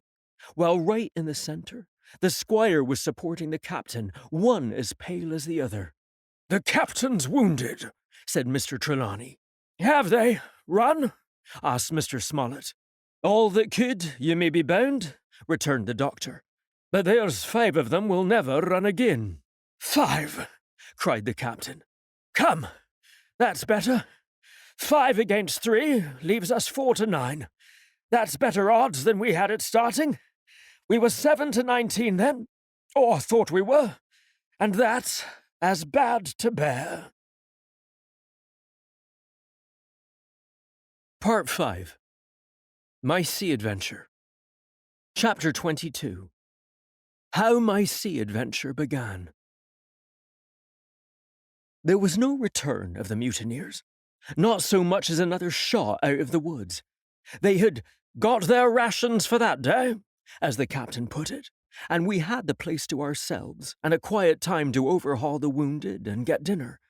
Squire and I cooked outside, in spite of the danger, and even outside we could hardly tell what we were at, for horror of the loud groans that reached us from the doctor's patients. Out of the 8 men who had fallen in the action, Only 3 still breathed. That one of the pirates who had been shot at the loophole, Hunter and Captain Smollett, and of these the first 2 were as good as dead. The mutineer, indeed, died under the doctor's knife, and Hunter, do what we could, never recovered consciousness in this world. He lingered all day, breathing loudly like the old buccaneer at home in his apoplectic fit, but the bones of his chest had been crushed by the blow, and his skull fractured in falling, and some time in the following night, without sign or sound, he went to his Maker. As for the captain, his wounds were grievous indeed, but not dangerous. No organ was fatally injured. Anderson's ball, for it was Job that shot him first, had broken his shoulder blade and touched the lung, not badly. The second had only torn and displaced some muscles in the calf. He was sure to recover, the doctor said, but in the meantime, and for weeks to come, he must not walk nor move his arm, nor so much as speak when he could help it. My own accidental cut across the knuckles was a flea bite. Dr. Livesey patched it up with plaster and pulled my ears for me into the bargain. After dinner, the squire and the doctor sat by the captain's side a while in consultation, and when they had talked to their heart's content, it being then a little past noon, the doctor took up his hat and pistols, girt on a cutlass, put the chart in his pocket, and with a musket over his shoulder, crossed the palisade on the north side, and set off briskly through the trees. Gray and I were sitting together at the far end of the blockhouse, to be out of earshot of our officers consulting, and Gray took his pipe out of his mouth and fairly forgot to put it back again, so thunderstruck was he at this occurrence. "Why, in the name of Davy Jones," said he, "is Dr. Livesey mad?" "Why, no," says I. "He's about the last of this crew for that, I take it." "Well, shipmate," said Gray, "mad he may not be, but if he's not, you mark my words, I am." "I take it," replied I. "The doctor has his idea, and if I'm right, he's going now to see Ben Gunn." I was right, as appeared later, but in the meantime, the house being stifling hot, and the little patch of sand inside the palisade ablaze with midday sun, I began to get another thought into my head, which was not by any means so right. What I began to do was to envy the doctor, walking in the cool shadow of the woods with the birds about him and the pleasant smell of the pines, while I sat grilling with my clothes stuck to the hot resin and so much blood about me and so many poor dead bodies lying all around, that I took a disgust of the place that was almost as strong as fear. All the time I was washing out the blockhouse, and then washing up the things from dinner, this disgust and envy kept growing stronger and stronger, till at last, being near a bread bag, and no one then observing me, I took the first step toward my escapade, and filled both pockets of my coat with biscuit. I was a fool, if you like, and certainly I was going to do a foolish, overbold act, but I was determined to do it with all the precautions in my power. These biscuits, should anything befall me, would keep me at least from starving till far on in the next day. The next thing I laid hold of was a brace of pistols, and, as I already had a powder horn and bullets, I felt myself well supplied with arms. As for the scheme I had in my head, it was not a bad one in itself. I was to go down the sandy spit that divides the anchorage on the east from the open sea, find the white rock I had observed last evening, and ascertain whether it was there or not that Ben Gunn had hidden his boat, a thing quite worth doing, as I still believe. But as I was certain I should not be allowed to leave the enclosure, my only plan was to take French leave, and slip out when nobody was watching. And that was so bad a way of doing it as made the thing itself wrong. But I was only a boy, and had made my mind up. Well, as things at last fell out, I found an admirable opportunity. The squire and Gray were busy helping the captain with his bandages. The coast was clear. I made a bolt for it over the stockade and into the thickest of the trees, and before my absence was observed, I was out of cry of my companions. This was my second folly, far worse than the first, as I left but 2 sound men to guard the house. But like the first, it was a help towards saving all of us. I took my way straight for the east coast of the island, for I was determined to go down the seaside of the spit to avoid all chance of observation from the anchorage. It was already late in the afternoon, although still warm and sunny. As I continued to thread the tall woods, I could hear from afar before me not only the continuous thunder of the surf, but a certain tossing of foliage and grinding of boughs, which showed me the sea breeze had set in higher than usual. Soon, cool draughts of air began to reach me, and a few steps farther I came forth into the open borders of the grove and saw the sea, lying blue and sunny to the horizon, and the surf tumbling and tossing its foam along the beach. I had never seen the sea quiet round Treasure Island. The sun might blaze overhead, the air be without a breath, the surface smooth and blue, but still these great rollers would be running along all the external coast, thundering and thundering by day and night. And I scarce believe there is one spot in the island where a man would be out of earshot of their noise. I walked along beside the surf with great enjoyment, till, thinking I was now got far enough to the south, I took the cover of some thick bushes, and crept warily up to the ridge of the spit. Behind me was the sea, in front of the anchorage. The sea breeze, as though it had the sooner blown itself out by its unusual violence, was already at an end. It had been succeeded by light, variable airs from the south and southeast, carrying great banks of fog, and the anchorage, under lee of Skeleton Island, lay still and leaden as when we first entered it. The Hispaniola, in that unbroken mirror, was exactly portrayed from the truck to the waterline, the Jolly Roger hanging from her peak. Alongside lay one of the gigs, silver in the stern sheets, him I could always recognize, while a couple of men were leaning over the stern bulwarks, one of them with a red cap, the very rogue that I had seen some hours before stride legs upon the palisade. Apparently, they were talking and laughing, though at that distance, upward of a mile, I could of course hear no word of what was said. All at once, there began the most horrid, unearthly screaming, which at first startled me badly, though I had soon remembered the voice of Captain Flint, and even thought I could make out the bird by her bright plumage as she sat perched upon her master's wrist. Soon after, the jolly boat shoved off and pulled for shore, and the man with the red cap and his comrade went below by the cabin companion. Just about the same time, the sun had gone down behind the spyglass, and as the fog was collecting rapidly, it began to grow dark in earnest. I saw I must lose no time if I were to find the boat that evening. The white rock, visible enough above the brush, was still some eighth of a mile further down the spit, and it took me a goodish while to get up with it, crawling, often on all fours, among the scrub. Night had almost come when I laid my hand on its rough sides. Right below it, there was an exceedingly small hollow of green turf, hidden by banks and a thick underwood about knee-deep, that grew there very plentifully, and, in the centre of the dell, sure enough a little tent of goat-skins, like what the gypsies carry about with them in England. I dropped into the hollow, lifted the side of the tent, and there was Ben Gunn's boat. Homemade, if ever anything was homemade, a rude lopsided framework of tough wood, and stretched upon that a covering of goatskin, with a hair inside. The thing was extremely small, even for me, and I could hardly imagine that it could have floated with a full-sized man. There was one thwart set as low as possible, a kind of stretcher in the bows, and a double paddle for propulsion. I had not then seen a coracle, such as the ancient Britons made, but I have seen one since, and I can give you no fairer idea of Ben Gunn's boat than by saying it was like the first and worst coracle ever made by man. But the great advantage of the coracle it certainly possessed, for it was exceedingly light and portable.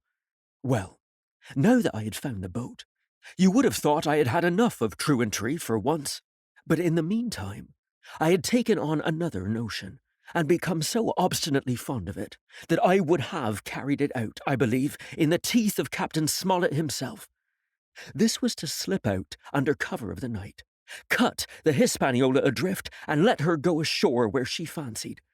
I had quite made up my mind that the mutineers, after their repulse of the morning, had nothing nearer their hearts than to up anchor and away to sea.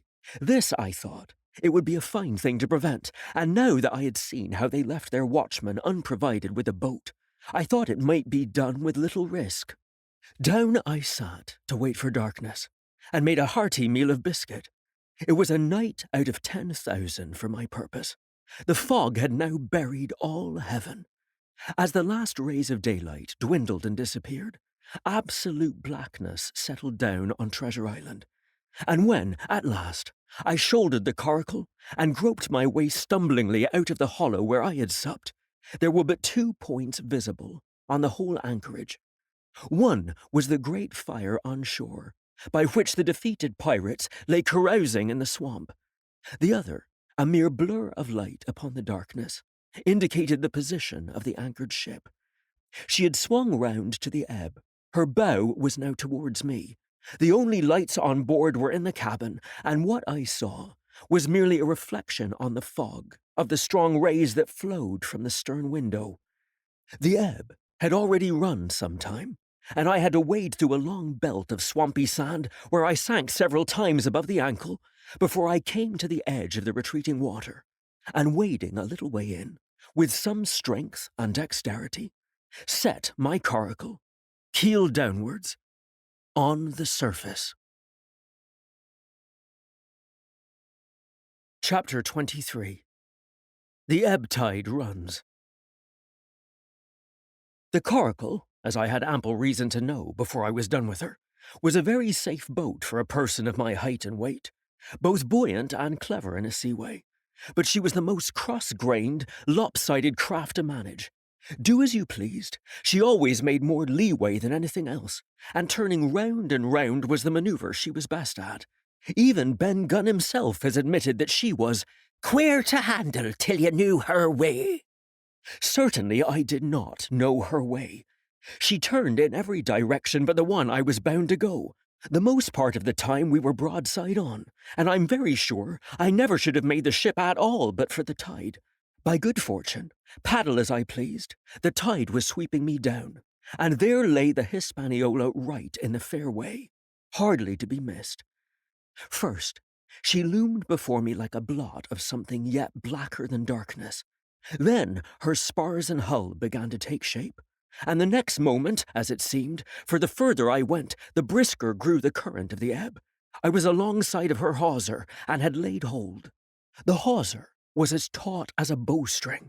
So strong she pulled upon her anchor. All round the hull in the blackness, the rippling current bubbled and chattered like a little mountain stream.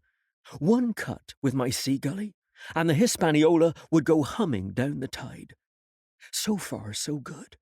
But it next occurred to my recollection that a taut hawser, suddenly cut, is a thing as dangerous as a kicking horse.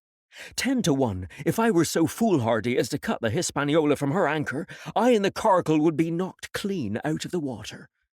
This brought me to a full stop, and if fortune had not again particularly favoured me, I should have had to abandon my design.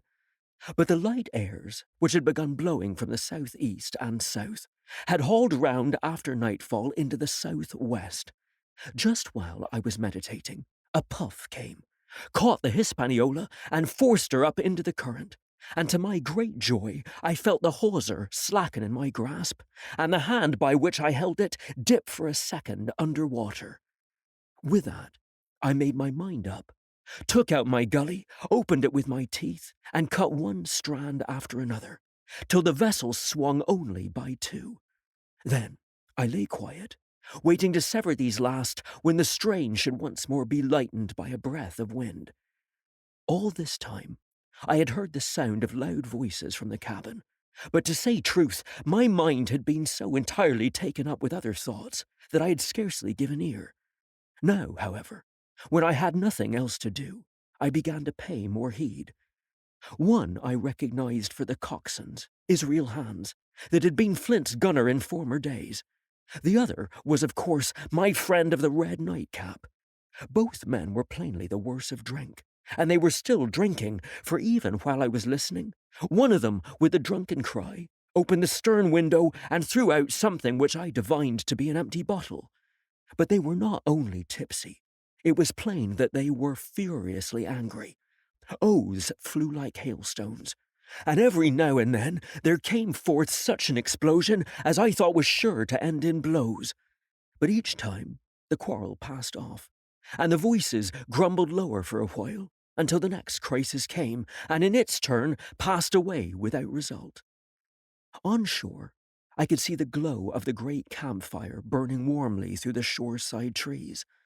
Someone was singing a dull old droning sailor's song, with a droop and a quaver at the end of every verse, and seemingly no end to it at all but the patience of the singer.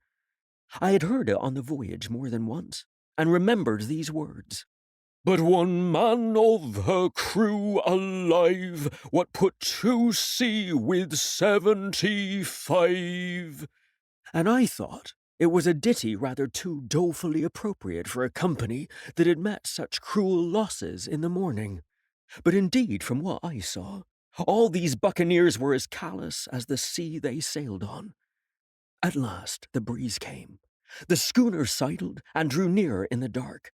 I felt the hawser slacken once more and, with a good tough effort, cut the last fibres through. The breeze had but little action on the coracle, and I was almost instantly swept against the bows of the Hispaniola. At the same time, the schooner began to turn upon her heel, spinning slowly, end for end across the current. I wrought like a fiend, for I expected every moment to be swamped, and since I found I could not push the coracle directly off, I now shoved straight astern. At length I was clear of my dangerous neighbour, and just as I gave the last impulsion, my hands came across a light cord that was trailing overboard across the stern bulwarks. Instantly I grasped it. Why I should have done so, I can hardly say.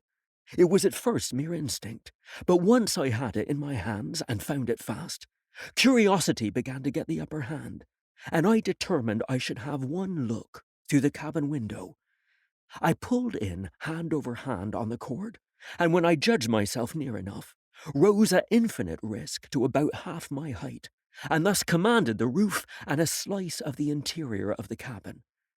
By this time, the schooner and her little consort were gliding pretty swiftly through the water. Indeed, we had already fetched up level with the campfire. The ship was talking, as sailors say, loudly, treading the innumerable ripples with an insistent weltering splash. And until I got my eye above the window-sill, I could not comprehend why the watchman had taken no alarm.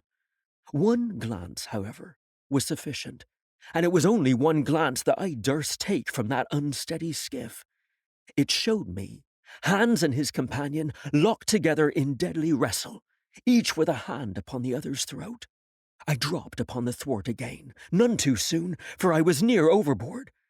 I could see nothing for the moment but these two furious and crimson faces swaying together under the smoky lamp, and I shut my eyes to let them grow once more familiar with the darkness. The endless ballad had come to an end at last, and the whole diminished company about the campfire had broken into the chorus I had heard so often. 15 men on a dead man's chest, yo-ho-ho and a bottle of rum, drink and the devil had done for the rest, yo-ho-ho and a bottle of rum. I was just thinking how busy Drink and the devil were at that very moment in the cabin of the Hispaniola, when I was surprised by a sudden lurch of the coracle. At the same moment, she yawed sharply and seemed to change her course. The speed, in the meantime, had strangely increased. I opened my eyes at once. All round me were little ripples, combing over with a sharp, bristling sound and slightly phosphorescent. The Hispaniola herself, a few yards in whose wake I was still being whirled along, seemed to stagger in her course, and I saw her spars toss a little against the blackness of the night. Nay, as I looked longer, I made sure she also was wheeling to the southward. I glanced over my shoulder, and my heart jumped against my ribs. There, right behind me, was the glow of the campfire. The current had turned at right angles, sweeping round along with it the tall schooner and the little dancing coracle. Ever quickening, ever bubbling higher, ever muttering louder, it went spinning through the narrows for the open sea. Suddenly, The schooner in front of me gave a violent yaw, turning perhaps through 20 degrees, and almost at the same moment one shout followed another from on board. I could hear feet pounding on the companion ladder, and I knew that the two drunkards had at last been interrupted in their quarrel and awakened to a sense of their disaster. I lay down flat in the bottom of that wretched skiff, and devoutly recommended my spirit to its Maker. At the end of the straits, I made sure we must fall into some bar of raging breakers, where all my troubles would be ended speedily, and though I could, perhaps, bear to die, I could not bear to look upon my fate as it approached. So I must have lain for hours, continually beaten to and fro upon the billows, now and again wetted with flying sprays, and never ceasing to expect death at the next plunge. Gradually, weariness grew upon me. A numbness, an occasional stupor fell upon my mind even in the midst of my terrors, until sleep at last supervened, and in my sea-tossed coracle I lay and dreamed of home and the old Admiral Benbow. Chapter 24. The Cruise of the Coracle. It was broad day when I awoke, and found myself tossing at the southwest end of Treasure Island.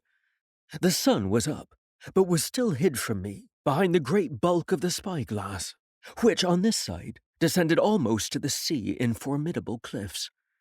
Hall Bowlen Head and Mizzenmast Hill were at my elbow, the hill bare and dark, the head bound with cliffs 40 or 50 feet high, and fringed with great masses of fallen rock.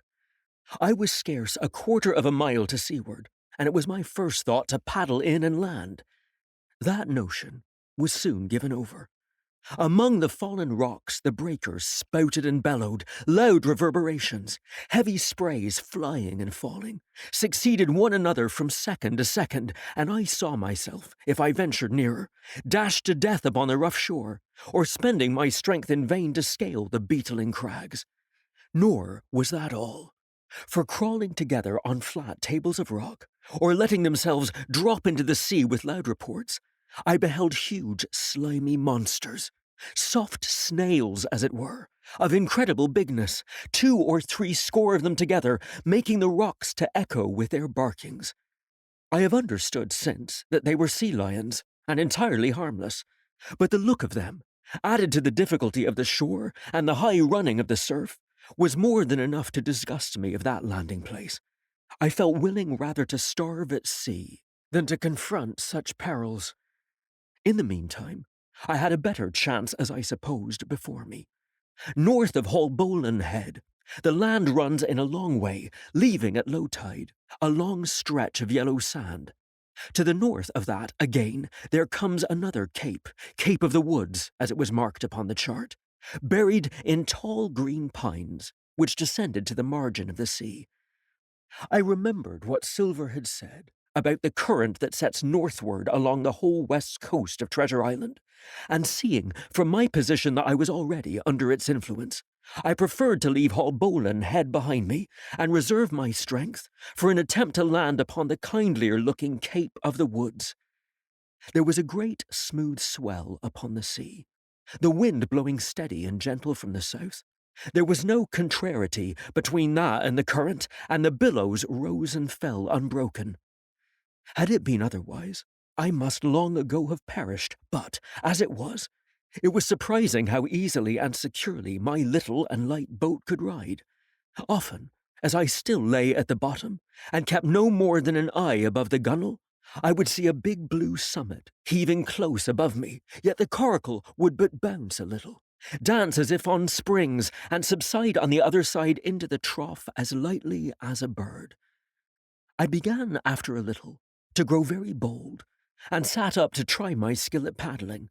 But even a small change in disposition of the weight will produce violent changes in the behaviour of a coracle, and I had hardly moved before the boat, giving up at once her gentle dancing movement, ran straight down a slope of water so steep that it made me giddy, and struck her nose with a spout of spray deep into the side of the next wave. I was drenched and terrified, and fell instantly back into my old position, whereupon the coracle, seemed to find her head again, and led me as softly as before among the billows. It was plain that she was not to be interfered with, and at that rate, since I could in no way influence her course, what hope had I left of reaching land? I began to be horribly frightened, but I kept my head for all that. First, moving with all care, I gradually bailed out the coracle with my sea cap. Then, getting my eyes once more above the gunwale, I set myself to study how it was she managed to slip so quietly through the rollers. I found each wave, instead of the big, smooth, glossy mountain it looks from shore, or from a vessel's deck, was for all the world like any range of hills on the dry land, full of peaks and smooth places and valleys. The coracle, left to herself, turning from side to side, threaded, so to speak, her way through these lower parts, and avoided the steep slopes and higher toppling summits of the wave. Well now, thought I to myself, it is plain I must lie where I am, and not disturb the balance, but it is plain also that I can put the paddle over the side and, from time to time, in smooth places, give her a shove or two towards land. No sooner thought upon than done. There I lay upon my elbows, in the most trying attitude, and every now and again gave a weak stroke or two to turn her head to shore. It was very tiring, and slow work, yet I did visibly gain ground, and, as we drew near the Cape of the Woods, though I saw I must infallibly miss that point, I had still made some 100 yards of easting. I was, indeed, close in. I could see the cool green tree-tops swaying together in the breeze, and I felt sure I should make the next promontory without fail. It was high time, for I now began to be tortured with thirst. The glow of the sun from above, its thousandfold reflection from the waves, the sea-water that fell and dried upon me, caking my very lips with salt, combined to make my throat burn and my brain ache. The sight of the trees so near at hand had almost made me sick with longing, but the current had soon carried me past the point, and, as the next reach of sea opened out, I beheld a sight that changed the nature of my thoughts. Right in front of me, not half a mile away, I beheld the Hispaniola under sail. I made sure, of course, that I should be taken, but I was so distressed for want of water that I scarce knew whether to be glad or sorry at the thought, and, long before I had come to a conclusion, surprise had taken entire possession of my mind, and I could do nothing but stare and wonder. The Hispaniola was under her mainsail and 2 jibs, and the beautiful white canvas shone in the sun like snow or silver. When I first sighted her, all her sails were drawing. She was lying a course about northwest, and I presumed the men on board were going round the island on their way back to the anchorage. Presently, she began to fetch more and more to the westward, so I thought they had sighted me and were going about in chase. At last, however, she fell right into the wind's eye, was taken dead aback, and stood there a while helpless, with her sails shivering. "Clumsy fellows," said I. "They must still be drunk as owls." And I thought how Captain Smollett would have set them skipping. Meanwhile, the schooner gradually fell off, and filled again upon another tack, sailed swiftly for a minute or so, and brought up once more dead in the wind's eye. Again and again this was repeated, to and fro, up and down, north, south, east and west. The Hispaniola sailed by swoops and dashes, and at each repetition ended as she had begun, with idly flapping canvas. It became plain to me that nobody was steering, and if so, where were the men? Either they were dead drunk, or had deserted her, I thought, and perhaps if I could get on board, I might return the vessel to her captain. The current was bearing coracle and schooner southward at an equal rate. As for the latter's sailing, it was so wild and intermittent, and she hung each time so long in irons, that she certainly gained nothing, if she did not even lose. If I only dared to sit up and paddle, I made sure that I could overhaul her. The scheme had an air of adventure that inspired me, and the thought of the water breaker beside the fore companion doubled my growing courage. Up I got, was welcomed almost instantly by another cloud of spray, but this time stuck to my purpose, and set myself, with all my strength and caution, to paddle after the unsteered Hispaniola. Once I shipped a sea so heavy that I had to stop and bail, with my heart fluttering like a bird, but gradually I got into the way of the thing, and guided my coracle among the waves, with only now and then a blow upon her bows and a dash of foam in my face. I was now gaining rapidly on the schooner. I could see the brass glisten on the tiller as it banged about, and still no soul appeared upon her decks. I could not choose but suppose she was deserted. If not, the men were lying drunk below, where I might batten them down perhaps, and do what I chose with the ship. For some time, she had been doing the worst thing possible for me, standing still. She headed nearly due south, yawing, of course, all the time. Each time she fell off her sails partly filled, and these brought her, in a moment, right to the wind again. I have said this was the worst possible thing for me, for helpless as she looked in this situation, with the canvas crackling like cannon, and the blocks trundling and banging on the deck, she still continued to run away from me, not only with the speed of the current, but by the whole amount of her leeway, which was naturally great. But now, at last, I had my chance. The breeze fell, for some seconds very low, and the current gradually turning her. The Hispaniola revolved slowly round her centre, and at last presented me her stern, with the cabin window still gaping open, and the lamp over the table still burning on into the day. The mainsail hung drooped like a banner. She was stock still, but for the current. For the last little while I had even lost, but now, redoubling my efforts, I began once more to overhaul the chase. I was not 100 yards from her when the wind came again in a clap. She filled on the port tack and was off again, stooping and skimming like a swallow. My first impulse was one of despair, but my second was towards joy. Round she came, till she was broadside onto me, round still till she had covered a half, and then 2/3, and then 3/4 of the distance that separated us. I could see the waves boiling white under her forefoot. Immensely tall she looked to me, from my low station in the coracle.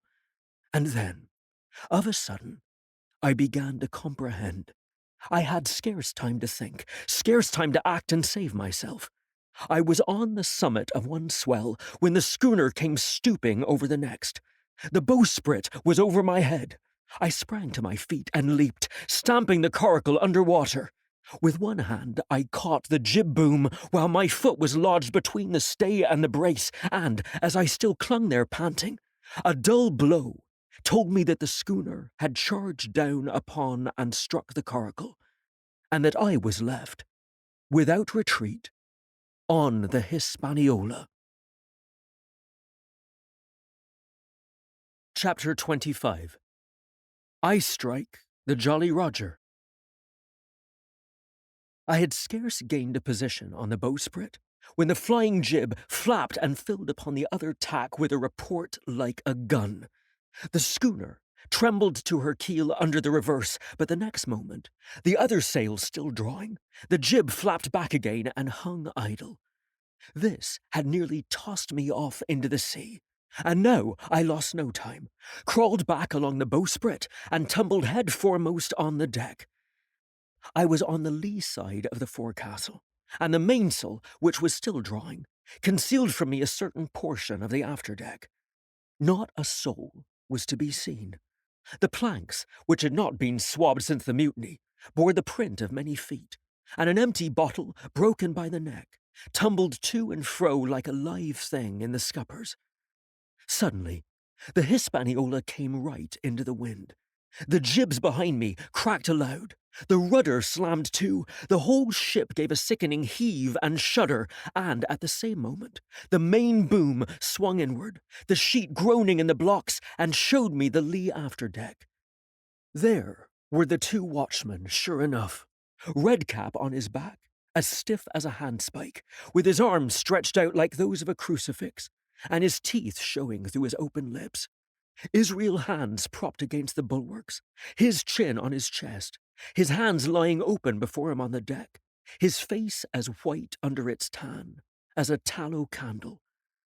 For a while, the ship kept bucking and sidling like a vicious horse, the sails filling, now on one tack, now on another, and the boom swinging to and fro till the mast groaned aloud under the strain.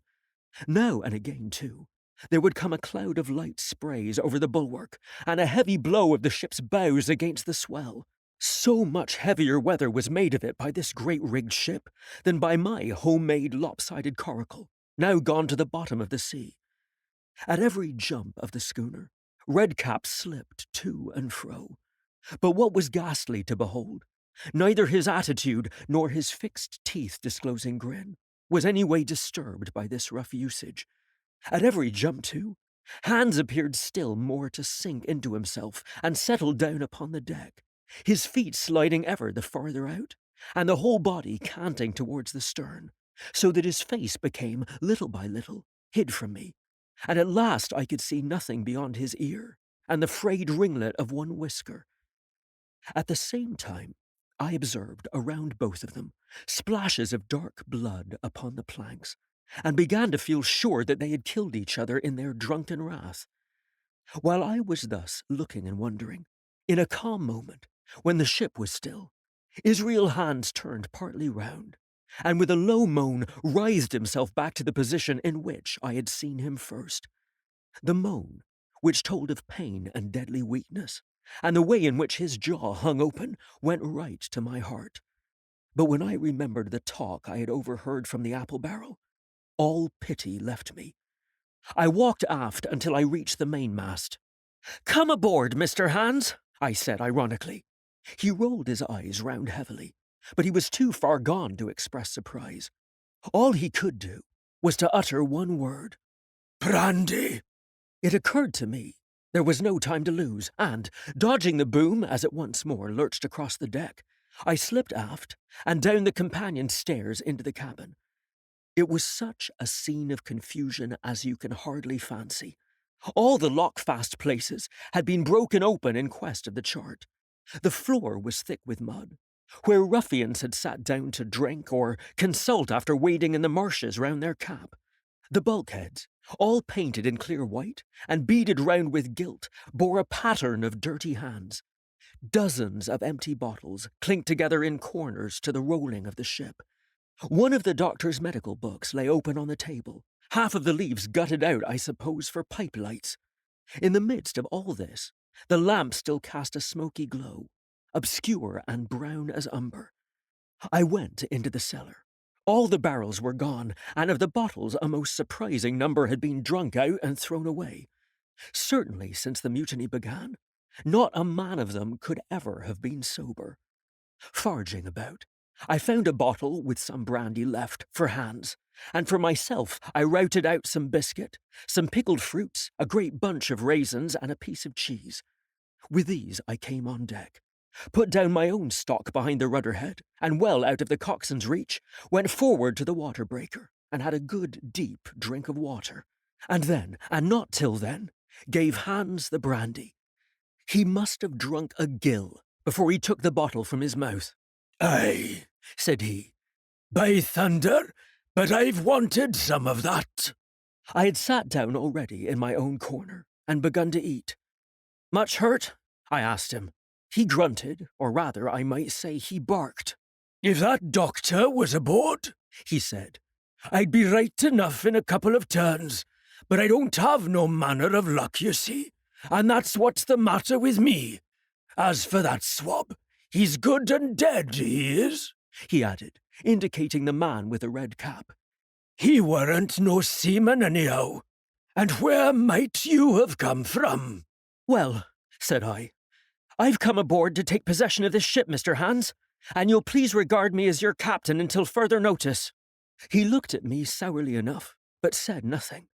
Some of the colour had come back to his cheeks, though he still looked very sick, and still continued to slip out and settle down as the ship banged about.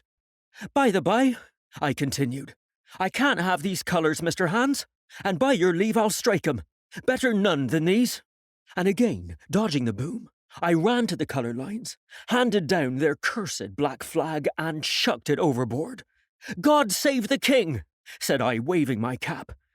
"And there's an end to Captain Silver." He watched me keenly and slyly, his chin all the while on his breast. "I reckon," he said at last, "I reckon, Captain Hawkins, you'll kind of want to get ashore now. Suppose we talks." "Why, yes," says I, "with all my heart, Mr. Hands. Say on." And I went back to my meal with a good appetite. "This man," he began, nodding feebly at the corpse. "O'Brien were his name, a rank Irelander. This man and me got the canvas on her, meaning for to sail her back. Well, he's dead now, he is, as dead as bilge, and who's to sail this ship I don't see. Without I gives you a hint, you ain't that man as far as I can tell. Now look here, you gives me food and drink, and an old scarf or handkercher to tie my wound up, you do, and I'll tell you how to sail her. And that's about square all round, I take it." "I'll tell you one thing," says I. "I'm not going back to Captain Kidd's anchorage. I mean to get into North Inlet and beach her quietly there." "To be sure you did," he cried. "Why, I ain't such an infernal lubber after all. I can see, can't I? I've tried my fling, I have, and I've lost, and it's you as has the wind of me. North Inlet? Why, I haven't no choice, not I. I'd help you sail her up to Execution Dock, by thunder, so I would." Well, it seemed to me there was some sense in this. We struck our bargain on the spot. In 3 minutes, I had the Hispaniola sailing easily before the wind along the coast of Treasure Island, with good hopes of turning the northern point ere noon, and beating down again as far as North Inlet before high water, when we might beach her safely, and wait till the subsiding tide permitted us to land. Then I lashed the tiller, and went below to my own chest, where I got a soft silk handkerchief of my mother's. With this, and with my aid, Hans bound the great bleeding stab he had received in the thigh, and after he had eaten a little and had a swallow or two more of the brandy, he began to pick up visibly, sat straighter up, spoke louder and clearer, and looked in every way another man. The breeze served us admirably. We skimmed before it like a bird, the coast of the island flashing by and the view changing every minute. Soon we were past the high lands and bowling beside low, sandy country, sparsely dotted with dwarf pines, and soon we were beyond that again and had turned the corner of the rocky hill that ends the island on the north. I was greatly elated with my new command, and pleased with the bright sunshiny weather and these different prospects of the coast. I now had plenty of water and good things to eat, and my conscience, which had smitten me hard for my desertion, was quieted by the great conquest I had made. I should, I think, have had nothing left me to desire but for the eyes of the coxswain as they followed me derisively about the deck, and the odd smile that appeared continually on his face. It was a smile that had in it something both of pain and weakness, a haggard old man's smile. But there was, besides that, a grain of derision, a shadow of treachery in his expression as he craftily watched, and watched, and watched me at my work. Chapter 26. Israel Hands. The wind, serving us to a desire, now hauled into the west. We could run so much the easier from the northeast corner of the island to the mouth of the North Inlet. Only, as we had no power to anchor, and dared not beach her till the tide had flowed a good deal farther, time hung on our hands. The coxswain told me how to lay the ship to, and after a good many trials I succeeded, and we both sat in silence over another meal. "Captain," said he at length, with that same uncomfortable smile, "here's my old shipmate O'Brien. Suppose you was to heave him overboard. I ain't particular as a rule, and I don't take no blame for settling his hash, but I don't reckon him ornamental now, do you?" "I'm not strong enough, and I don't like the job, and there he lies for me," said I. This here's an unlucky ship, this Hispaniola, Jim, he went on, blinking.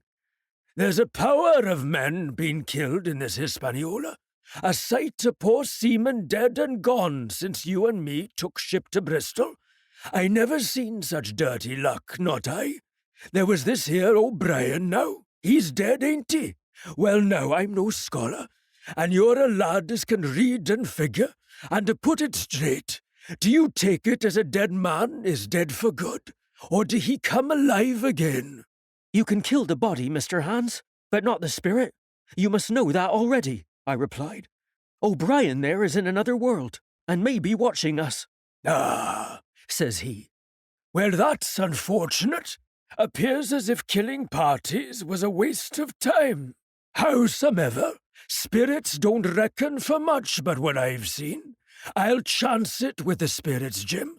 And now, you've spoke up free, and I'll take it kind if you'd step down into that there cabin and get me shiver my timbers.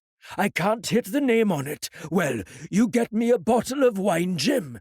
This here brandy's too strong for my head. No, the coxswain's hesitation seemed to be unnatural, and as for the notion of his preferring wine to brandy, I entirely disbelieved it. The whole story was a pretext.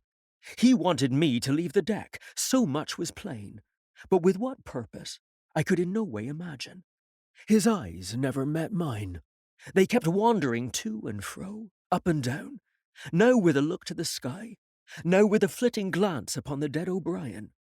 All the time he kept smiling, and putting his tongue out in the most guilty, embarrassed manner, so that a child could have told that he was bent on some deception.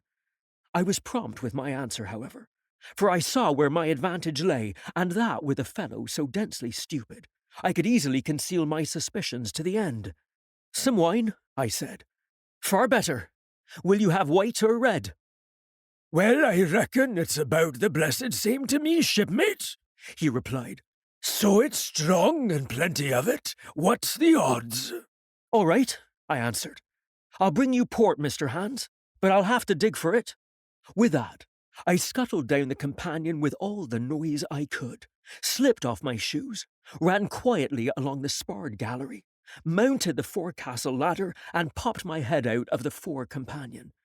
I knew he would not expect to see me there, yet I took every precaution possible, and certainly the worst of my suspicions proved too true.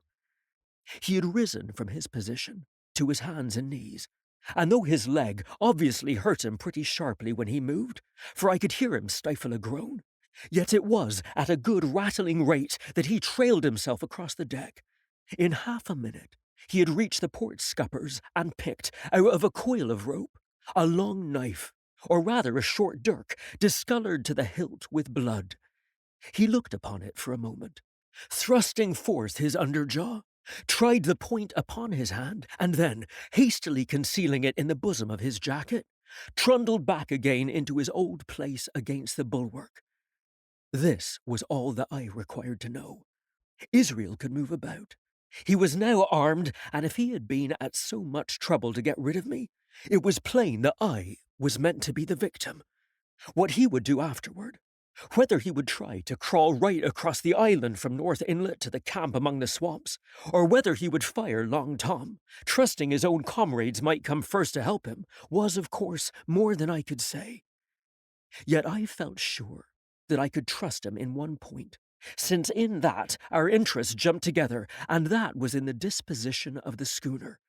We both desired to have her stranded safe enough in a sheltered place, and so that, when the time came, she could be got off again with as little labour and danger as might be. And until that was done, I considered that my life would certainly be spared. While I was thus turning the business over in my mind, I had not been idle with my body. I had stolen back to the cabin, slipped once more into my shoes, and laid my hand at random on a bottle of wine, and now, with this for an excuse, I made my reappearance on the deck. Hans lay as I had left him, all fallen together in a bundle, and with his eyelids lowered, as though he were too weak to bear the light. He looked up, however, at my coming, knocked the neck off the bottle, like a man who had done the same thing often, and took a good swig, with his favourite toast of "Here's luck." Then he lay quiet for a while, and then, pulling out a stick of tobacco, begged me to cut him a quid. "Cut me a junk of that," says he, "for I haven't no knife, and hardly strength enough, so be as I had. Ah, Jim, I reckon I've missed stays. Cut me a quid as'll likely be the last, lad, for I'm for my long home, and no mistake." Well, said I, I'll cut you some tobacco, but if I was you and thought myself so badly, I would go to my prayers like a Christian man. "Why?" said he. "Now you tell me why." Why? I cried. You were asking me just now about the dead. You've broken your trust. You've lived in sin and lies and blood.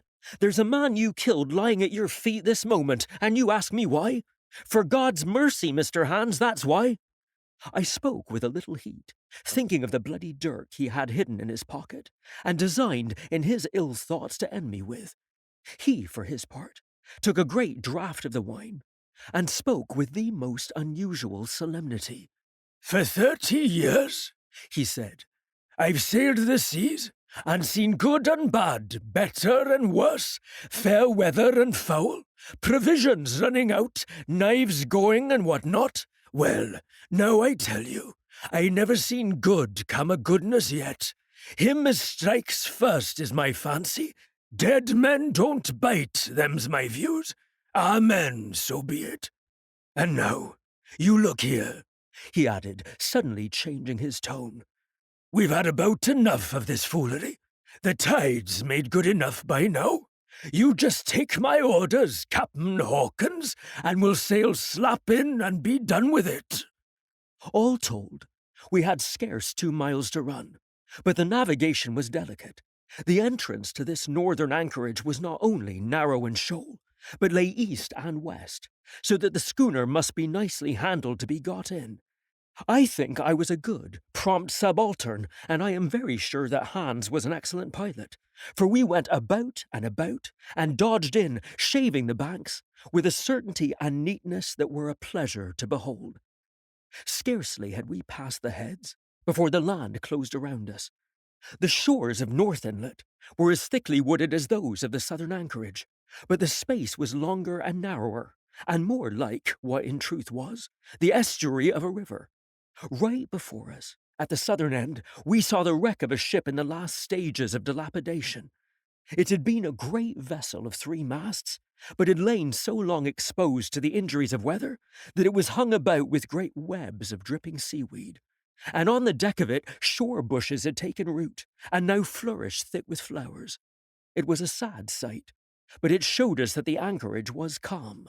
"Now," said Hans, "look there. There's a pet bit for to beach a ship in. Fine flat sand, never a cat's paw, trees all around of it, and flowers a-blowing like a guarding on that old ship." And once beached, I inquired, how shall we get her off again? "Why, so," he replied. "You take a line ashore there on the other side at low water, take a turn about one of them big pines, bring it back, take a turn around the capstan, and lie to for the tide. Come high water, all hands take a pull upon the line, and off she comes as sweet as nature. And now, boy, you stand by. We're near the bit now, and she's too much way on her. Starboard a little. So, steady, starboard, larboard a little, steady, steady." So he issued his commands, which I breathlessly obeyed, till, all of a sudden, he cried, "Now, my hearty luff!" and I put the helm hard up, and the Hispaniola swung round rapidly and ran stem on for the low-wooded shore. The excitement of these last manoeuvres had somewhat interfered with the watch I had kept hitherto, sharply enough upon the coxswain. Even then I was still so much interested, waiting for the ship to touch, that I had quite forgot the peril that hung over my head, and stood craning over the starboard bulwarks and watching the ripples spreading wide before the bows. I might have fallen without a struggle for my life, had not a sudden disquietude seized upon me, and made me turn my head. Perhaps I had heard a creak, or seen his shadow moving with the tail of my eye, Perhaps it was an instinct like a cat's, but sure enough, when I looked round, there was Hans already halfway toward me, with the dirk in his right hand. We must have both cried out aloud when our eyes met, but while mine was a shrill cry of terror, his was a roar of fury like a charging bull's. At the same instant, he threw himself forward, and I leapt sideways towards the bows. As I did so, I left hold of the tiller, which sprang sharp to leeward, and I think this saved my life, for it struck Hans across the chest and stopped him for the moment dead. Before he could recover, I was safe out of the corner where he had me trapped, with all the deck to dodge about. Just forward of the mainmast I stopped, drew a pistol from my pocket, took a cool aim, though he had already turned and was once more coming directly after me, and drew the trigger. The hammer fell, but there followed neither flash nor sound. The priming was useless with sea water. I cursed myself for my neglect. Why had I not, long before, reprimed and reloaded my only weapons? Then I should not have been, as now, a mere fleeing sheep before this butcher. Wounded as he was, it was wonderful how fast he could move. His grizzled hair tumbling over his face, and his face itself as red as a red ensign with his haste and fury. I had no time to try my other pistol, nor indeed much inclination, for I was sure it would be useless. One thing I saw plainly. I must not simply retreat before him, or he would speedily hold me boxed into the bows, as a moment since he had so nearly boxed me in the stern. Once so caught, and 9 or 10 inches of the blood-stained dirk would be my last experience on this side of eternity. I placed my palms against the mainmast, which was of a goodish bigness, and waited, every nerve upon the stretch. Seeing that I meant to dodge, he also paused, and a moment or two passed in feints on his part, and corresponding movements upon mine. It was such a game as I had often played at home about the rocks of Black Hill Cove, but never before, you may be sure, with such a wildly beating heart as now. Still, as I say, it was a boy's game, and I thought I could hold my own at it against an elderly seaman with a wounded thigh.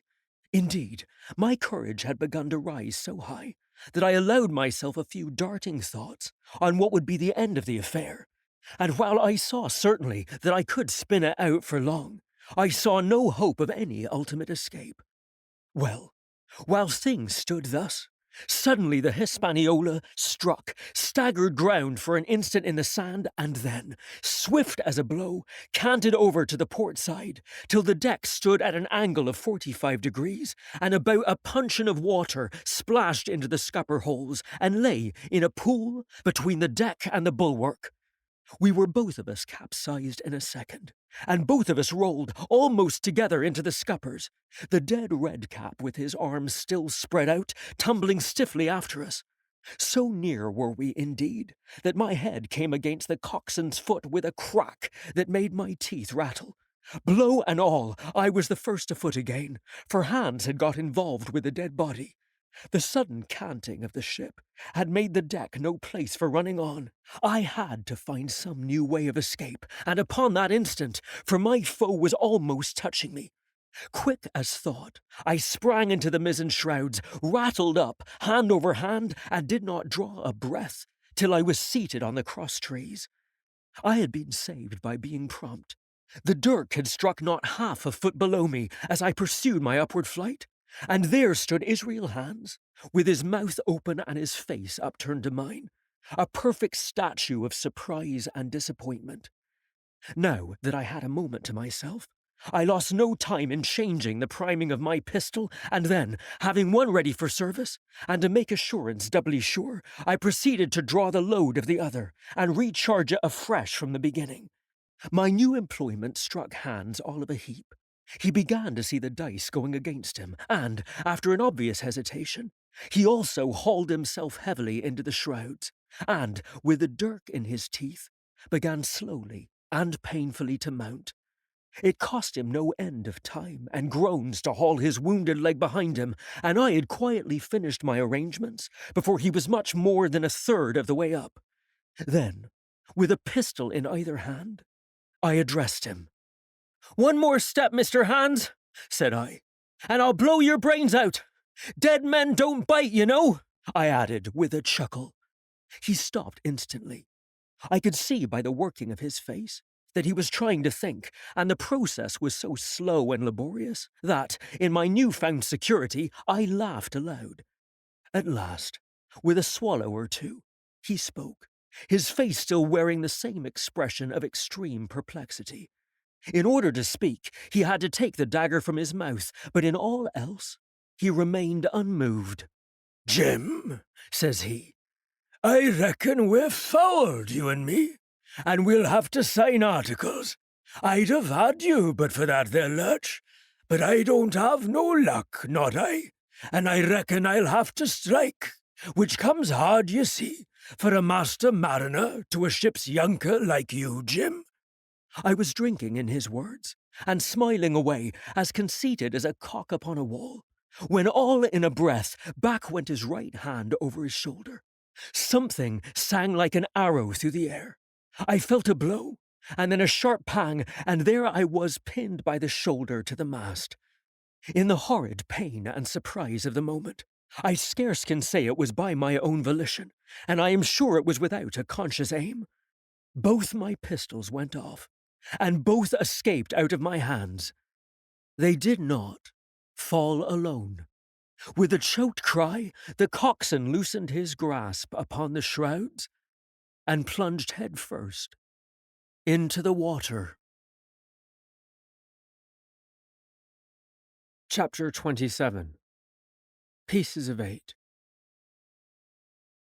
Owing to the cant of the vessel, the masts hung far out over the water, and from my perch on the crosstrees, I had nothing below me but the surface of the bay. Hans, who was not so far up, was in consequence nearer to the ship, and fell between me and the bulwarks. He rose once to the surface, in a lather of foam and blood, and then sank again for good. As the water settled, I could see him lying huddled together on the clean, bright sand, in the shadow of the vessel's sides. A fish or two whipped past his body. Sometimes, by the quivering of the water, he appeared to move a little, as if he were trying to rise. But he was dead enough for all that, being both shot and drowned, and was food for fish, in the very place where he had designed my slaughter. I was no sooner certain of this than I began to feel sick, faint, and terrified. The hot blood was running over my back and chest. The dirk, where it had pinned my shoulder to the mast, seemed to burn like hot iron. Yet it was not so much these real sufferings that distressed me, for these, it seemed to me, I could bear without a murmur. It was the horror I had upon my mind of falling from the crosstrees into that still green water, beside the body of the coxswain. I clung with both hands till my nails ached, and I shut my eyes as if to cover up the peril. Gradually, my mind came back again. My pulses quieted down to a more natural time, and I was once more in possession of myself.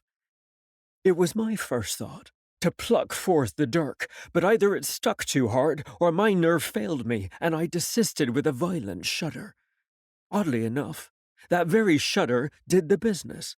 The knife, in fact, had come the nearest in the world to missing me altogether. It held me by a mere pinch of skin, and this the shudder tore away. The blood ran down the faster, to be sure, but I was my own master again, and only tacked to the mast by my coat and shirt. These last I broke through with a sudden jerk, and then regained the deck by the starboard shrouds. For nothing in the world would I have again ventured, shaken as I was, upon the overhanging port shrouds, from which Israel had so lately fallen. I went below, and did what I could for my wound. It pained me a good deal, and still bled freely, but it was neither deep nor dangerous, nor did it greatly gall me when I used my arm. Then I looked around me, and, as the ship was now, in a sense, my own, I began to think of clearing it from its last passenger, the dead man O'Brien. He had pitched, as I have said, against the bulwarks, where he lay like some horrible, ungainly sort of puppet. Life-size, indeed, but how different from life's colour or life's comeliness. In that position, I could easily have my way with him, And as the habit of tragical adventures had worn off almost all my terror for the dead, I took him by the waist as if he had been a sack of bran, and with one good heave, tumbled him overboard. He went in with a sounding plunge. The red cap came off and remained floating on the surface. And as soon as the splash subsided, I could see him and Israel lying side by side, both wavering with the tremulous movement of the water. O'Brien, though still quite a young man, was very bald. There he lay, with that bald head across the knees of the man who had killed him, and the quick fishes steering to and fro over both. I was now alone upon the ship. The tide had just turned. The sun was within so few degrees of setting that already the shadow of the pines upon the western shore began to reach right across the anchorage and fall in patterns on the deck. The evening breeze had sprung up, and though it was well warded off by the hill with the two peaks upon the east, the cordage had begun to sing a little softly to itself, and the idle sails to rattle to and fro. I began to see a danger to the ship. The jibs I speedily doused and brought tumbling to the deck, but the mainsail was a harder matter. Of course, when the schooner canted over, the boom had swung outboard, and the cap of it and a foot or two of sail hung even under water. I thought this made it still more dangerous, yet the strain was so heavy that I half feared to meddle. At last, I got my knife and cut the halyards. The peak dropped instantly. A great belly of loose canvas floated broad upon the water, and since, pull as I liked, I could not budge the downhaul, that was the extent of what I could accomplish.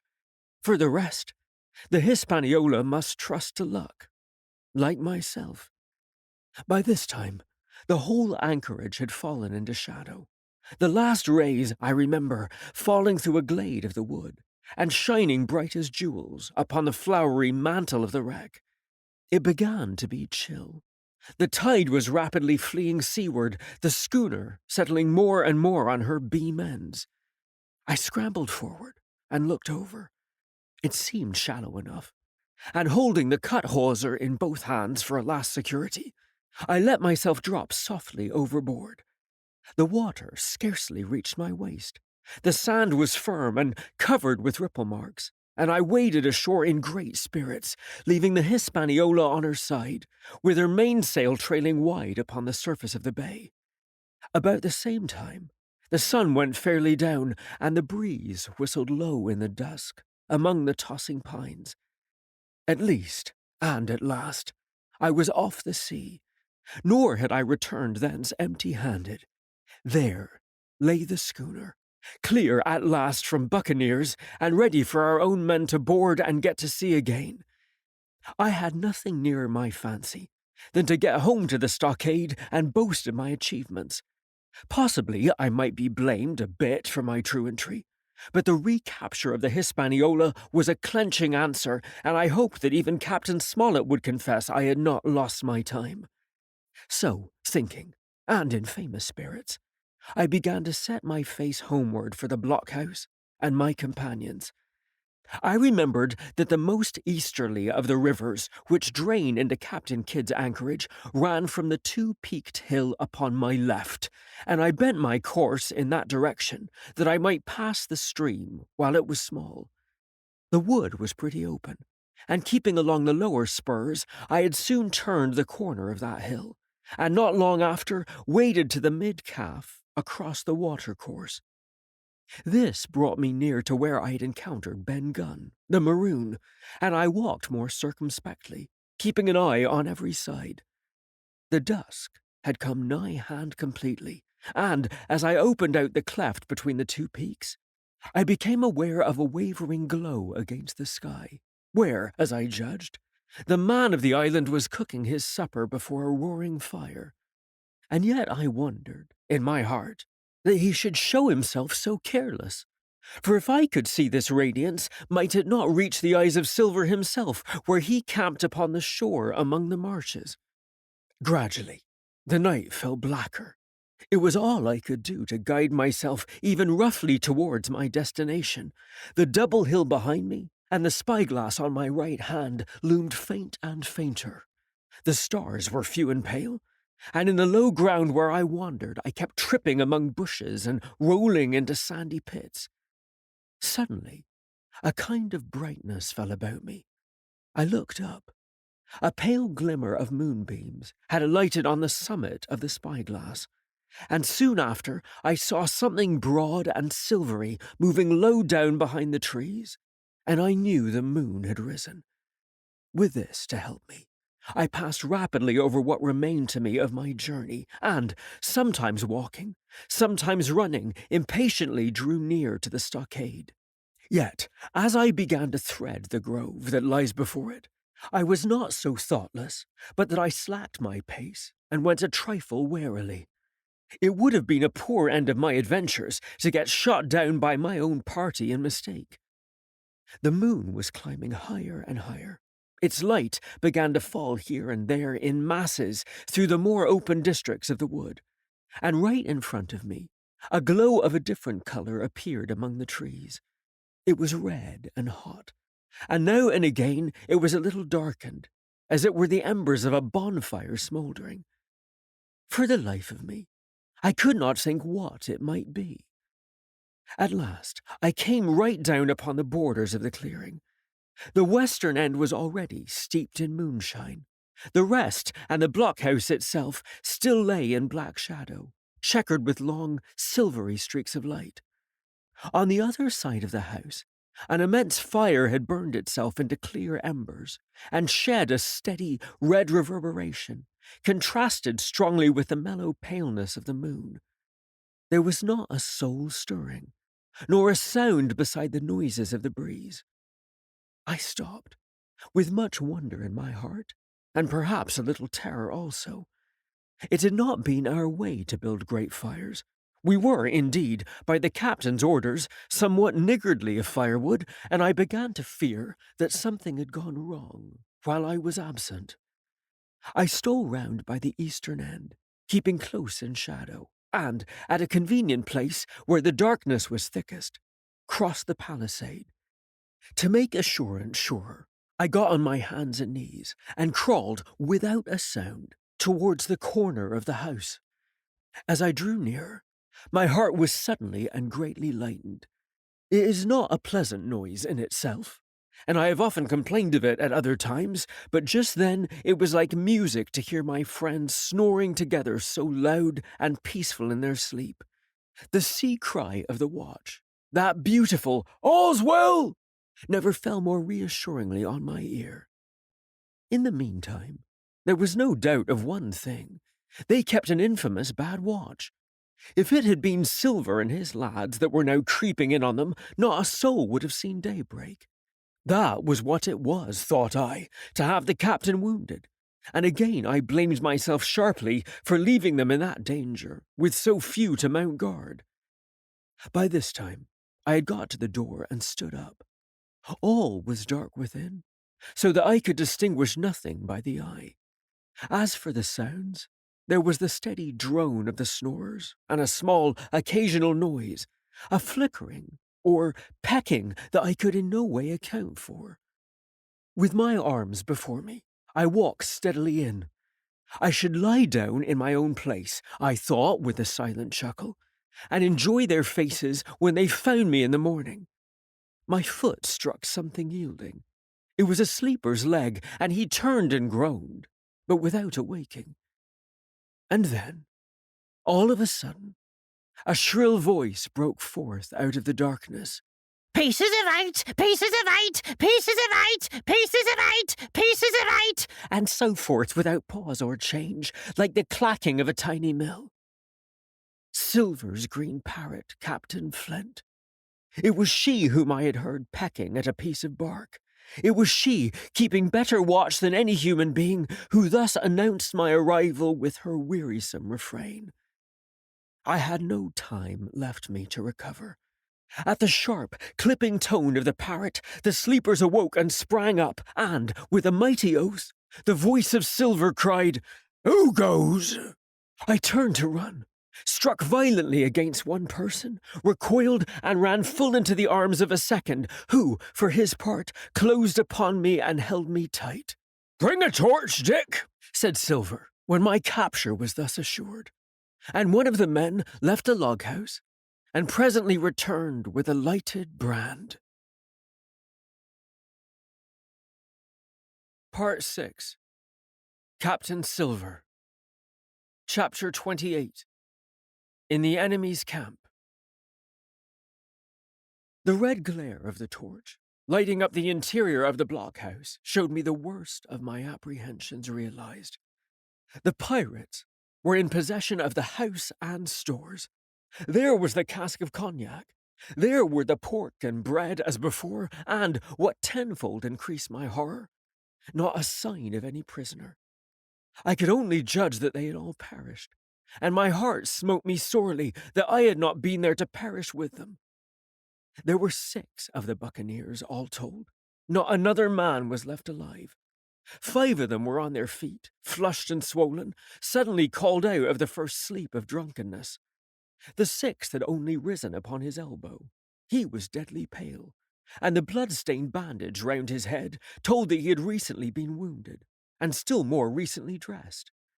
I remembered the man who had been shot and had run back among the woods in the great attack, and doubted not that this was he.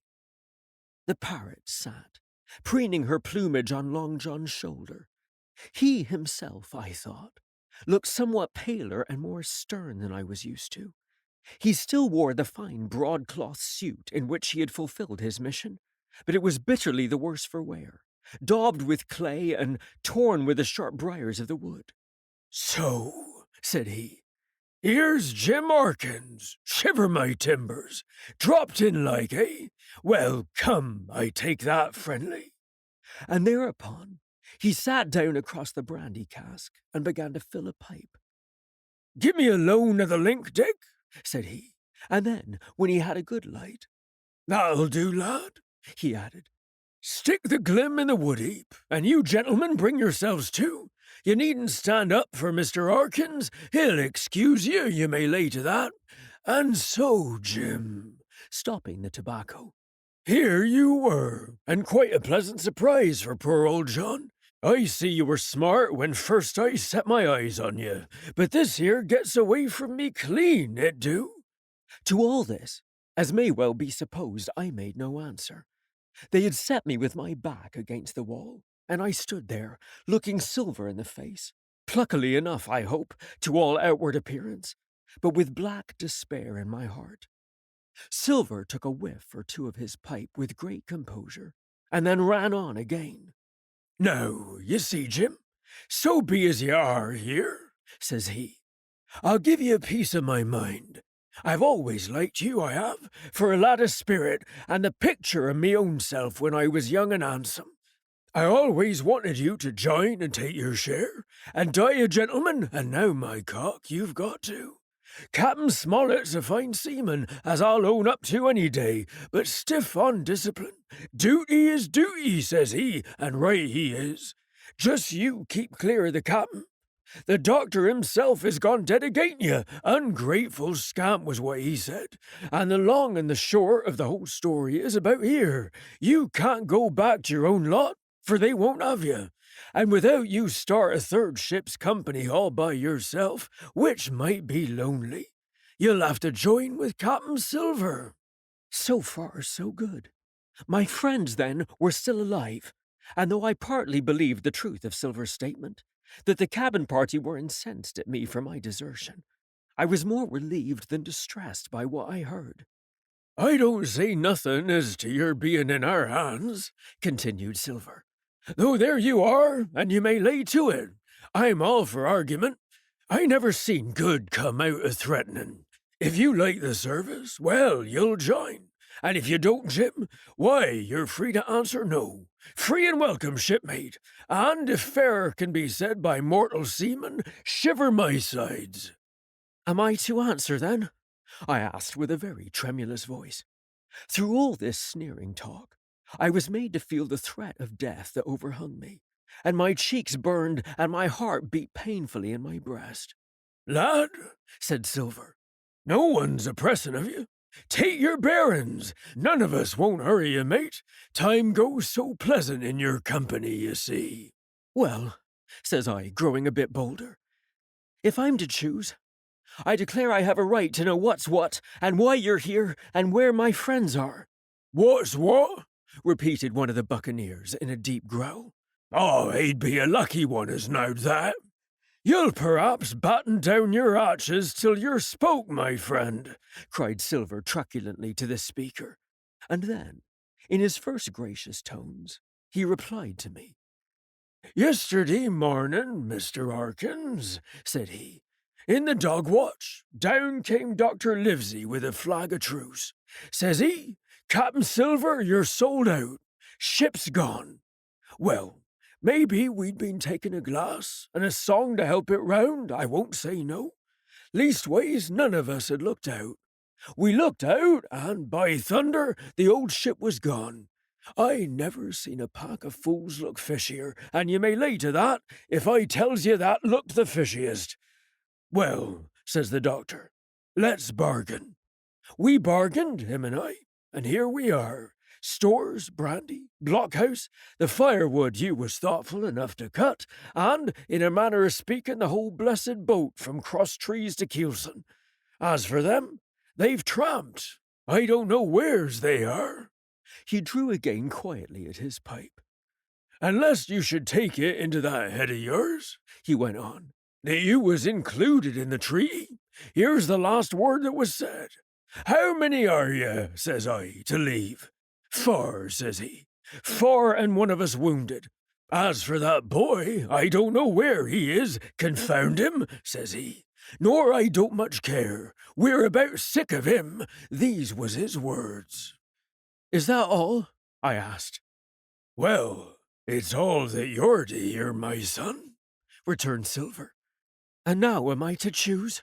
And now you are to choose, and you may lay to that, said Silver. Well, said I am not such a fool, but I know pretty well what I have to look for. Let the worst come to the worst, it's little I care. I've seen too many die since I fell in with you. But there's a thing or two I have to tell you, I said, and by this time I was quite excited. And the first is this. Here you are, in a bad way, ship lost, treasure lost, men lost, your whole business gone to wreck, and if you want to know who did it, it was I. I was in the apple barrel the night we sighted land, and I heard you, John, and you, Dick Johnson, and Hans, who is now at the bottom of the sea, and told every word you said before the hour was out. And as for the schooner, it was I who cut her cable, and it was I that killed the men you had aboard her, and it was I who brought her where you'll never see her more, not one of you. The laugh's on my side. I've had the top of this business from the first. I no more fear you than I fear a fly. Kill me, if you please, or spare me. But one thing I'll say, and no more. If you spare me, bygones are bygones, and when you fellas are in court for piracy, I'll save you all I can. It's for you to choose. Kill another and do yourselves no good, or spare me and keep a witness to save you from the gallows. I stopped, for I tell you I was out of breath, and to my wonder, not a man of them moved, but all sat staring at me like as many sheep. And while they were still staring, I broke out again. And now, Mr. Silver, I said, I believe you're the best man here. And if things go the worst, I'll take it kind of you to let the doctor know the way I took it. I'll bear it in mind, said Silver, with an accent so curious that I could not, for the life of me, decide whether he were laughing at my request, or had been favourably affected by my courage. I'll put one to that, cried the old mahogany-faced seaman, Morgan by name, whom I had seen in Long John's public house upon the quays of Bristol. It was him that knowed Black Dog. Well, and see here, added the sea cook, I'll put another again to that, by thunder, for it was this same boy that faked the chart from Billy Bones. First and last we've split upon Jim Harkins. Then here goes, said Morgan with an oath, and he sprang up, drawing his knife as if he had been 20. Avast there, cried Silver. Who are you, Tom Morgan? Maybe you thought you was captain here, perhaps? By the powers, I'll teach you better. Cross me, and you'll go where many a good man's gone before you, first and last, these 30 year back. Some to the yard arm shiver my sides, and some by the board, and all to feed the fishes. There's never a man looked me between the eyes and seen a good day afterwards, Tom Morgan. You may lay to that. Morgan paused, but a hoarse murmur rose from the others. Tom's right, said one. I stood hazing long enough from one, added another. I'll be hanged if I'm hazed by you, John Silver. Did any of you gentlemen want to have it out with me? Roared Silver, bending far forward from his position on the keg, with his pipe still glowing in his right hand. Put a name on what you're at. You ain't dumb, I reckon. Him that wants shall get it. Have I lived this many years, and a son of a rum-punching cock his hat athwart my hawse at the latter end of it? You know the way. You're all gentlemen of fortune, by your account. Well, I'm ready. Take a cutlass, him that dares, and I'll see the colour of his inside, crutch and all, before that pipe's empty. Not a man stirred. Not a man answered. That's your sort, is it? He added, returning his pipe to his mouth. Well, you're a gay lot to look at anyway. Not worth much to fight, you ain't. Perhaps you can understand King George's English. I'm captain here by election. I'm captain here because I'm the best man by a long sea mile. You won't fight as gentlemen of fortune should, then by thunder you'll obey, and you may lay to it. I like that boy now. I never seen a better boy than that. He's more a man than any pair of rats of you in this here house, and what I say is this. Let me see him that'll lay a hand on him. That's what I say, and you may lay to it. There was a long pause after this. I stood straight up against the wall, my heart still going like a sledgehammer, but with a ray of hope now shining in my bosom. Silver leant back against the wall, his arms crossed, his pipe in the corner of his mouth, as calm as though he had been in church.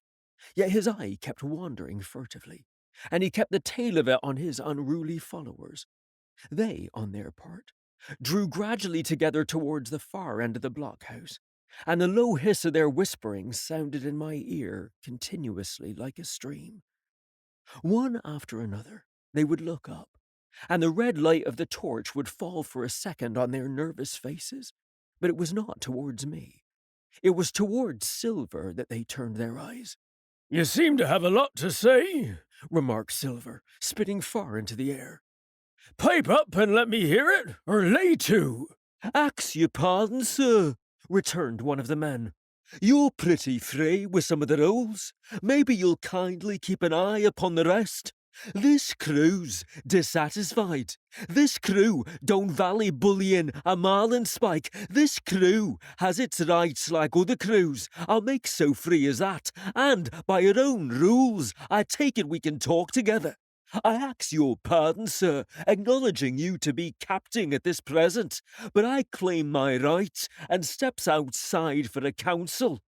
And with an elaborate sea salute, this fellow, a long, ill-looking, yellow-eyed man of 35, stepped coolly towards the door and disappeared out of the house. One after another, the rest followed his example, each making a salute as he passed, each adding some apology. According to rules, said one. Forecastle council, said Morgan, and so, with one remark or another, all marched out and left Silver and me alone with the torch. The sea cook instantly removed his pipe. Now look you here, Jim Harkins, he said in a steady whisper that was no more than audible. You're within half a plank of death, and what's a long sight worse of torture. They're going to throw me off, but you, Mark, I stand by you through thick and thin. I didn't mean to, no, not till you spoke up. I was about desperate to lose that much blunt and be hanged into the bargain, but I see you was the right sort. I says to myself, you stand by Harkins, John, and Harkins'll stand by you. You're his last card, and by the living thunder, John, he's yours. Back to back, says I. You save your witness, and he'll save your neck. I began dimly to understand. You mean all's lost? I asked. "Aye, by gum, I do," he answered. "Ship's gone, neck gone, that's the size of it. Once I looked into that bay, Jim Harkins, and seen no schooner, well, I'm tough, but I gave out. As for that lot and their counsel, mark me, they're outright fools and cowards. I'll save your life, if so be as I can from them. But see here, Jim, tit for tat. You save Long John from swinging." I was bewildered. It seemed a thing so hopeless he was asking. He, the old buccaneer, the ringleader throughout. "What I can do, that I'll do," I said. "It's a bargain," cried Long John. "You speak up plucky, and by thunder I've a chance." He hobbled to the torch, where it stood propped among the firewood, and took a fresh light to his pipe. "Understand me, Jim," he said, returning. "I've an head on my shoulders, I have. I'm on Squire's side now. I know you've got that ship safe somewheres. How you done it, I don't know, but safe it is.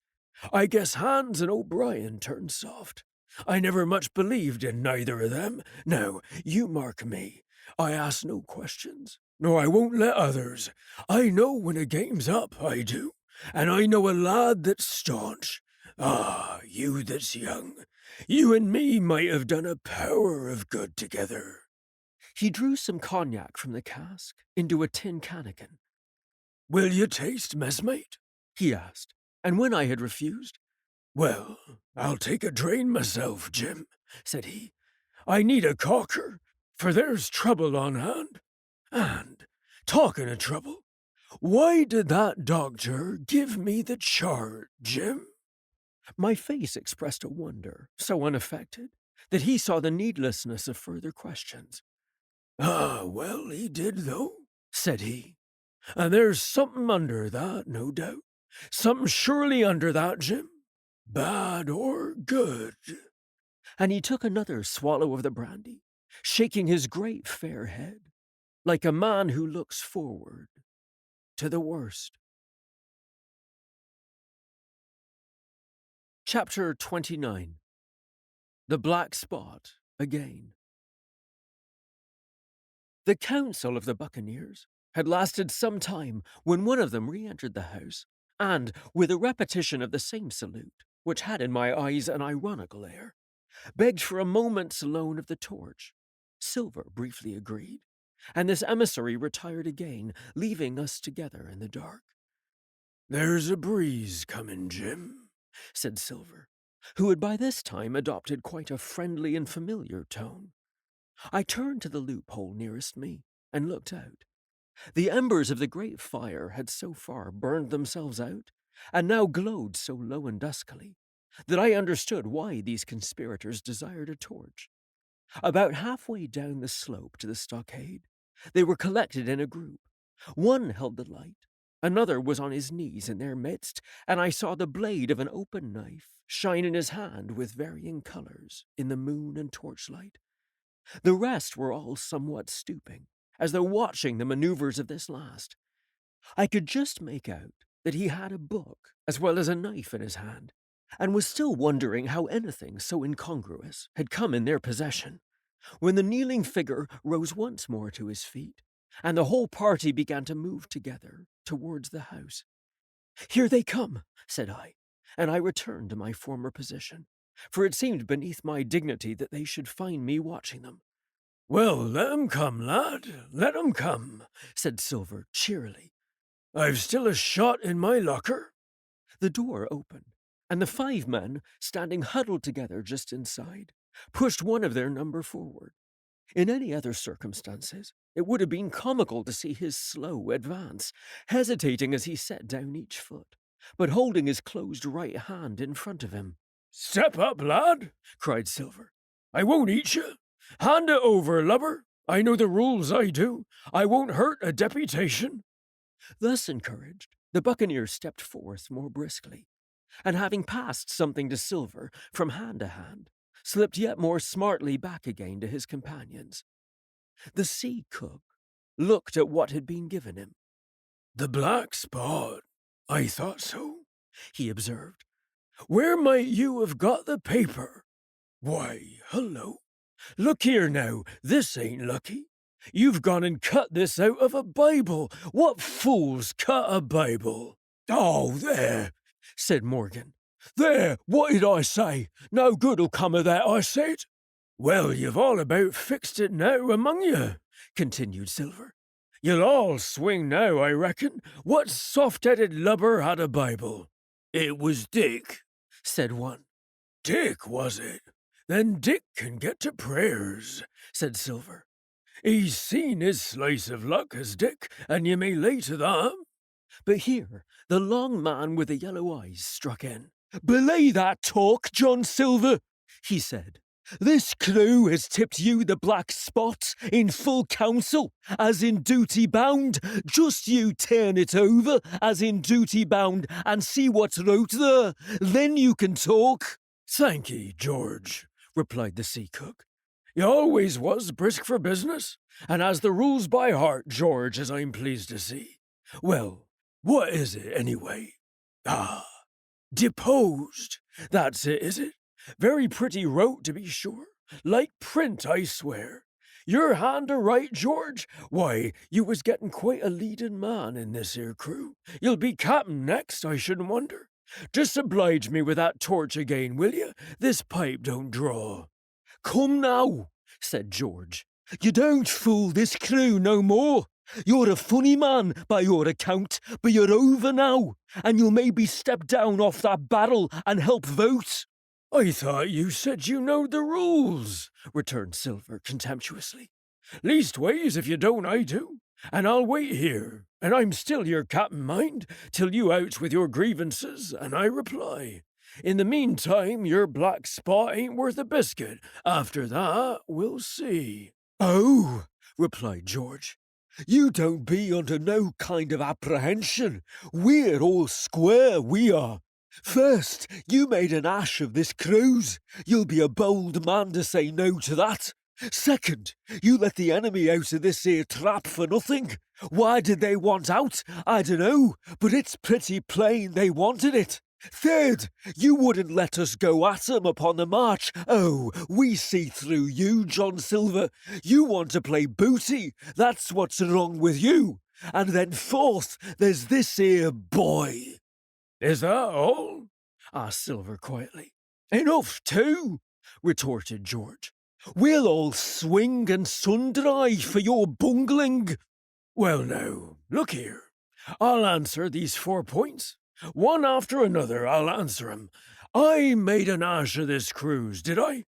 Well now, you all know what I wanted, and you all know if that had been done that we'd have been aboard the Hispaniola this night as ever was, every man of us alive and fit and full of good plum duff, and the treasure in the hold of her, by thunder. Well, who crossed me? Who forced my hand as was the lawful captain? Who tipped me the black spot the day we landed and began this dance? Ah, it's a fine dance, I'm with you there, and looks mighty like a hornpipe in a rope's end at execution dock by London town, it does. But who done it?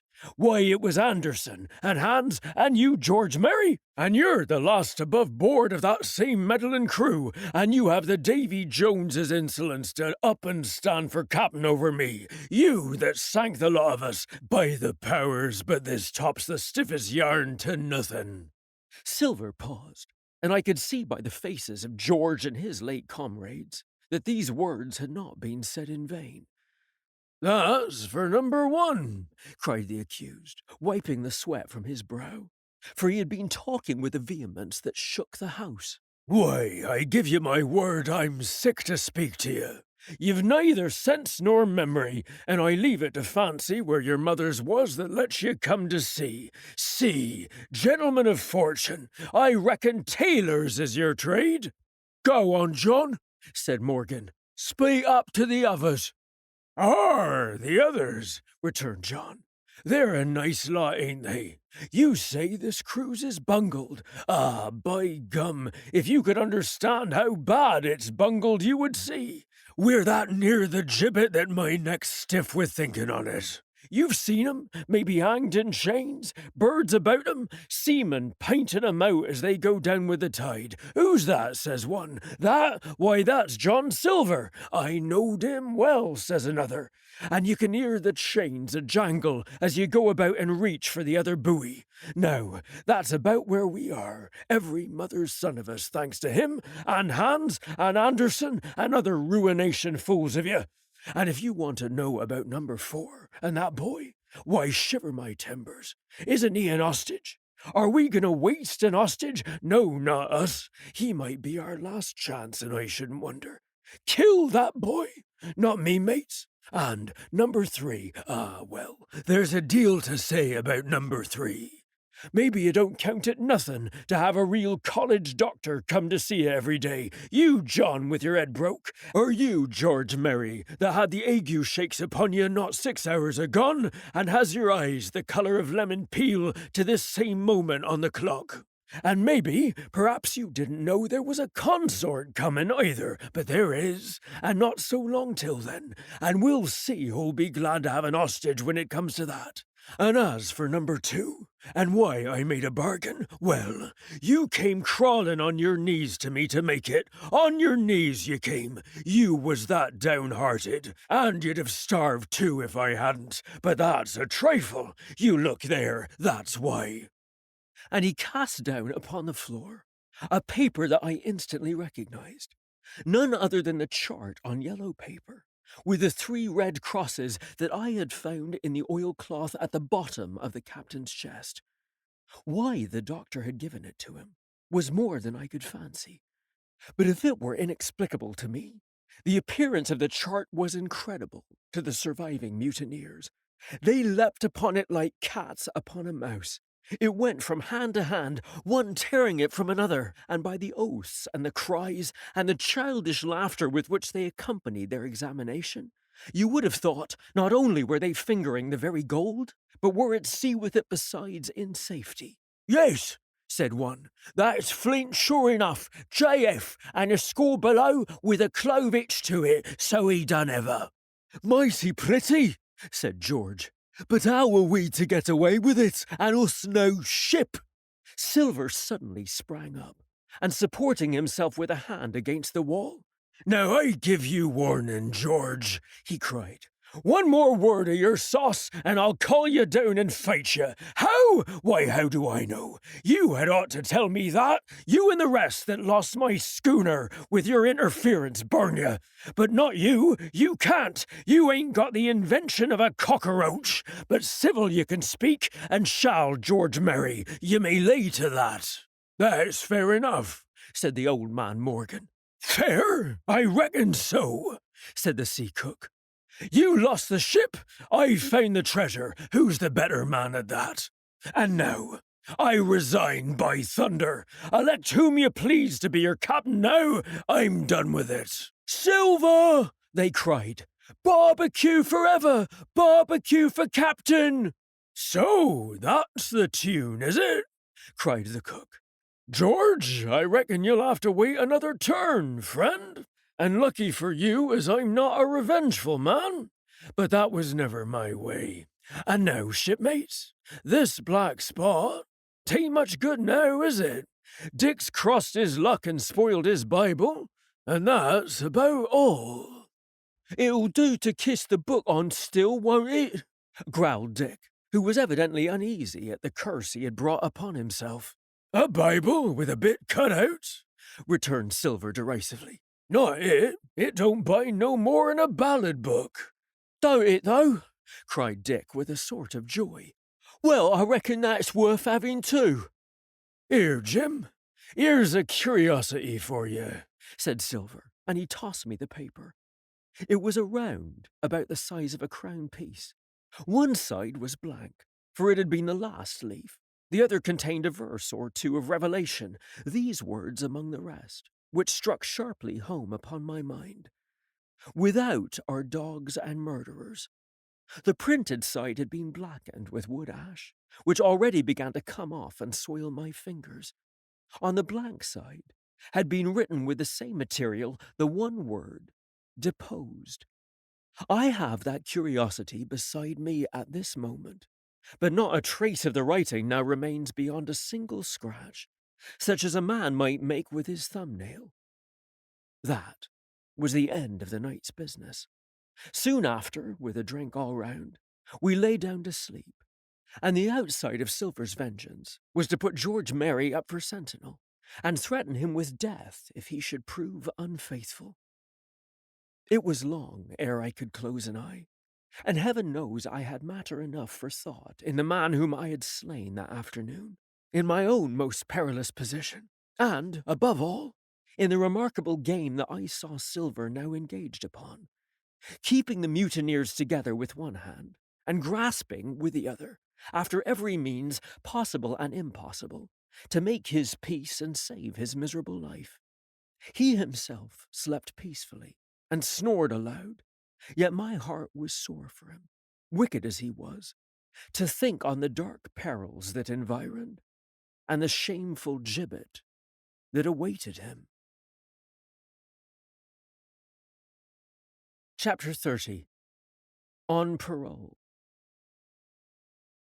I was wakened. Indeed, we were all wakened, for I could see even the sentinel shake himself together from where he had fallen against the doorpost, by a clear, hearty voice, hailing us from the margin of the wood. "Blockhouse ahoy!" it cried.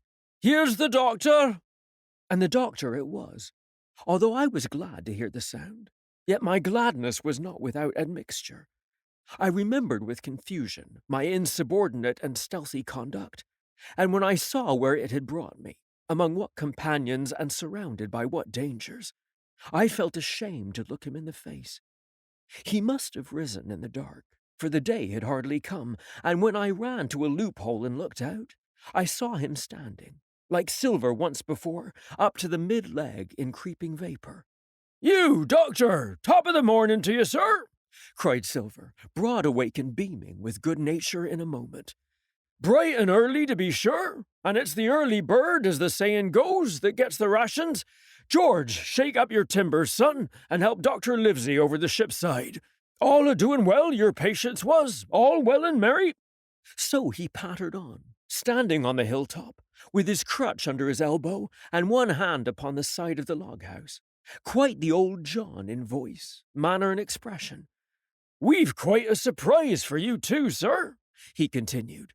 "We've a little stranger here, a new boarder and lodger, sir, and looking fit and taut as a fiddle, slept like a supercargo we did, right alongside of John, stem to stem we was all night."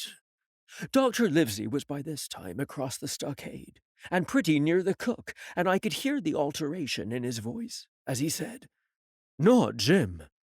"The very same Jim as ever was," says Silver. The doctor stopped outright, although he did not speak, and it was some seconds before he seemed able to move on.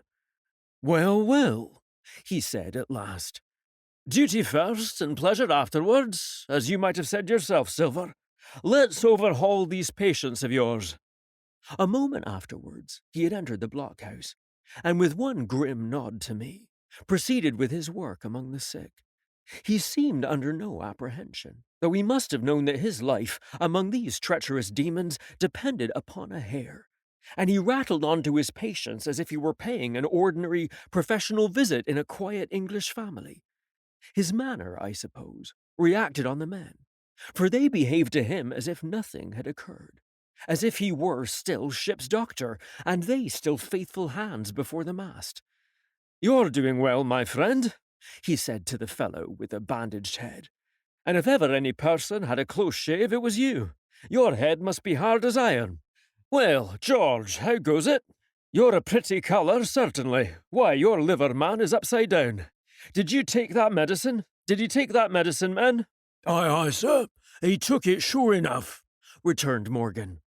"Because, you see, since I am mutineer's doctor, or prison doctor, as I prefer to call it," says Dr. Livesey in his pleasantest way, "I make it a point of honour not to lose a man for King George, God bless him, and the gallows." The rogues looked at each other, but swallowed the home thrust in silence. "Dick don't feel well, sir," said one. "Don't he? replied the doctor. Well, step up here, Dick, and let me see your tongue. No, I should be surprised if he did. The man's tongue is fit to frighten the French. Another fever. Oh, there, said Morgan. That come to spoiling Bibles. That comed, as you call it, of being arrant asses, retorted the doctor, and not having sense enough to know honest air from poison, and the dry land from a vile, pesterouous slough. I think it most probable, though of course it's only an opinion, that you'll all have the deuce to pay before you get that malaria out of your systems.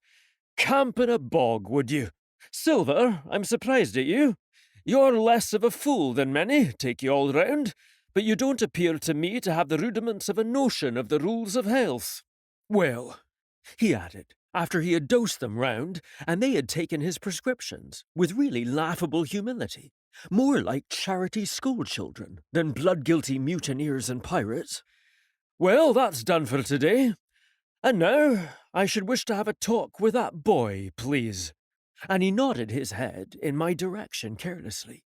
George Merry was at the door, spitting and spluttering over some bad-tasted medicine, but at the first word of the doctor's proposal, he swung round with a deep flush and cried, "No!" and swore.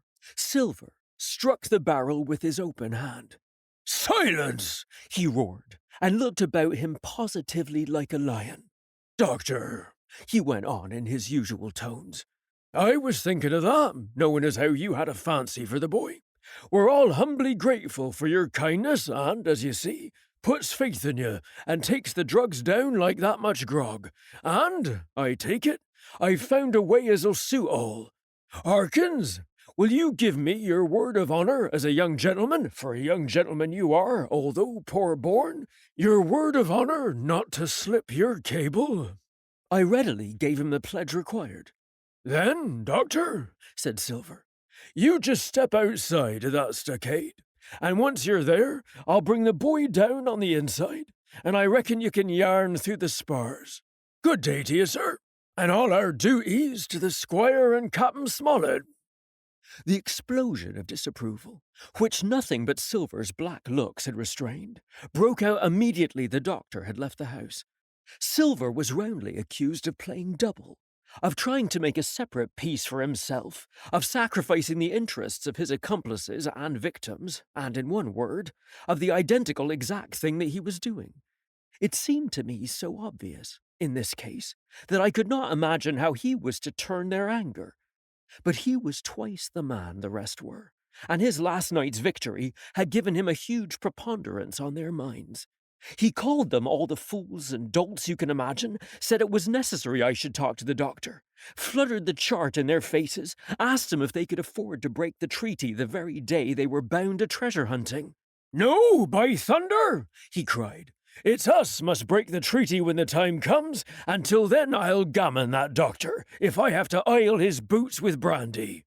And then he bade them get the fire lit, and stalked out upon his crutch, with his hand on my shoulder, leaving them in disarray and silenced by his volubility rather than convinced. "Slow, lad, slow," he said. "They might round upon us in a twinkle of an eye if we was seen to hurry." Very deliberately, then, did we advance across the sand to where the doctor awaited us on the other side of the stockade, and as soon as we were within easy speaking distance, Silver stopped. "You'll make a note of this here also, doctor," says he, "and the boy'll tell you how I saved his life, and were deposed for it too, and you may lay to that. Doctor, when a man's steering as near the wind as me, playing chuck farthing with the last breath in his body like, you wouldn't think it too much, mayhap, to give him one good word. You'll please bear in mind it's not my life only now, it's that boy's into the bargain, and you'll speak me fair, doctor, and give me a bit of hope to go on for the sake of mercy." Silver was a changed man, once he was out there and had his back to his friends in the blockhouse. His cheeks seemed to have fallen in, his voice trembled. Never was a soul more dead in earnest. "Why, John, you're not afraid?" asked Dr. Livesey. "Doctor, I'm no coward, no, not I, not so much," and he snapped his fingers. "If I was, I wouldn't say it. but I'll own up fairly. I've the shakes upon me for the gallows. You're a good man, and a true, I never seen a better man. And you'll not forget what I done good, nor any more than you'll forget the bad, I know. And I step aside, see here, and leave you and Jim alone. And you'll put that down for me too, for it's a long stretch, is that? So saying, he stepped back a little way, till he was out of earshot, and there sat down upon a tree stump and began to whistle, spinning round now and again upon his seat, so as to command a sight, sometimes of me and the doctor, and sometimes of his unruly ruffians, as they went to and fro in the sand, between the fire, which they were busy rekindling, and the house, from which they brought forth pork and bread to make the breakfast. So, Jim, said the doctor sadly, here you are. As you have brewed, so shall you drink, my boy. Heaven knows I cannot find it in my heart to blame you, but this much I will say, be it kind or unkind. When Captain Smollett was well, you dare not have gone off, and when he was ill and couldn't help it, by George, it was downright cowardly. I will own that here I began to weep. Doctor, I said, you might spare me. I have blamed myself enough. My life's forfeit anyway, and I should have been dead by now if Silver hadn't stood for me, and, doctor, believe this, I can die, and I dare say I deserve it, but what I fear is torture. If they come to torture me— Jim, the doctor interrupted, and his voice was quite changed. Jim, I can't have this. Whip over and we'll run for it. Doctor, said I pass my word. I know, he cried. We can't help that, Jim, now. I'll take it on my shoulders, holus bolus, blame and shame, my boy. But stay here, I cannot let you. Jump, one jump and you're out, and we'll run for it like antelopes. No, I replied. You know right well you wouldn't do the thing yourself. Neither you, nor the squire, nor captain, and no more will I. Silver trusted me. I pass my word, and back I go. But, doctor, you did not let me finish. If they come to torture me, I might let slip a word of where the ship is, for I got the ship, part by luck and part by risking, and she lies in North Inlet, on the southern beach, and just below high water. At half-tide, she must be high and dry. The ship! Exclaimed the doctor. Rapidly, I described to him my adventures, and he heard me out in silence. There is a kind of fate in this, he observed when I had done. Every step it's you that saves our lives. And do you suppose by any chance that we are going to let you lose yours? That would be a poor return, my boy. You've found out the plot. You found Ben Gunn, the best deed that ever you did, or will do, though you live to be 90. Oh, by Jupiter, and talking of Ben Gunn, why, this is the mischief in person. Silver, he cried. Silver, I'll give you a piece of advice, he continued, as the cook drew near again. Don't you be in any great hurry after that treasure. Why, sir, I do my possible, which that ain't, said Silver. I can only, asking your pardon, save my life and the boys by seeking for that treasure, and you may lay to that. Well, Silver, replied the doctor, if that is so, I'll go one step further. Look out for squalls when you find it. Sir, said Silver, as between man and man, that's too much and too little. What you're after, why you left a blockhouse, why you give me that there chart, I don't know now, do I? And yet I done your bidding with my eyes shut, and never a word of hope. But no, this here's too much. If you won't tell me what you mean plain out, just say so, and I'll leave the elm. No, said the doctor musingly. I've no right to say more. It's not my secret, you see, Silver, or I give you my word I tell it you. But I'll go as far with you as I dare go, and a step beyond, for I'll have my wig sorted by the captain or I'm mistaken. And first, I'll give you a bit of hope. Silver, if we both get out alive out of this wolf trap, I'll do my best to save you, short of perjury. Silver's face was radiant. You couldn't say more, I am sure, sir, not if you was my mother, he cried. Well, that's my first concession, added the doctor. My second is a piece of advice. Keep the boy close beside you, and when you need help, halloo. I'm off to seek it for you, and that itself will show you if I speak at random. Goodbye, Jim. And Dr. Livesey shook hands with me through the stockade, nodded to Silver, and set off at a brisk pace into the wood. Chapter 31. The Treasure Hunt. Flint's Pointer. Jim, said Silver when we were alone, if I saved your life, you saved mine, and I'll not forget it. I seen the doctor waving you to run for it. With the tail of my eye I did, and I seen you say no as plain as hearing, Jim. That's one to you. This is the first glint of hope I had since the attack failed, and I owe it to you. And now, Jim, we're to go in for this here treasure hunting, with sealed orders too, and I don't like it. And you and me must stick close, back to back like, and we'll save our necks in spite of fate and fortune. Just then, a man hailed us from the fire that breakfast was ready, and we were soon seated here and there about the sand over biscuit and fried junk. They had lit a fire fit to roast an ox, and it was now grown so hot that they could only approach it from the windward, and even there not without precaution. In the same wasteful spirit, they had cooked, I suppose, 3 times more than we could eat, and one of them, with an empty laugh, threw what was left into the fire, which blazed and roared again over this unusual fuel. I never in my life saw men so careless of the morrow. Hand to mouth is the only word that can describe their way of doing, and what with wasted food and sleeping sentries. Though they were bold enough for a brush and be done with it, I could see their entire unfitness for anything like a prolonged campaign. Even Silver, eating away, with Captain Flint upon his shoulder, had not a word of blame for their recklessness, and this the more surprised me, for I thought he had never shown himself so cunning as he did then. Aye, mates, said he, it's lucky you have barbecue to think for you, with this here head. I got what I wanted, I did. Sure enough, they have the ship. Where they have it, I don't know yet. But once we hit the treasure, we'll have to jump about and find out. And then, mates, us that has the boats, I reckon, has the upper hand. Thus he kept running on, with his mouth full of the hot bacon.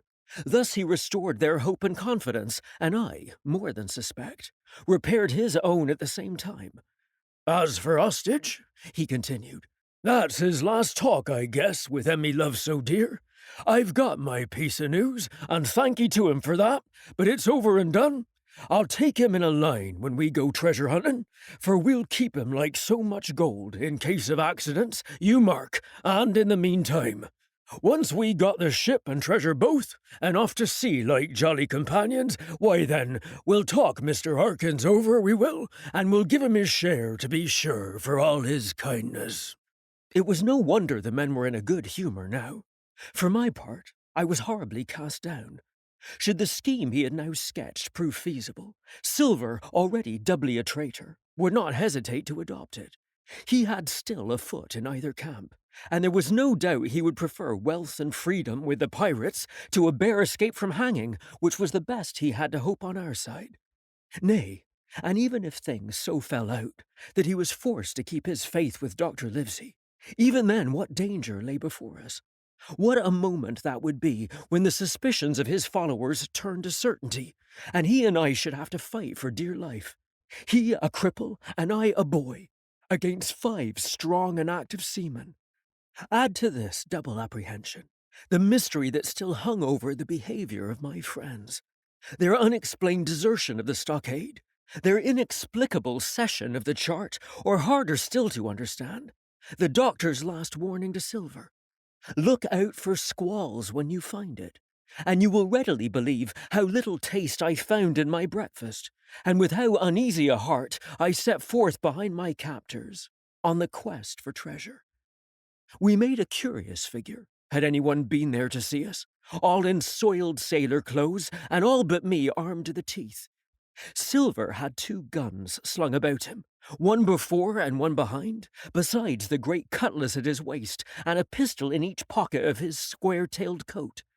To complete his strange appearance, Captain Flint sat perched upon his shoulder and gabbling odds and ends of purposeless sea talk.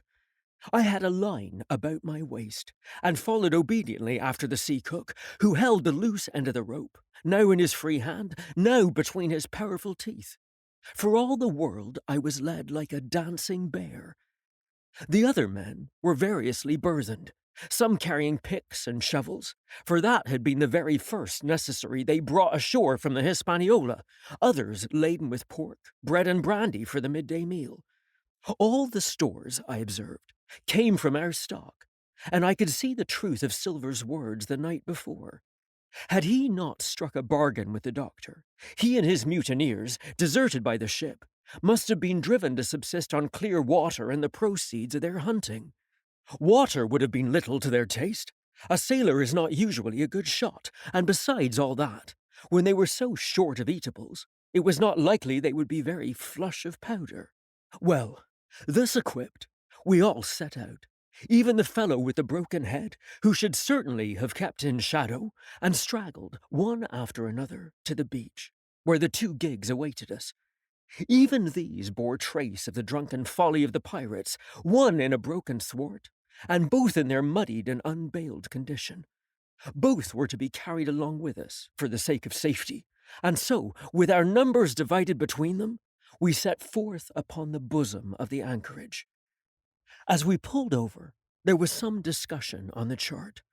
The Red Cross was, of course, far too large to be a guide, and the terms of the note on the back, as you will hear, admitted of some ambiguity.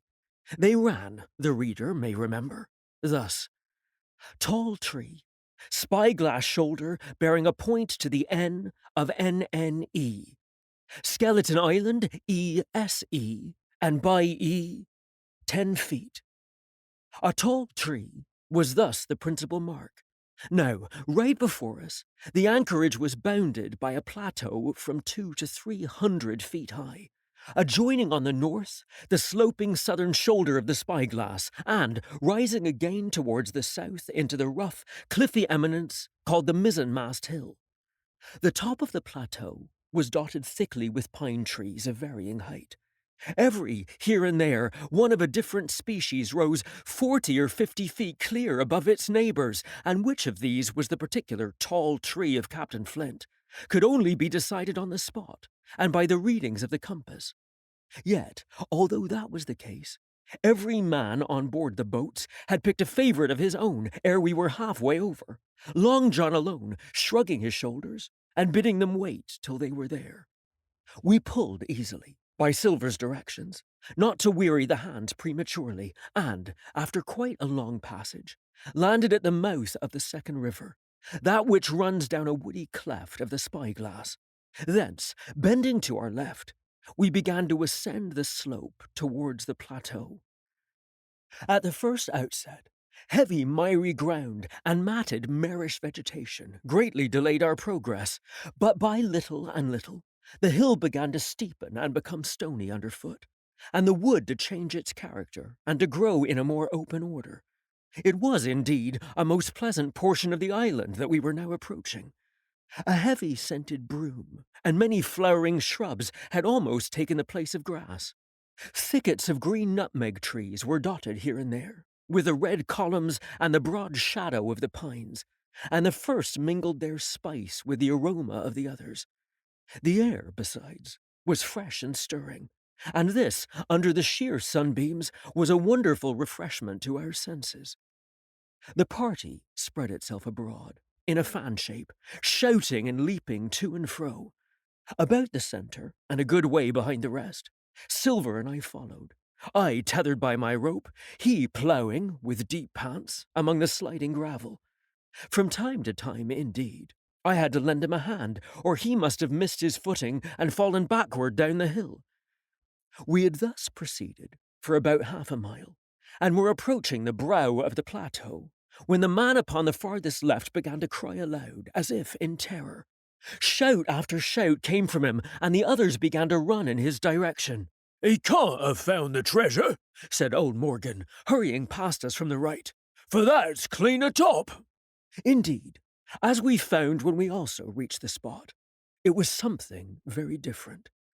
at the foot of a pretty big pine, and involved in a green creeper, which had even partly lifted some of the smaller bones. A human skeleton lay, with a few shreds of clothing on the ground. I believe a chill struck for a moment to every heart. "He was a seaman," said George Merry, who, bolder than the rest, had gone up close and was examining the rags of clothing. "Leastways, this is good sea cloth." "Aye, aye," said Silver. "Like enough you wouldn't look to find a bishop here, I reckon. But what sort of way is that for bones to lie? 'Tain't in nature." Indeed, on a second glance, it seemed impossible to fancy that the body was in a natural position. But for some disarray, the work perhaps of the birds that had fed upon him, or of the slow-growing creeper that had gradually enveloped his remains, the man lay perfectly straight, his feet pointing in one direction, his hands raised above his head like a diver's, pointing directly in the opposite. "I've taken a notion into my old numbskull," observed Silver. "Here's the compass. Here's the tip-top point of Skeleton Island, sticking out like a tooth. Just take a bearing, will you, along the line of them bones." It was done. The body pointed straight in the direction of the island, and the compass read duly, east-southeast by east. "I thought so," cried the cook. "This here is a pointer. Right up there is our line for the Pole Star and the Jolly Dollars. But by thunder, if it don't make me cold inside to think of Flint. This is one of his jokes, and no mistake. Him and these 6 was alone here. He killed 'em every man, and this one he hauled here and laid down by compass, shiver my timbers. They're long bones, and the air's been yellow. Aye, that would be Allardyce. You mind Allardyce, Tom Morgan?" "Aye, aye," returned Morgan. "I mind him. He owed me money, he did, and took my knife ashore with him." "Speaking of knives," said another, "why don't we find his'n lying round? Flint warn't the man to pick a seaman's pocket, and the birds, I guess, would leave it be." "By the powers, and that's true," cried Silver. "There ain't a thing left here," said Mary, still feeling round among the bones. "Not a copper doit nor a baccy box. It don't look natural to me." "No, by gum, it don't," agreed Silver. "Not natural, nor not nice, says you. Great guns, messmate. But if Flint was living, this would be a hot spot for you and me. 6 they were, and 6 we are, and bones is what they are now. I saw him dead with these here deadlies," said Morgan. "Billy took me in. There he laid, with penny pieces on his eyes." "Dead? Aye, sure enough he's dead and gone below," said the fellow with the bandage. "But if ever spirit walked, it would be Flint's. Dear heart, but he died bad, did Flint." "Aye, that he did," observed another. "Now he raged, and now he hollered for the rum, and now he sang 15 men were his only song, mates, and I tell you true, I never rightly liked to hear it since. It was main hot, and the windy was open, and I hear that old song coming out as clear, and the death hall on the main already." Come, said Silver. "Stow this talk. He's dead, and he don't walk, that I know. Leastways he won't walk by day, and you may lay to that. Here, Kilda-cat, fetch a head for the doubloons." We started, certainly, but in spite of the hot sun and the staring daylight, the pirates no longer ran separate and shouting through the wood, but kept side by side and spoke with bated breath.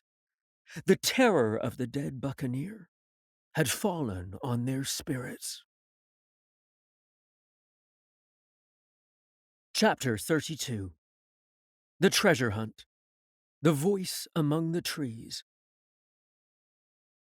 Partly from the damping influence of this alarm, partly to rest Silver and the sick folk, the whole party sat down as soon as they had gained the brow of the ascent. The plateau being somewhat tilted towards the west, this spot on which we had paused commanded a wide prospect on either hand. Before us, over the treetops, we beheld the cape of the woods fringed with surf. Behind, we not only looked down upon the anchorage and Skeleton Island, but saw, clear across the spit and the eastern lowlands, a great field of open sea upon the east. Sheer above us rose the spyglass, here dotted with single pines, there black with precipices. There was no sound but that of the distant breakers, mounting from all round, and the chirp of countless insects in the brush. Not a man, not a sail upon the sea. The very largeness of the view increased the sense of solitude. Silver, as he sat, took certain bearings with his compass. "There are 3 tall trees," said he, "about in the right line from Skeleton Island. Spyglass Shoulder, I take it, means that lower point there. It's child's play to find the stuff now. I've half a mind to dine first." "I don't feel sharp," growled Morgan. "Thinking of Flint? I think it were. Has done me." "Ah, well, my son, you praise your stars he's dead," said Silver. "He were an ugly devil," cried a third pirate with a shudder. "That blue in his face, too." "That was how the rum took him," added Mary. "Blue, well, I reckon he was blue. That's a true word." Ever since they had found the skeleton and got upon this train of thought, they had spoken lower and lower, and they had almost got to whispering by now, so that the sound of their talk hardly interrupted the silence of the wood. All of a sudden, out of the middle of the trees in front of us, a thin, high, trembling voice struck up the well-known air and words. 15 men on the dead man's chest. Yo ho ho, and a bottle of rum. I never have seen men more dreadfully affected than the pirates. The colour went from their 6 faces like enchantment. Some leaped to their feet, some clawed hold of others. Morgan grovelled on the ground. "It's Flint's boy!" cried Mary. The song had stopped as suddenly as it began. Broken off, you would have said, in the middle of a note, as though someone had laid his hand upon the singer's mouth. Coming so far through the clear, sunny atmosphere among the green tree-tops, I thought it had sounded airily and sweetly, and the effect on my companions was the stranger. "Come," said Silver, struggling with his ashen lips to get the word out. "This won't do. Stand by and go about. This is a rum start, and I can't name the voice, but it's someone skylarking, someone that's flesh and blood, and you may lay to that." His courage had come back as he spoke, and some of the colour to his face along with it. Already the others had begun to lend an ear to this encouragement, and were coming a little to themselves, when the same voice broke out again, not this time singing, but in a faint, distant hail that echoed yet fainter among the clefts of the spyglass. "Darby McGraw!" it wailed, for that is the word that best describes the sound. "Darby McGraw! Darby McGraw!" Again and again and again, and then rising a little higher, and with an oath that I leave out, "Fetch aft the rum, Darby!" The buccaneers remained rooted to the ground, their eyes starting from their heads. Long after the voice had died away, they still stared in silence, dreadfully before them. "That fixes it," gasped one. "Let's go." "They was his last words," moaned Morgan. "His last words above board." Dick had his Bible out, and was praying volubly. He had been well brought up, had Dick, before he came to sea and fell among bad companions. Still, Silver was unconquered. I could hear his teeth rattle in his head, but he had not yet surrendered. "Nobody in this here island ever heard of Darby," he muttered. "Not one but us that's here." And then, making a great effort, "Shipmates," he cried, "I'm here to get that stuff, and I'll not be beat by man nor devil. I was never feared of Flint in his life, and by the powers, I'll face him dead. There's £700,000 not a quarter of a mile from here. When did ever a gentleman of fortune show his stern to that much dollars for a boozy old seaman with a blue mug, and him dead too?" But there was no sign of reawakening courage in his followers. Rather, indeed, of growing terror at the irreverence of his words. "Belay there, John," said Mary. "Don't you cross the spirits." And the rest were all too terrified to reply. They would have run away severally had they dared, but fear kept them together, and kept them close by John as if his daring helped them. He, on his part, had pretty well fought his weakness down. "Spirit? Well, maybe," he said. "But there's one thing not clear to me. There was an echo. No man ever seen a spirit with a shadow. Well then, what's he doing with an echo to him, I should like to know? That ain't in nature, surely." This argument seemed weak enough to me, but you can never tell what will affect the superstitious, and to my wonder, George Merry was greatly relieved. "Well, that's so," he said. "You've a head upon your shoulders, John, and no mistake. 'Bout shipmates, this here crew is on a wrong tack, I do believe. And come to think of it, it was like Flint's voice, I grant you, but not just so clear away like it after all. It was like a somebody else's voice now. It was like a—" "By the powers, Ben Gunn!" roared Silver. "Aye, and so it were!" cried Morgan, springing on his knees. "Ben Gunn it were!" "It don't make much odds, do it now?" asked Dick. "Ben Gunn's not here in the body any more in Flint." But the older hands greeted this remark with scorn. "Why, nobody minds Ben Gunn," cried Mary. "Dead or alive, nobody minds him." It was extraordinary how their spirits had returned, and how the natural colour had revived in their faces. Soon they were chatting together, with intervals of listening, and not long after, hearing no further sound, they shouldered the tools and set forth again, Mary walking first with Silver's compass to keep them on the right line with Skeleton Island. He had said the truth, dead or alive. Nobody minded Ben Gunn. Dick alone still held his Bible, and looked around him as he went, with fearful glances. But he found no sympathy, and Silver even joked him on his precautions. "I told you," said he. "I told you had spoiled your Bible. If it ain't no good to swear by, what do you suppose a spirit would give for it? Not that!" And he snapped his big fingers, halting a moment on his crutch. But Dick was not to be comforted. Indeed, it was soon plain to me that the lad was falling sick. Hastened by heat, exhaustion, and the shock of his alarm, the fever predicted by Dr. Livesey was evidently growing swiftly higher. It was fine open walking here, upon the summit. Our way lay a little downhill, for, as I have said, the plateau tilted towards the west. The pines, great and small, grew wide apart, and even between the clumps of nutmeg and azalea, wide open spaces baked in the hot sunshine.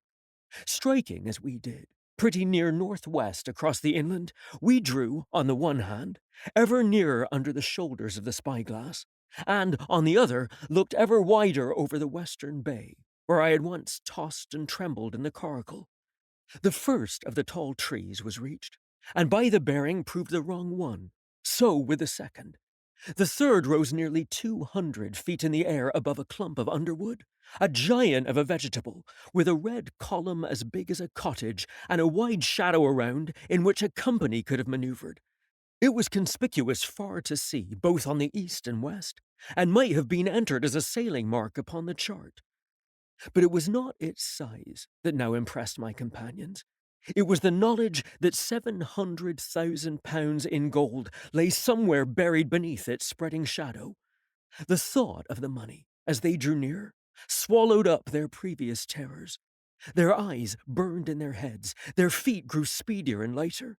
Their whole soul was bound up in that fortune, that whole lifetime of extravagance and pleasure that lay waiting there for each of them. Silver hobbled, grunting on his crutch. His nostrils stood out and quivered. He cursed like a madman when the flies settled on his hot and shiny countenance.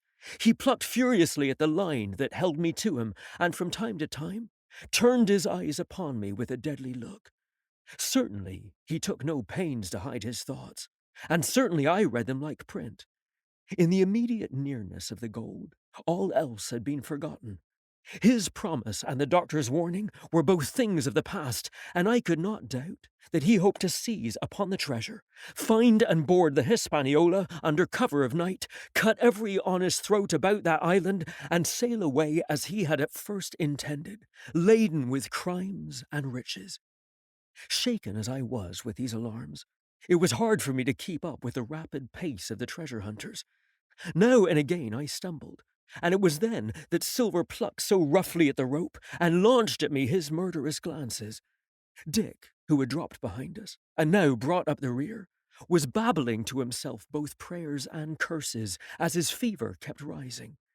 This also added to my wretchedness, and, to crown all, I was haunted by the thought of the tragedy that had once been acted on that plateau when that ungodly buccaneer with the blue face, he who died at Savannah singing and shouting for drink, had there with his own hand cut down his 6 accomplices.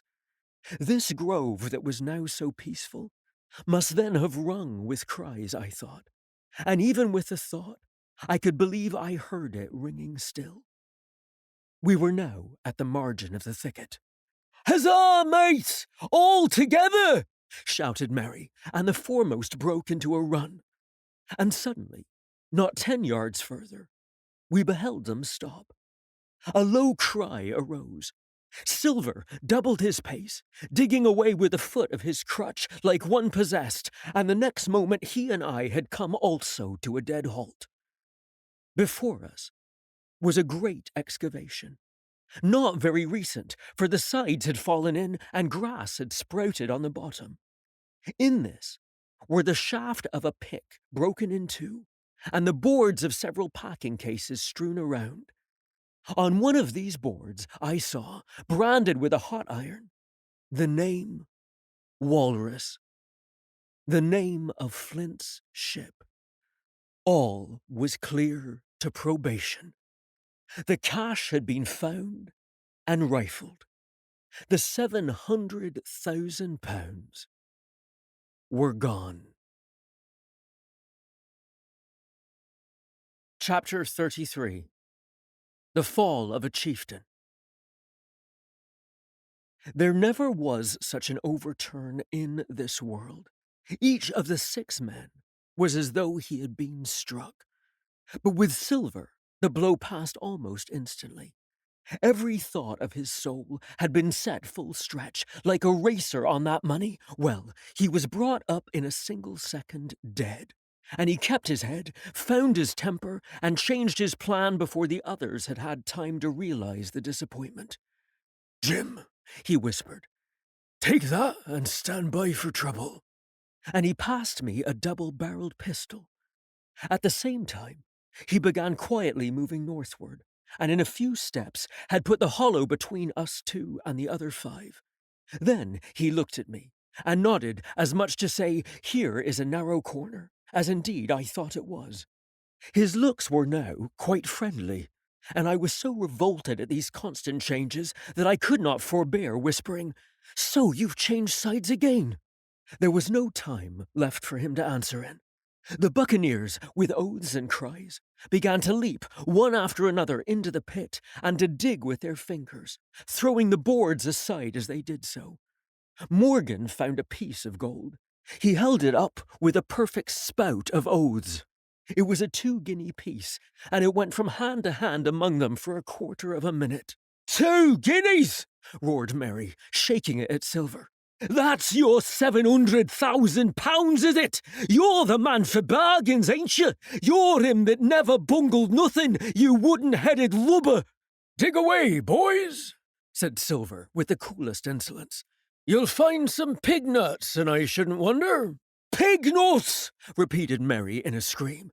"Mate, do you hear that? I tell you now, that man there knew it all along. Look in the face of him, and you'll see it right there." "Ah, Mary," remarked Silver. "Standing for captain again? You're a pushing lad, to be sure." But this time, everyone was entirely in Mary's favour.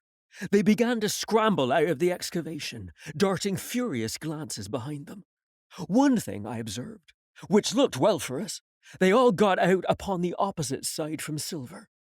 Well, there we stood, 2 on one side, 5 on the other, the pit between us, and nobody screwed up high enough to offer the first blow. Silver never moved. He watched them, very upright on his crutch, and looked as cool as ever I saw him. He was brave, and no mistake. At last, Mary seemed to think a speech might help matters.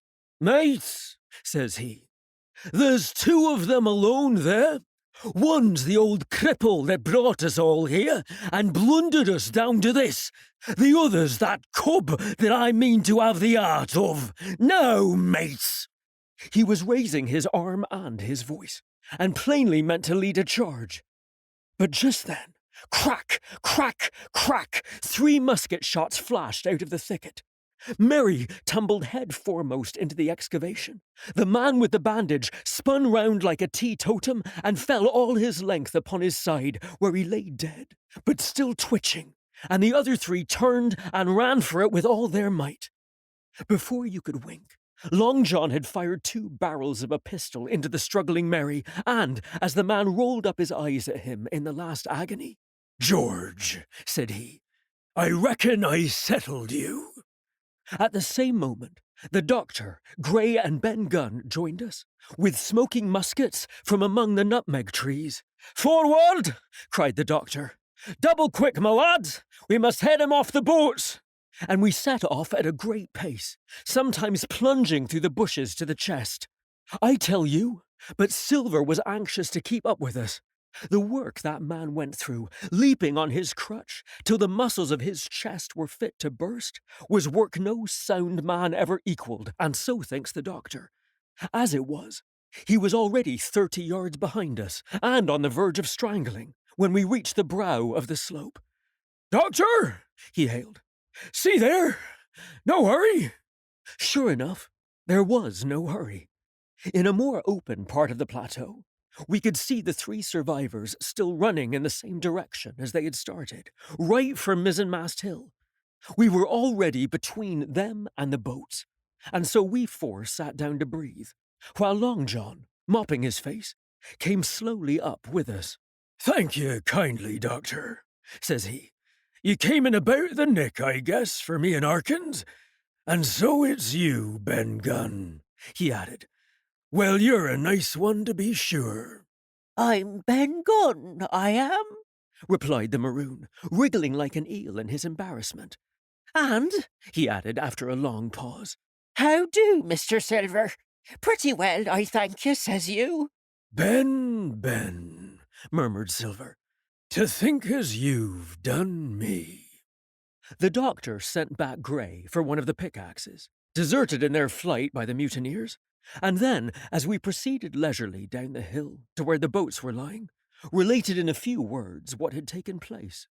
It was a story that profoundly interested Silver, and Ben Gunn, the half-idiot maroon, was the hero from beginning to end. Ben, in his long, lonely wanderings about the island, had found the skeleton. It was he that had rifled it. He had found the treasure. He had dug it up. It was the haft of his pickaxe that lay broken in the excavation. He had carried it on his back in many weary journeys, from the foot of the tall pine to a cave he had on the 2-pointed hill at the northeast angle of the island, and there it had lain stored in safety since 2 months before the arrival of the Hispaniola. When the doctor had wormed this secret from him, on the afternoon of the attack, and when, the next morning, he saw the anchorage deserted, he had gone to Silver, given him the chart, which was now useless, given him the stores, for Ben Gunn's cave was well supplied with goat's meat salted by himself, given anything and everything to get a chance of moving in safety, from the stockade to the 2-pointed hill, there to be clear of malaria and keep a guard upon the money. "As for you, Jim," he said, "it went against my heart, but I did what I thought best for those who had stood by their duty, and if you were not one of these, whose fault was it?" That morning, finding that I was to be involved in the horrid disappointment he had prepared for the mutineers, he had run all the way to the cave and, leaving Squire to guard the captain, had taken Gray and the maroon and started making the diagonal across the island, to be at hand beside the pine. Soon, however, he saw that our party had the start of him, and Ben Gunn, being fleet of foot, had been dispatched in front to do his best alone. Then it had occurred to him to work upon the superstitions of his former shipmates, and he was so far successful that Gray and the doctor had come up and were already ambushed before the arrival of the treasure hunters. "Arr," said Silver. "It were fortunate for me that I had Arkins here. You would have let old John be cut to bits and never given it a thought, Doctor." "Not a thought," replied Dr. Livesey cheerily. And by this time we had reached the gigs. The doctor with the pickaxe demolished one of them, and then we all got aboard the other and set out to go round by sea for North Inlet.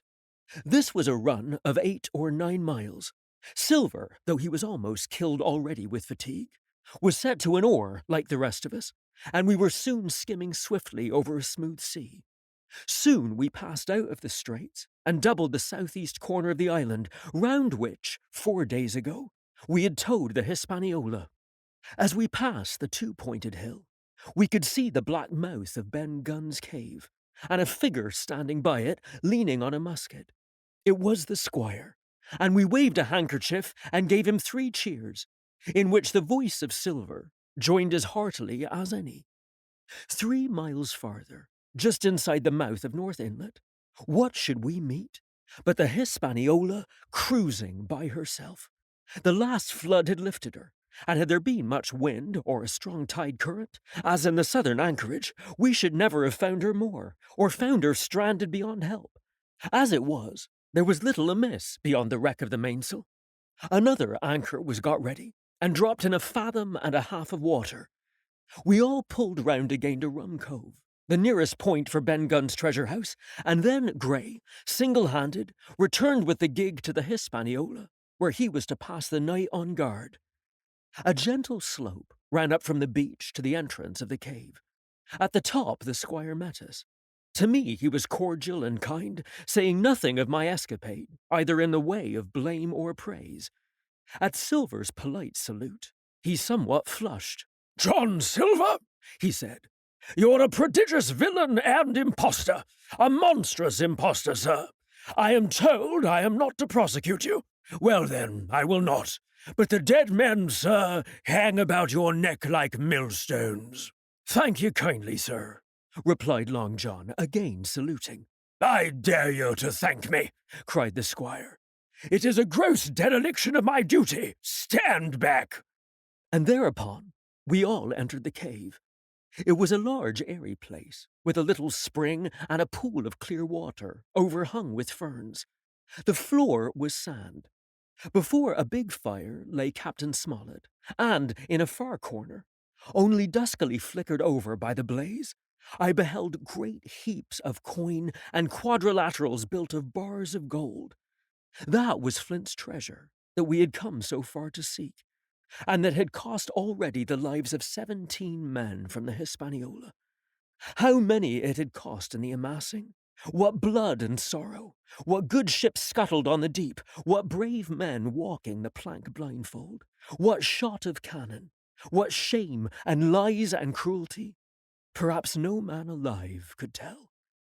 Yet there were still 3 upon the island, Silver, and old Morgan, and Ben Gunn, who had each taken his share in these crimes, and each had hoped in vain to share in the reward.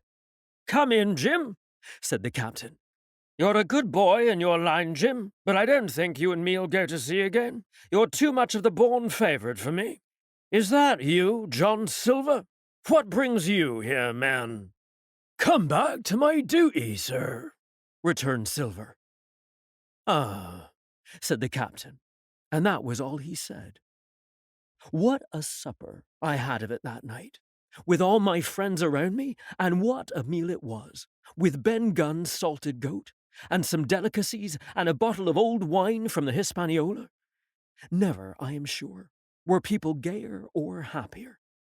And there was Silver, sitting back almost out of the firelight, but eating heartily, prompt to spring forward when anything was wanted, even joining quietly in our laughter.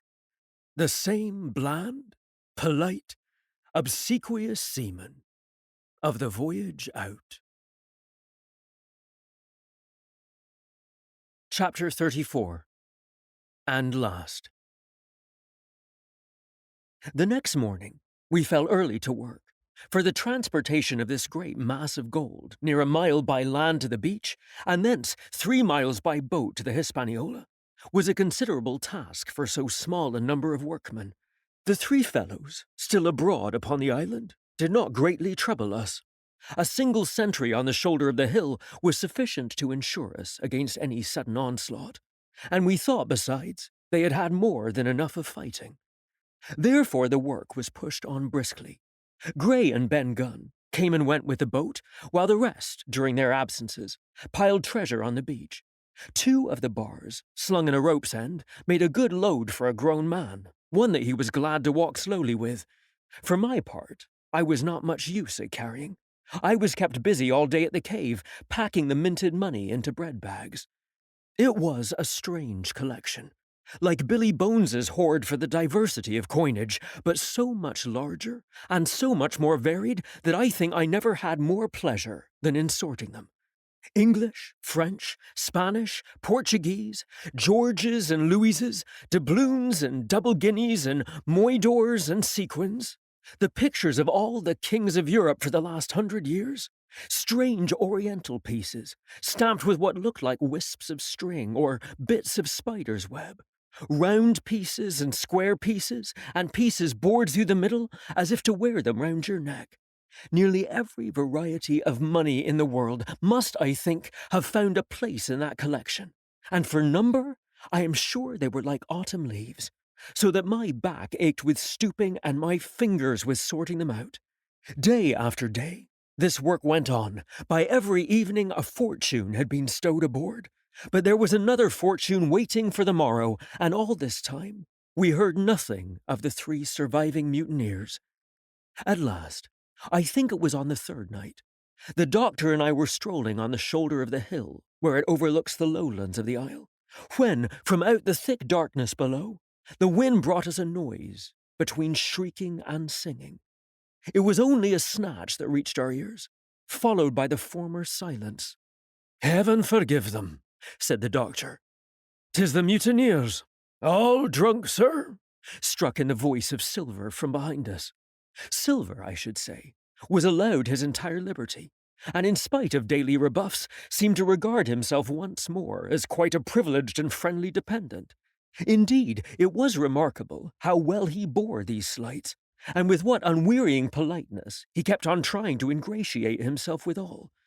Yet I think none treated him better than a dog, unless it was Ben Gunn, who was still terribly afraid of his old quartermaster, or myself, who had really something to thank him for, although, for that matter, I suppose I had reason to think even worse of him than anybody else, for I had seen him meditating a fresh treachery upon the plateau. Accordingly, it was pretty gruffly that the doctor answered him. "Drunk or raving?" said he. "Right you were, sir," replied Silver. "and precious little odds which to you and me." "I suppose you would hardly ask me to call you a humane man?" returned the doctor with a sneer. "And so my feelings may surprise you, Master Silver. But if I were sure they were raving, as I am morally certain one, at least of them, is down with fever, I should leave this camp and, at whatever risk to my own carcass, take them the assistance of my skill." "Ask your pardon, sir. You'd be very wrong," quoth Silver. "You would lose your precious life, and you may lay to that. I'm on your side now, hand and glove, and I shouldn't wish for to see the party weakened, let alone yourself, seeing as I know what I owes you. But these men down there, they couldn't keep their word, no, not supposing they wished to, and what's more, they couldn't believe as you could." "No," said the doctor. "You're the man to keep your word, we know that." Well, that was about the last news we had of the 3 pirates. Only once we heard a gunshot a great way off, and supposed them to be hunting. A council was held, and it was decided that we must desert them on the island, to the huge glee, I must say, of Ben Gunn, and with the strong approval of Gray. We left a good stock of powder and shot, the bulk of the salt goat, a few medicines and some other necessaries, tools, clothing, a spare sail, a fathom or 2 of rope, and, by the particular desire of the doctor, a handsome present of tobacco.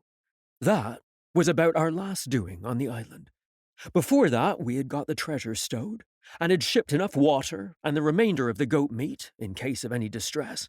And, at last, one fine morning we weighed anchor, which was about all that we could manage, and stood out of North Inlet, the same colours flying that the captain had flown and fought under at the palisade.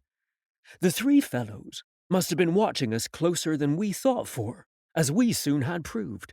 For coming through the Narrows, we had to lie very near the southern point, and there we saw all three of them, kneeling together on a spit of sand, and with arms raised in supplication.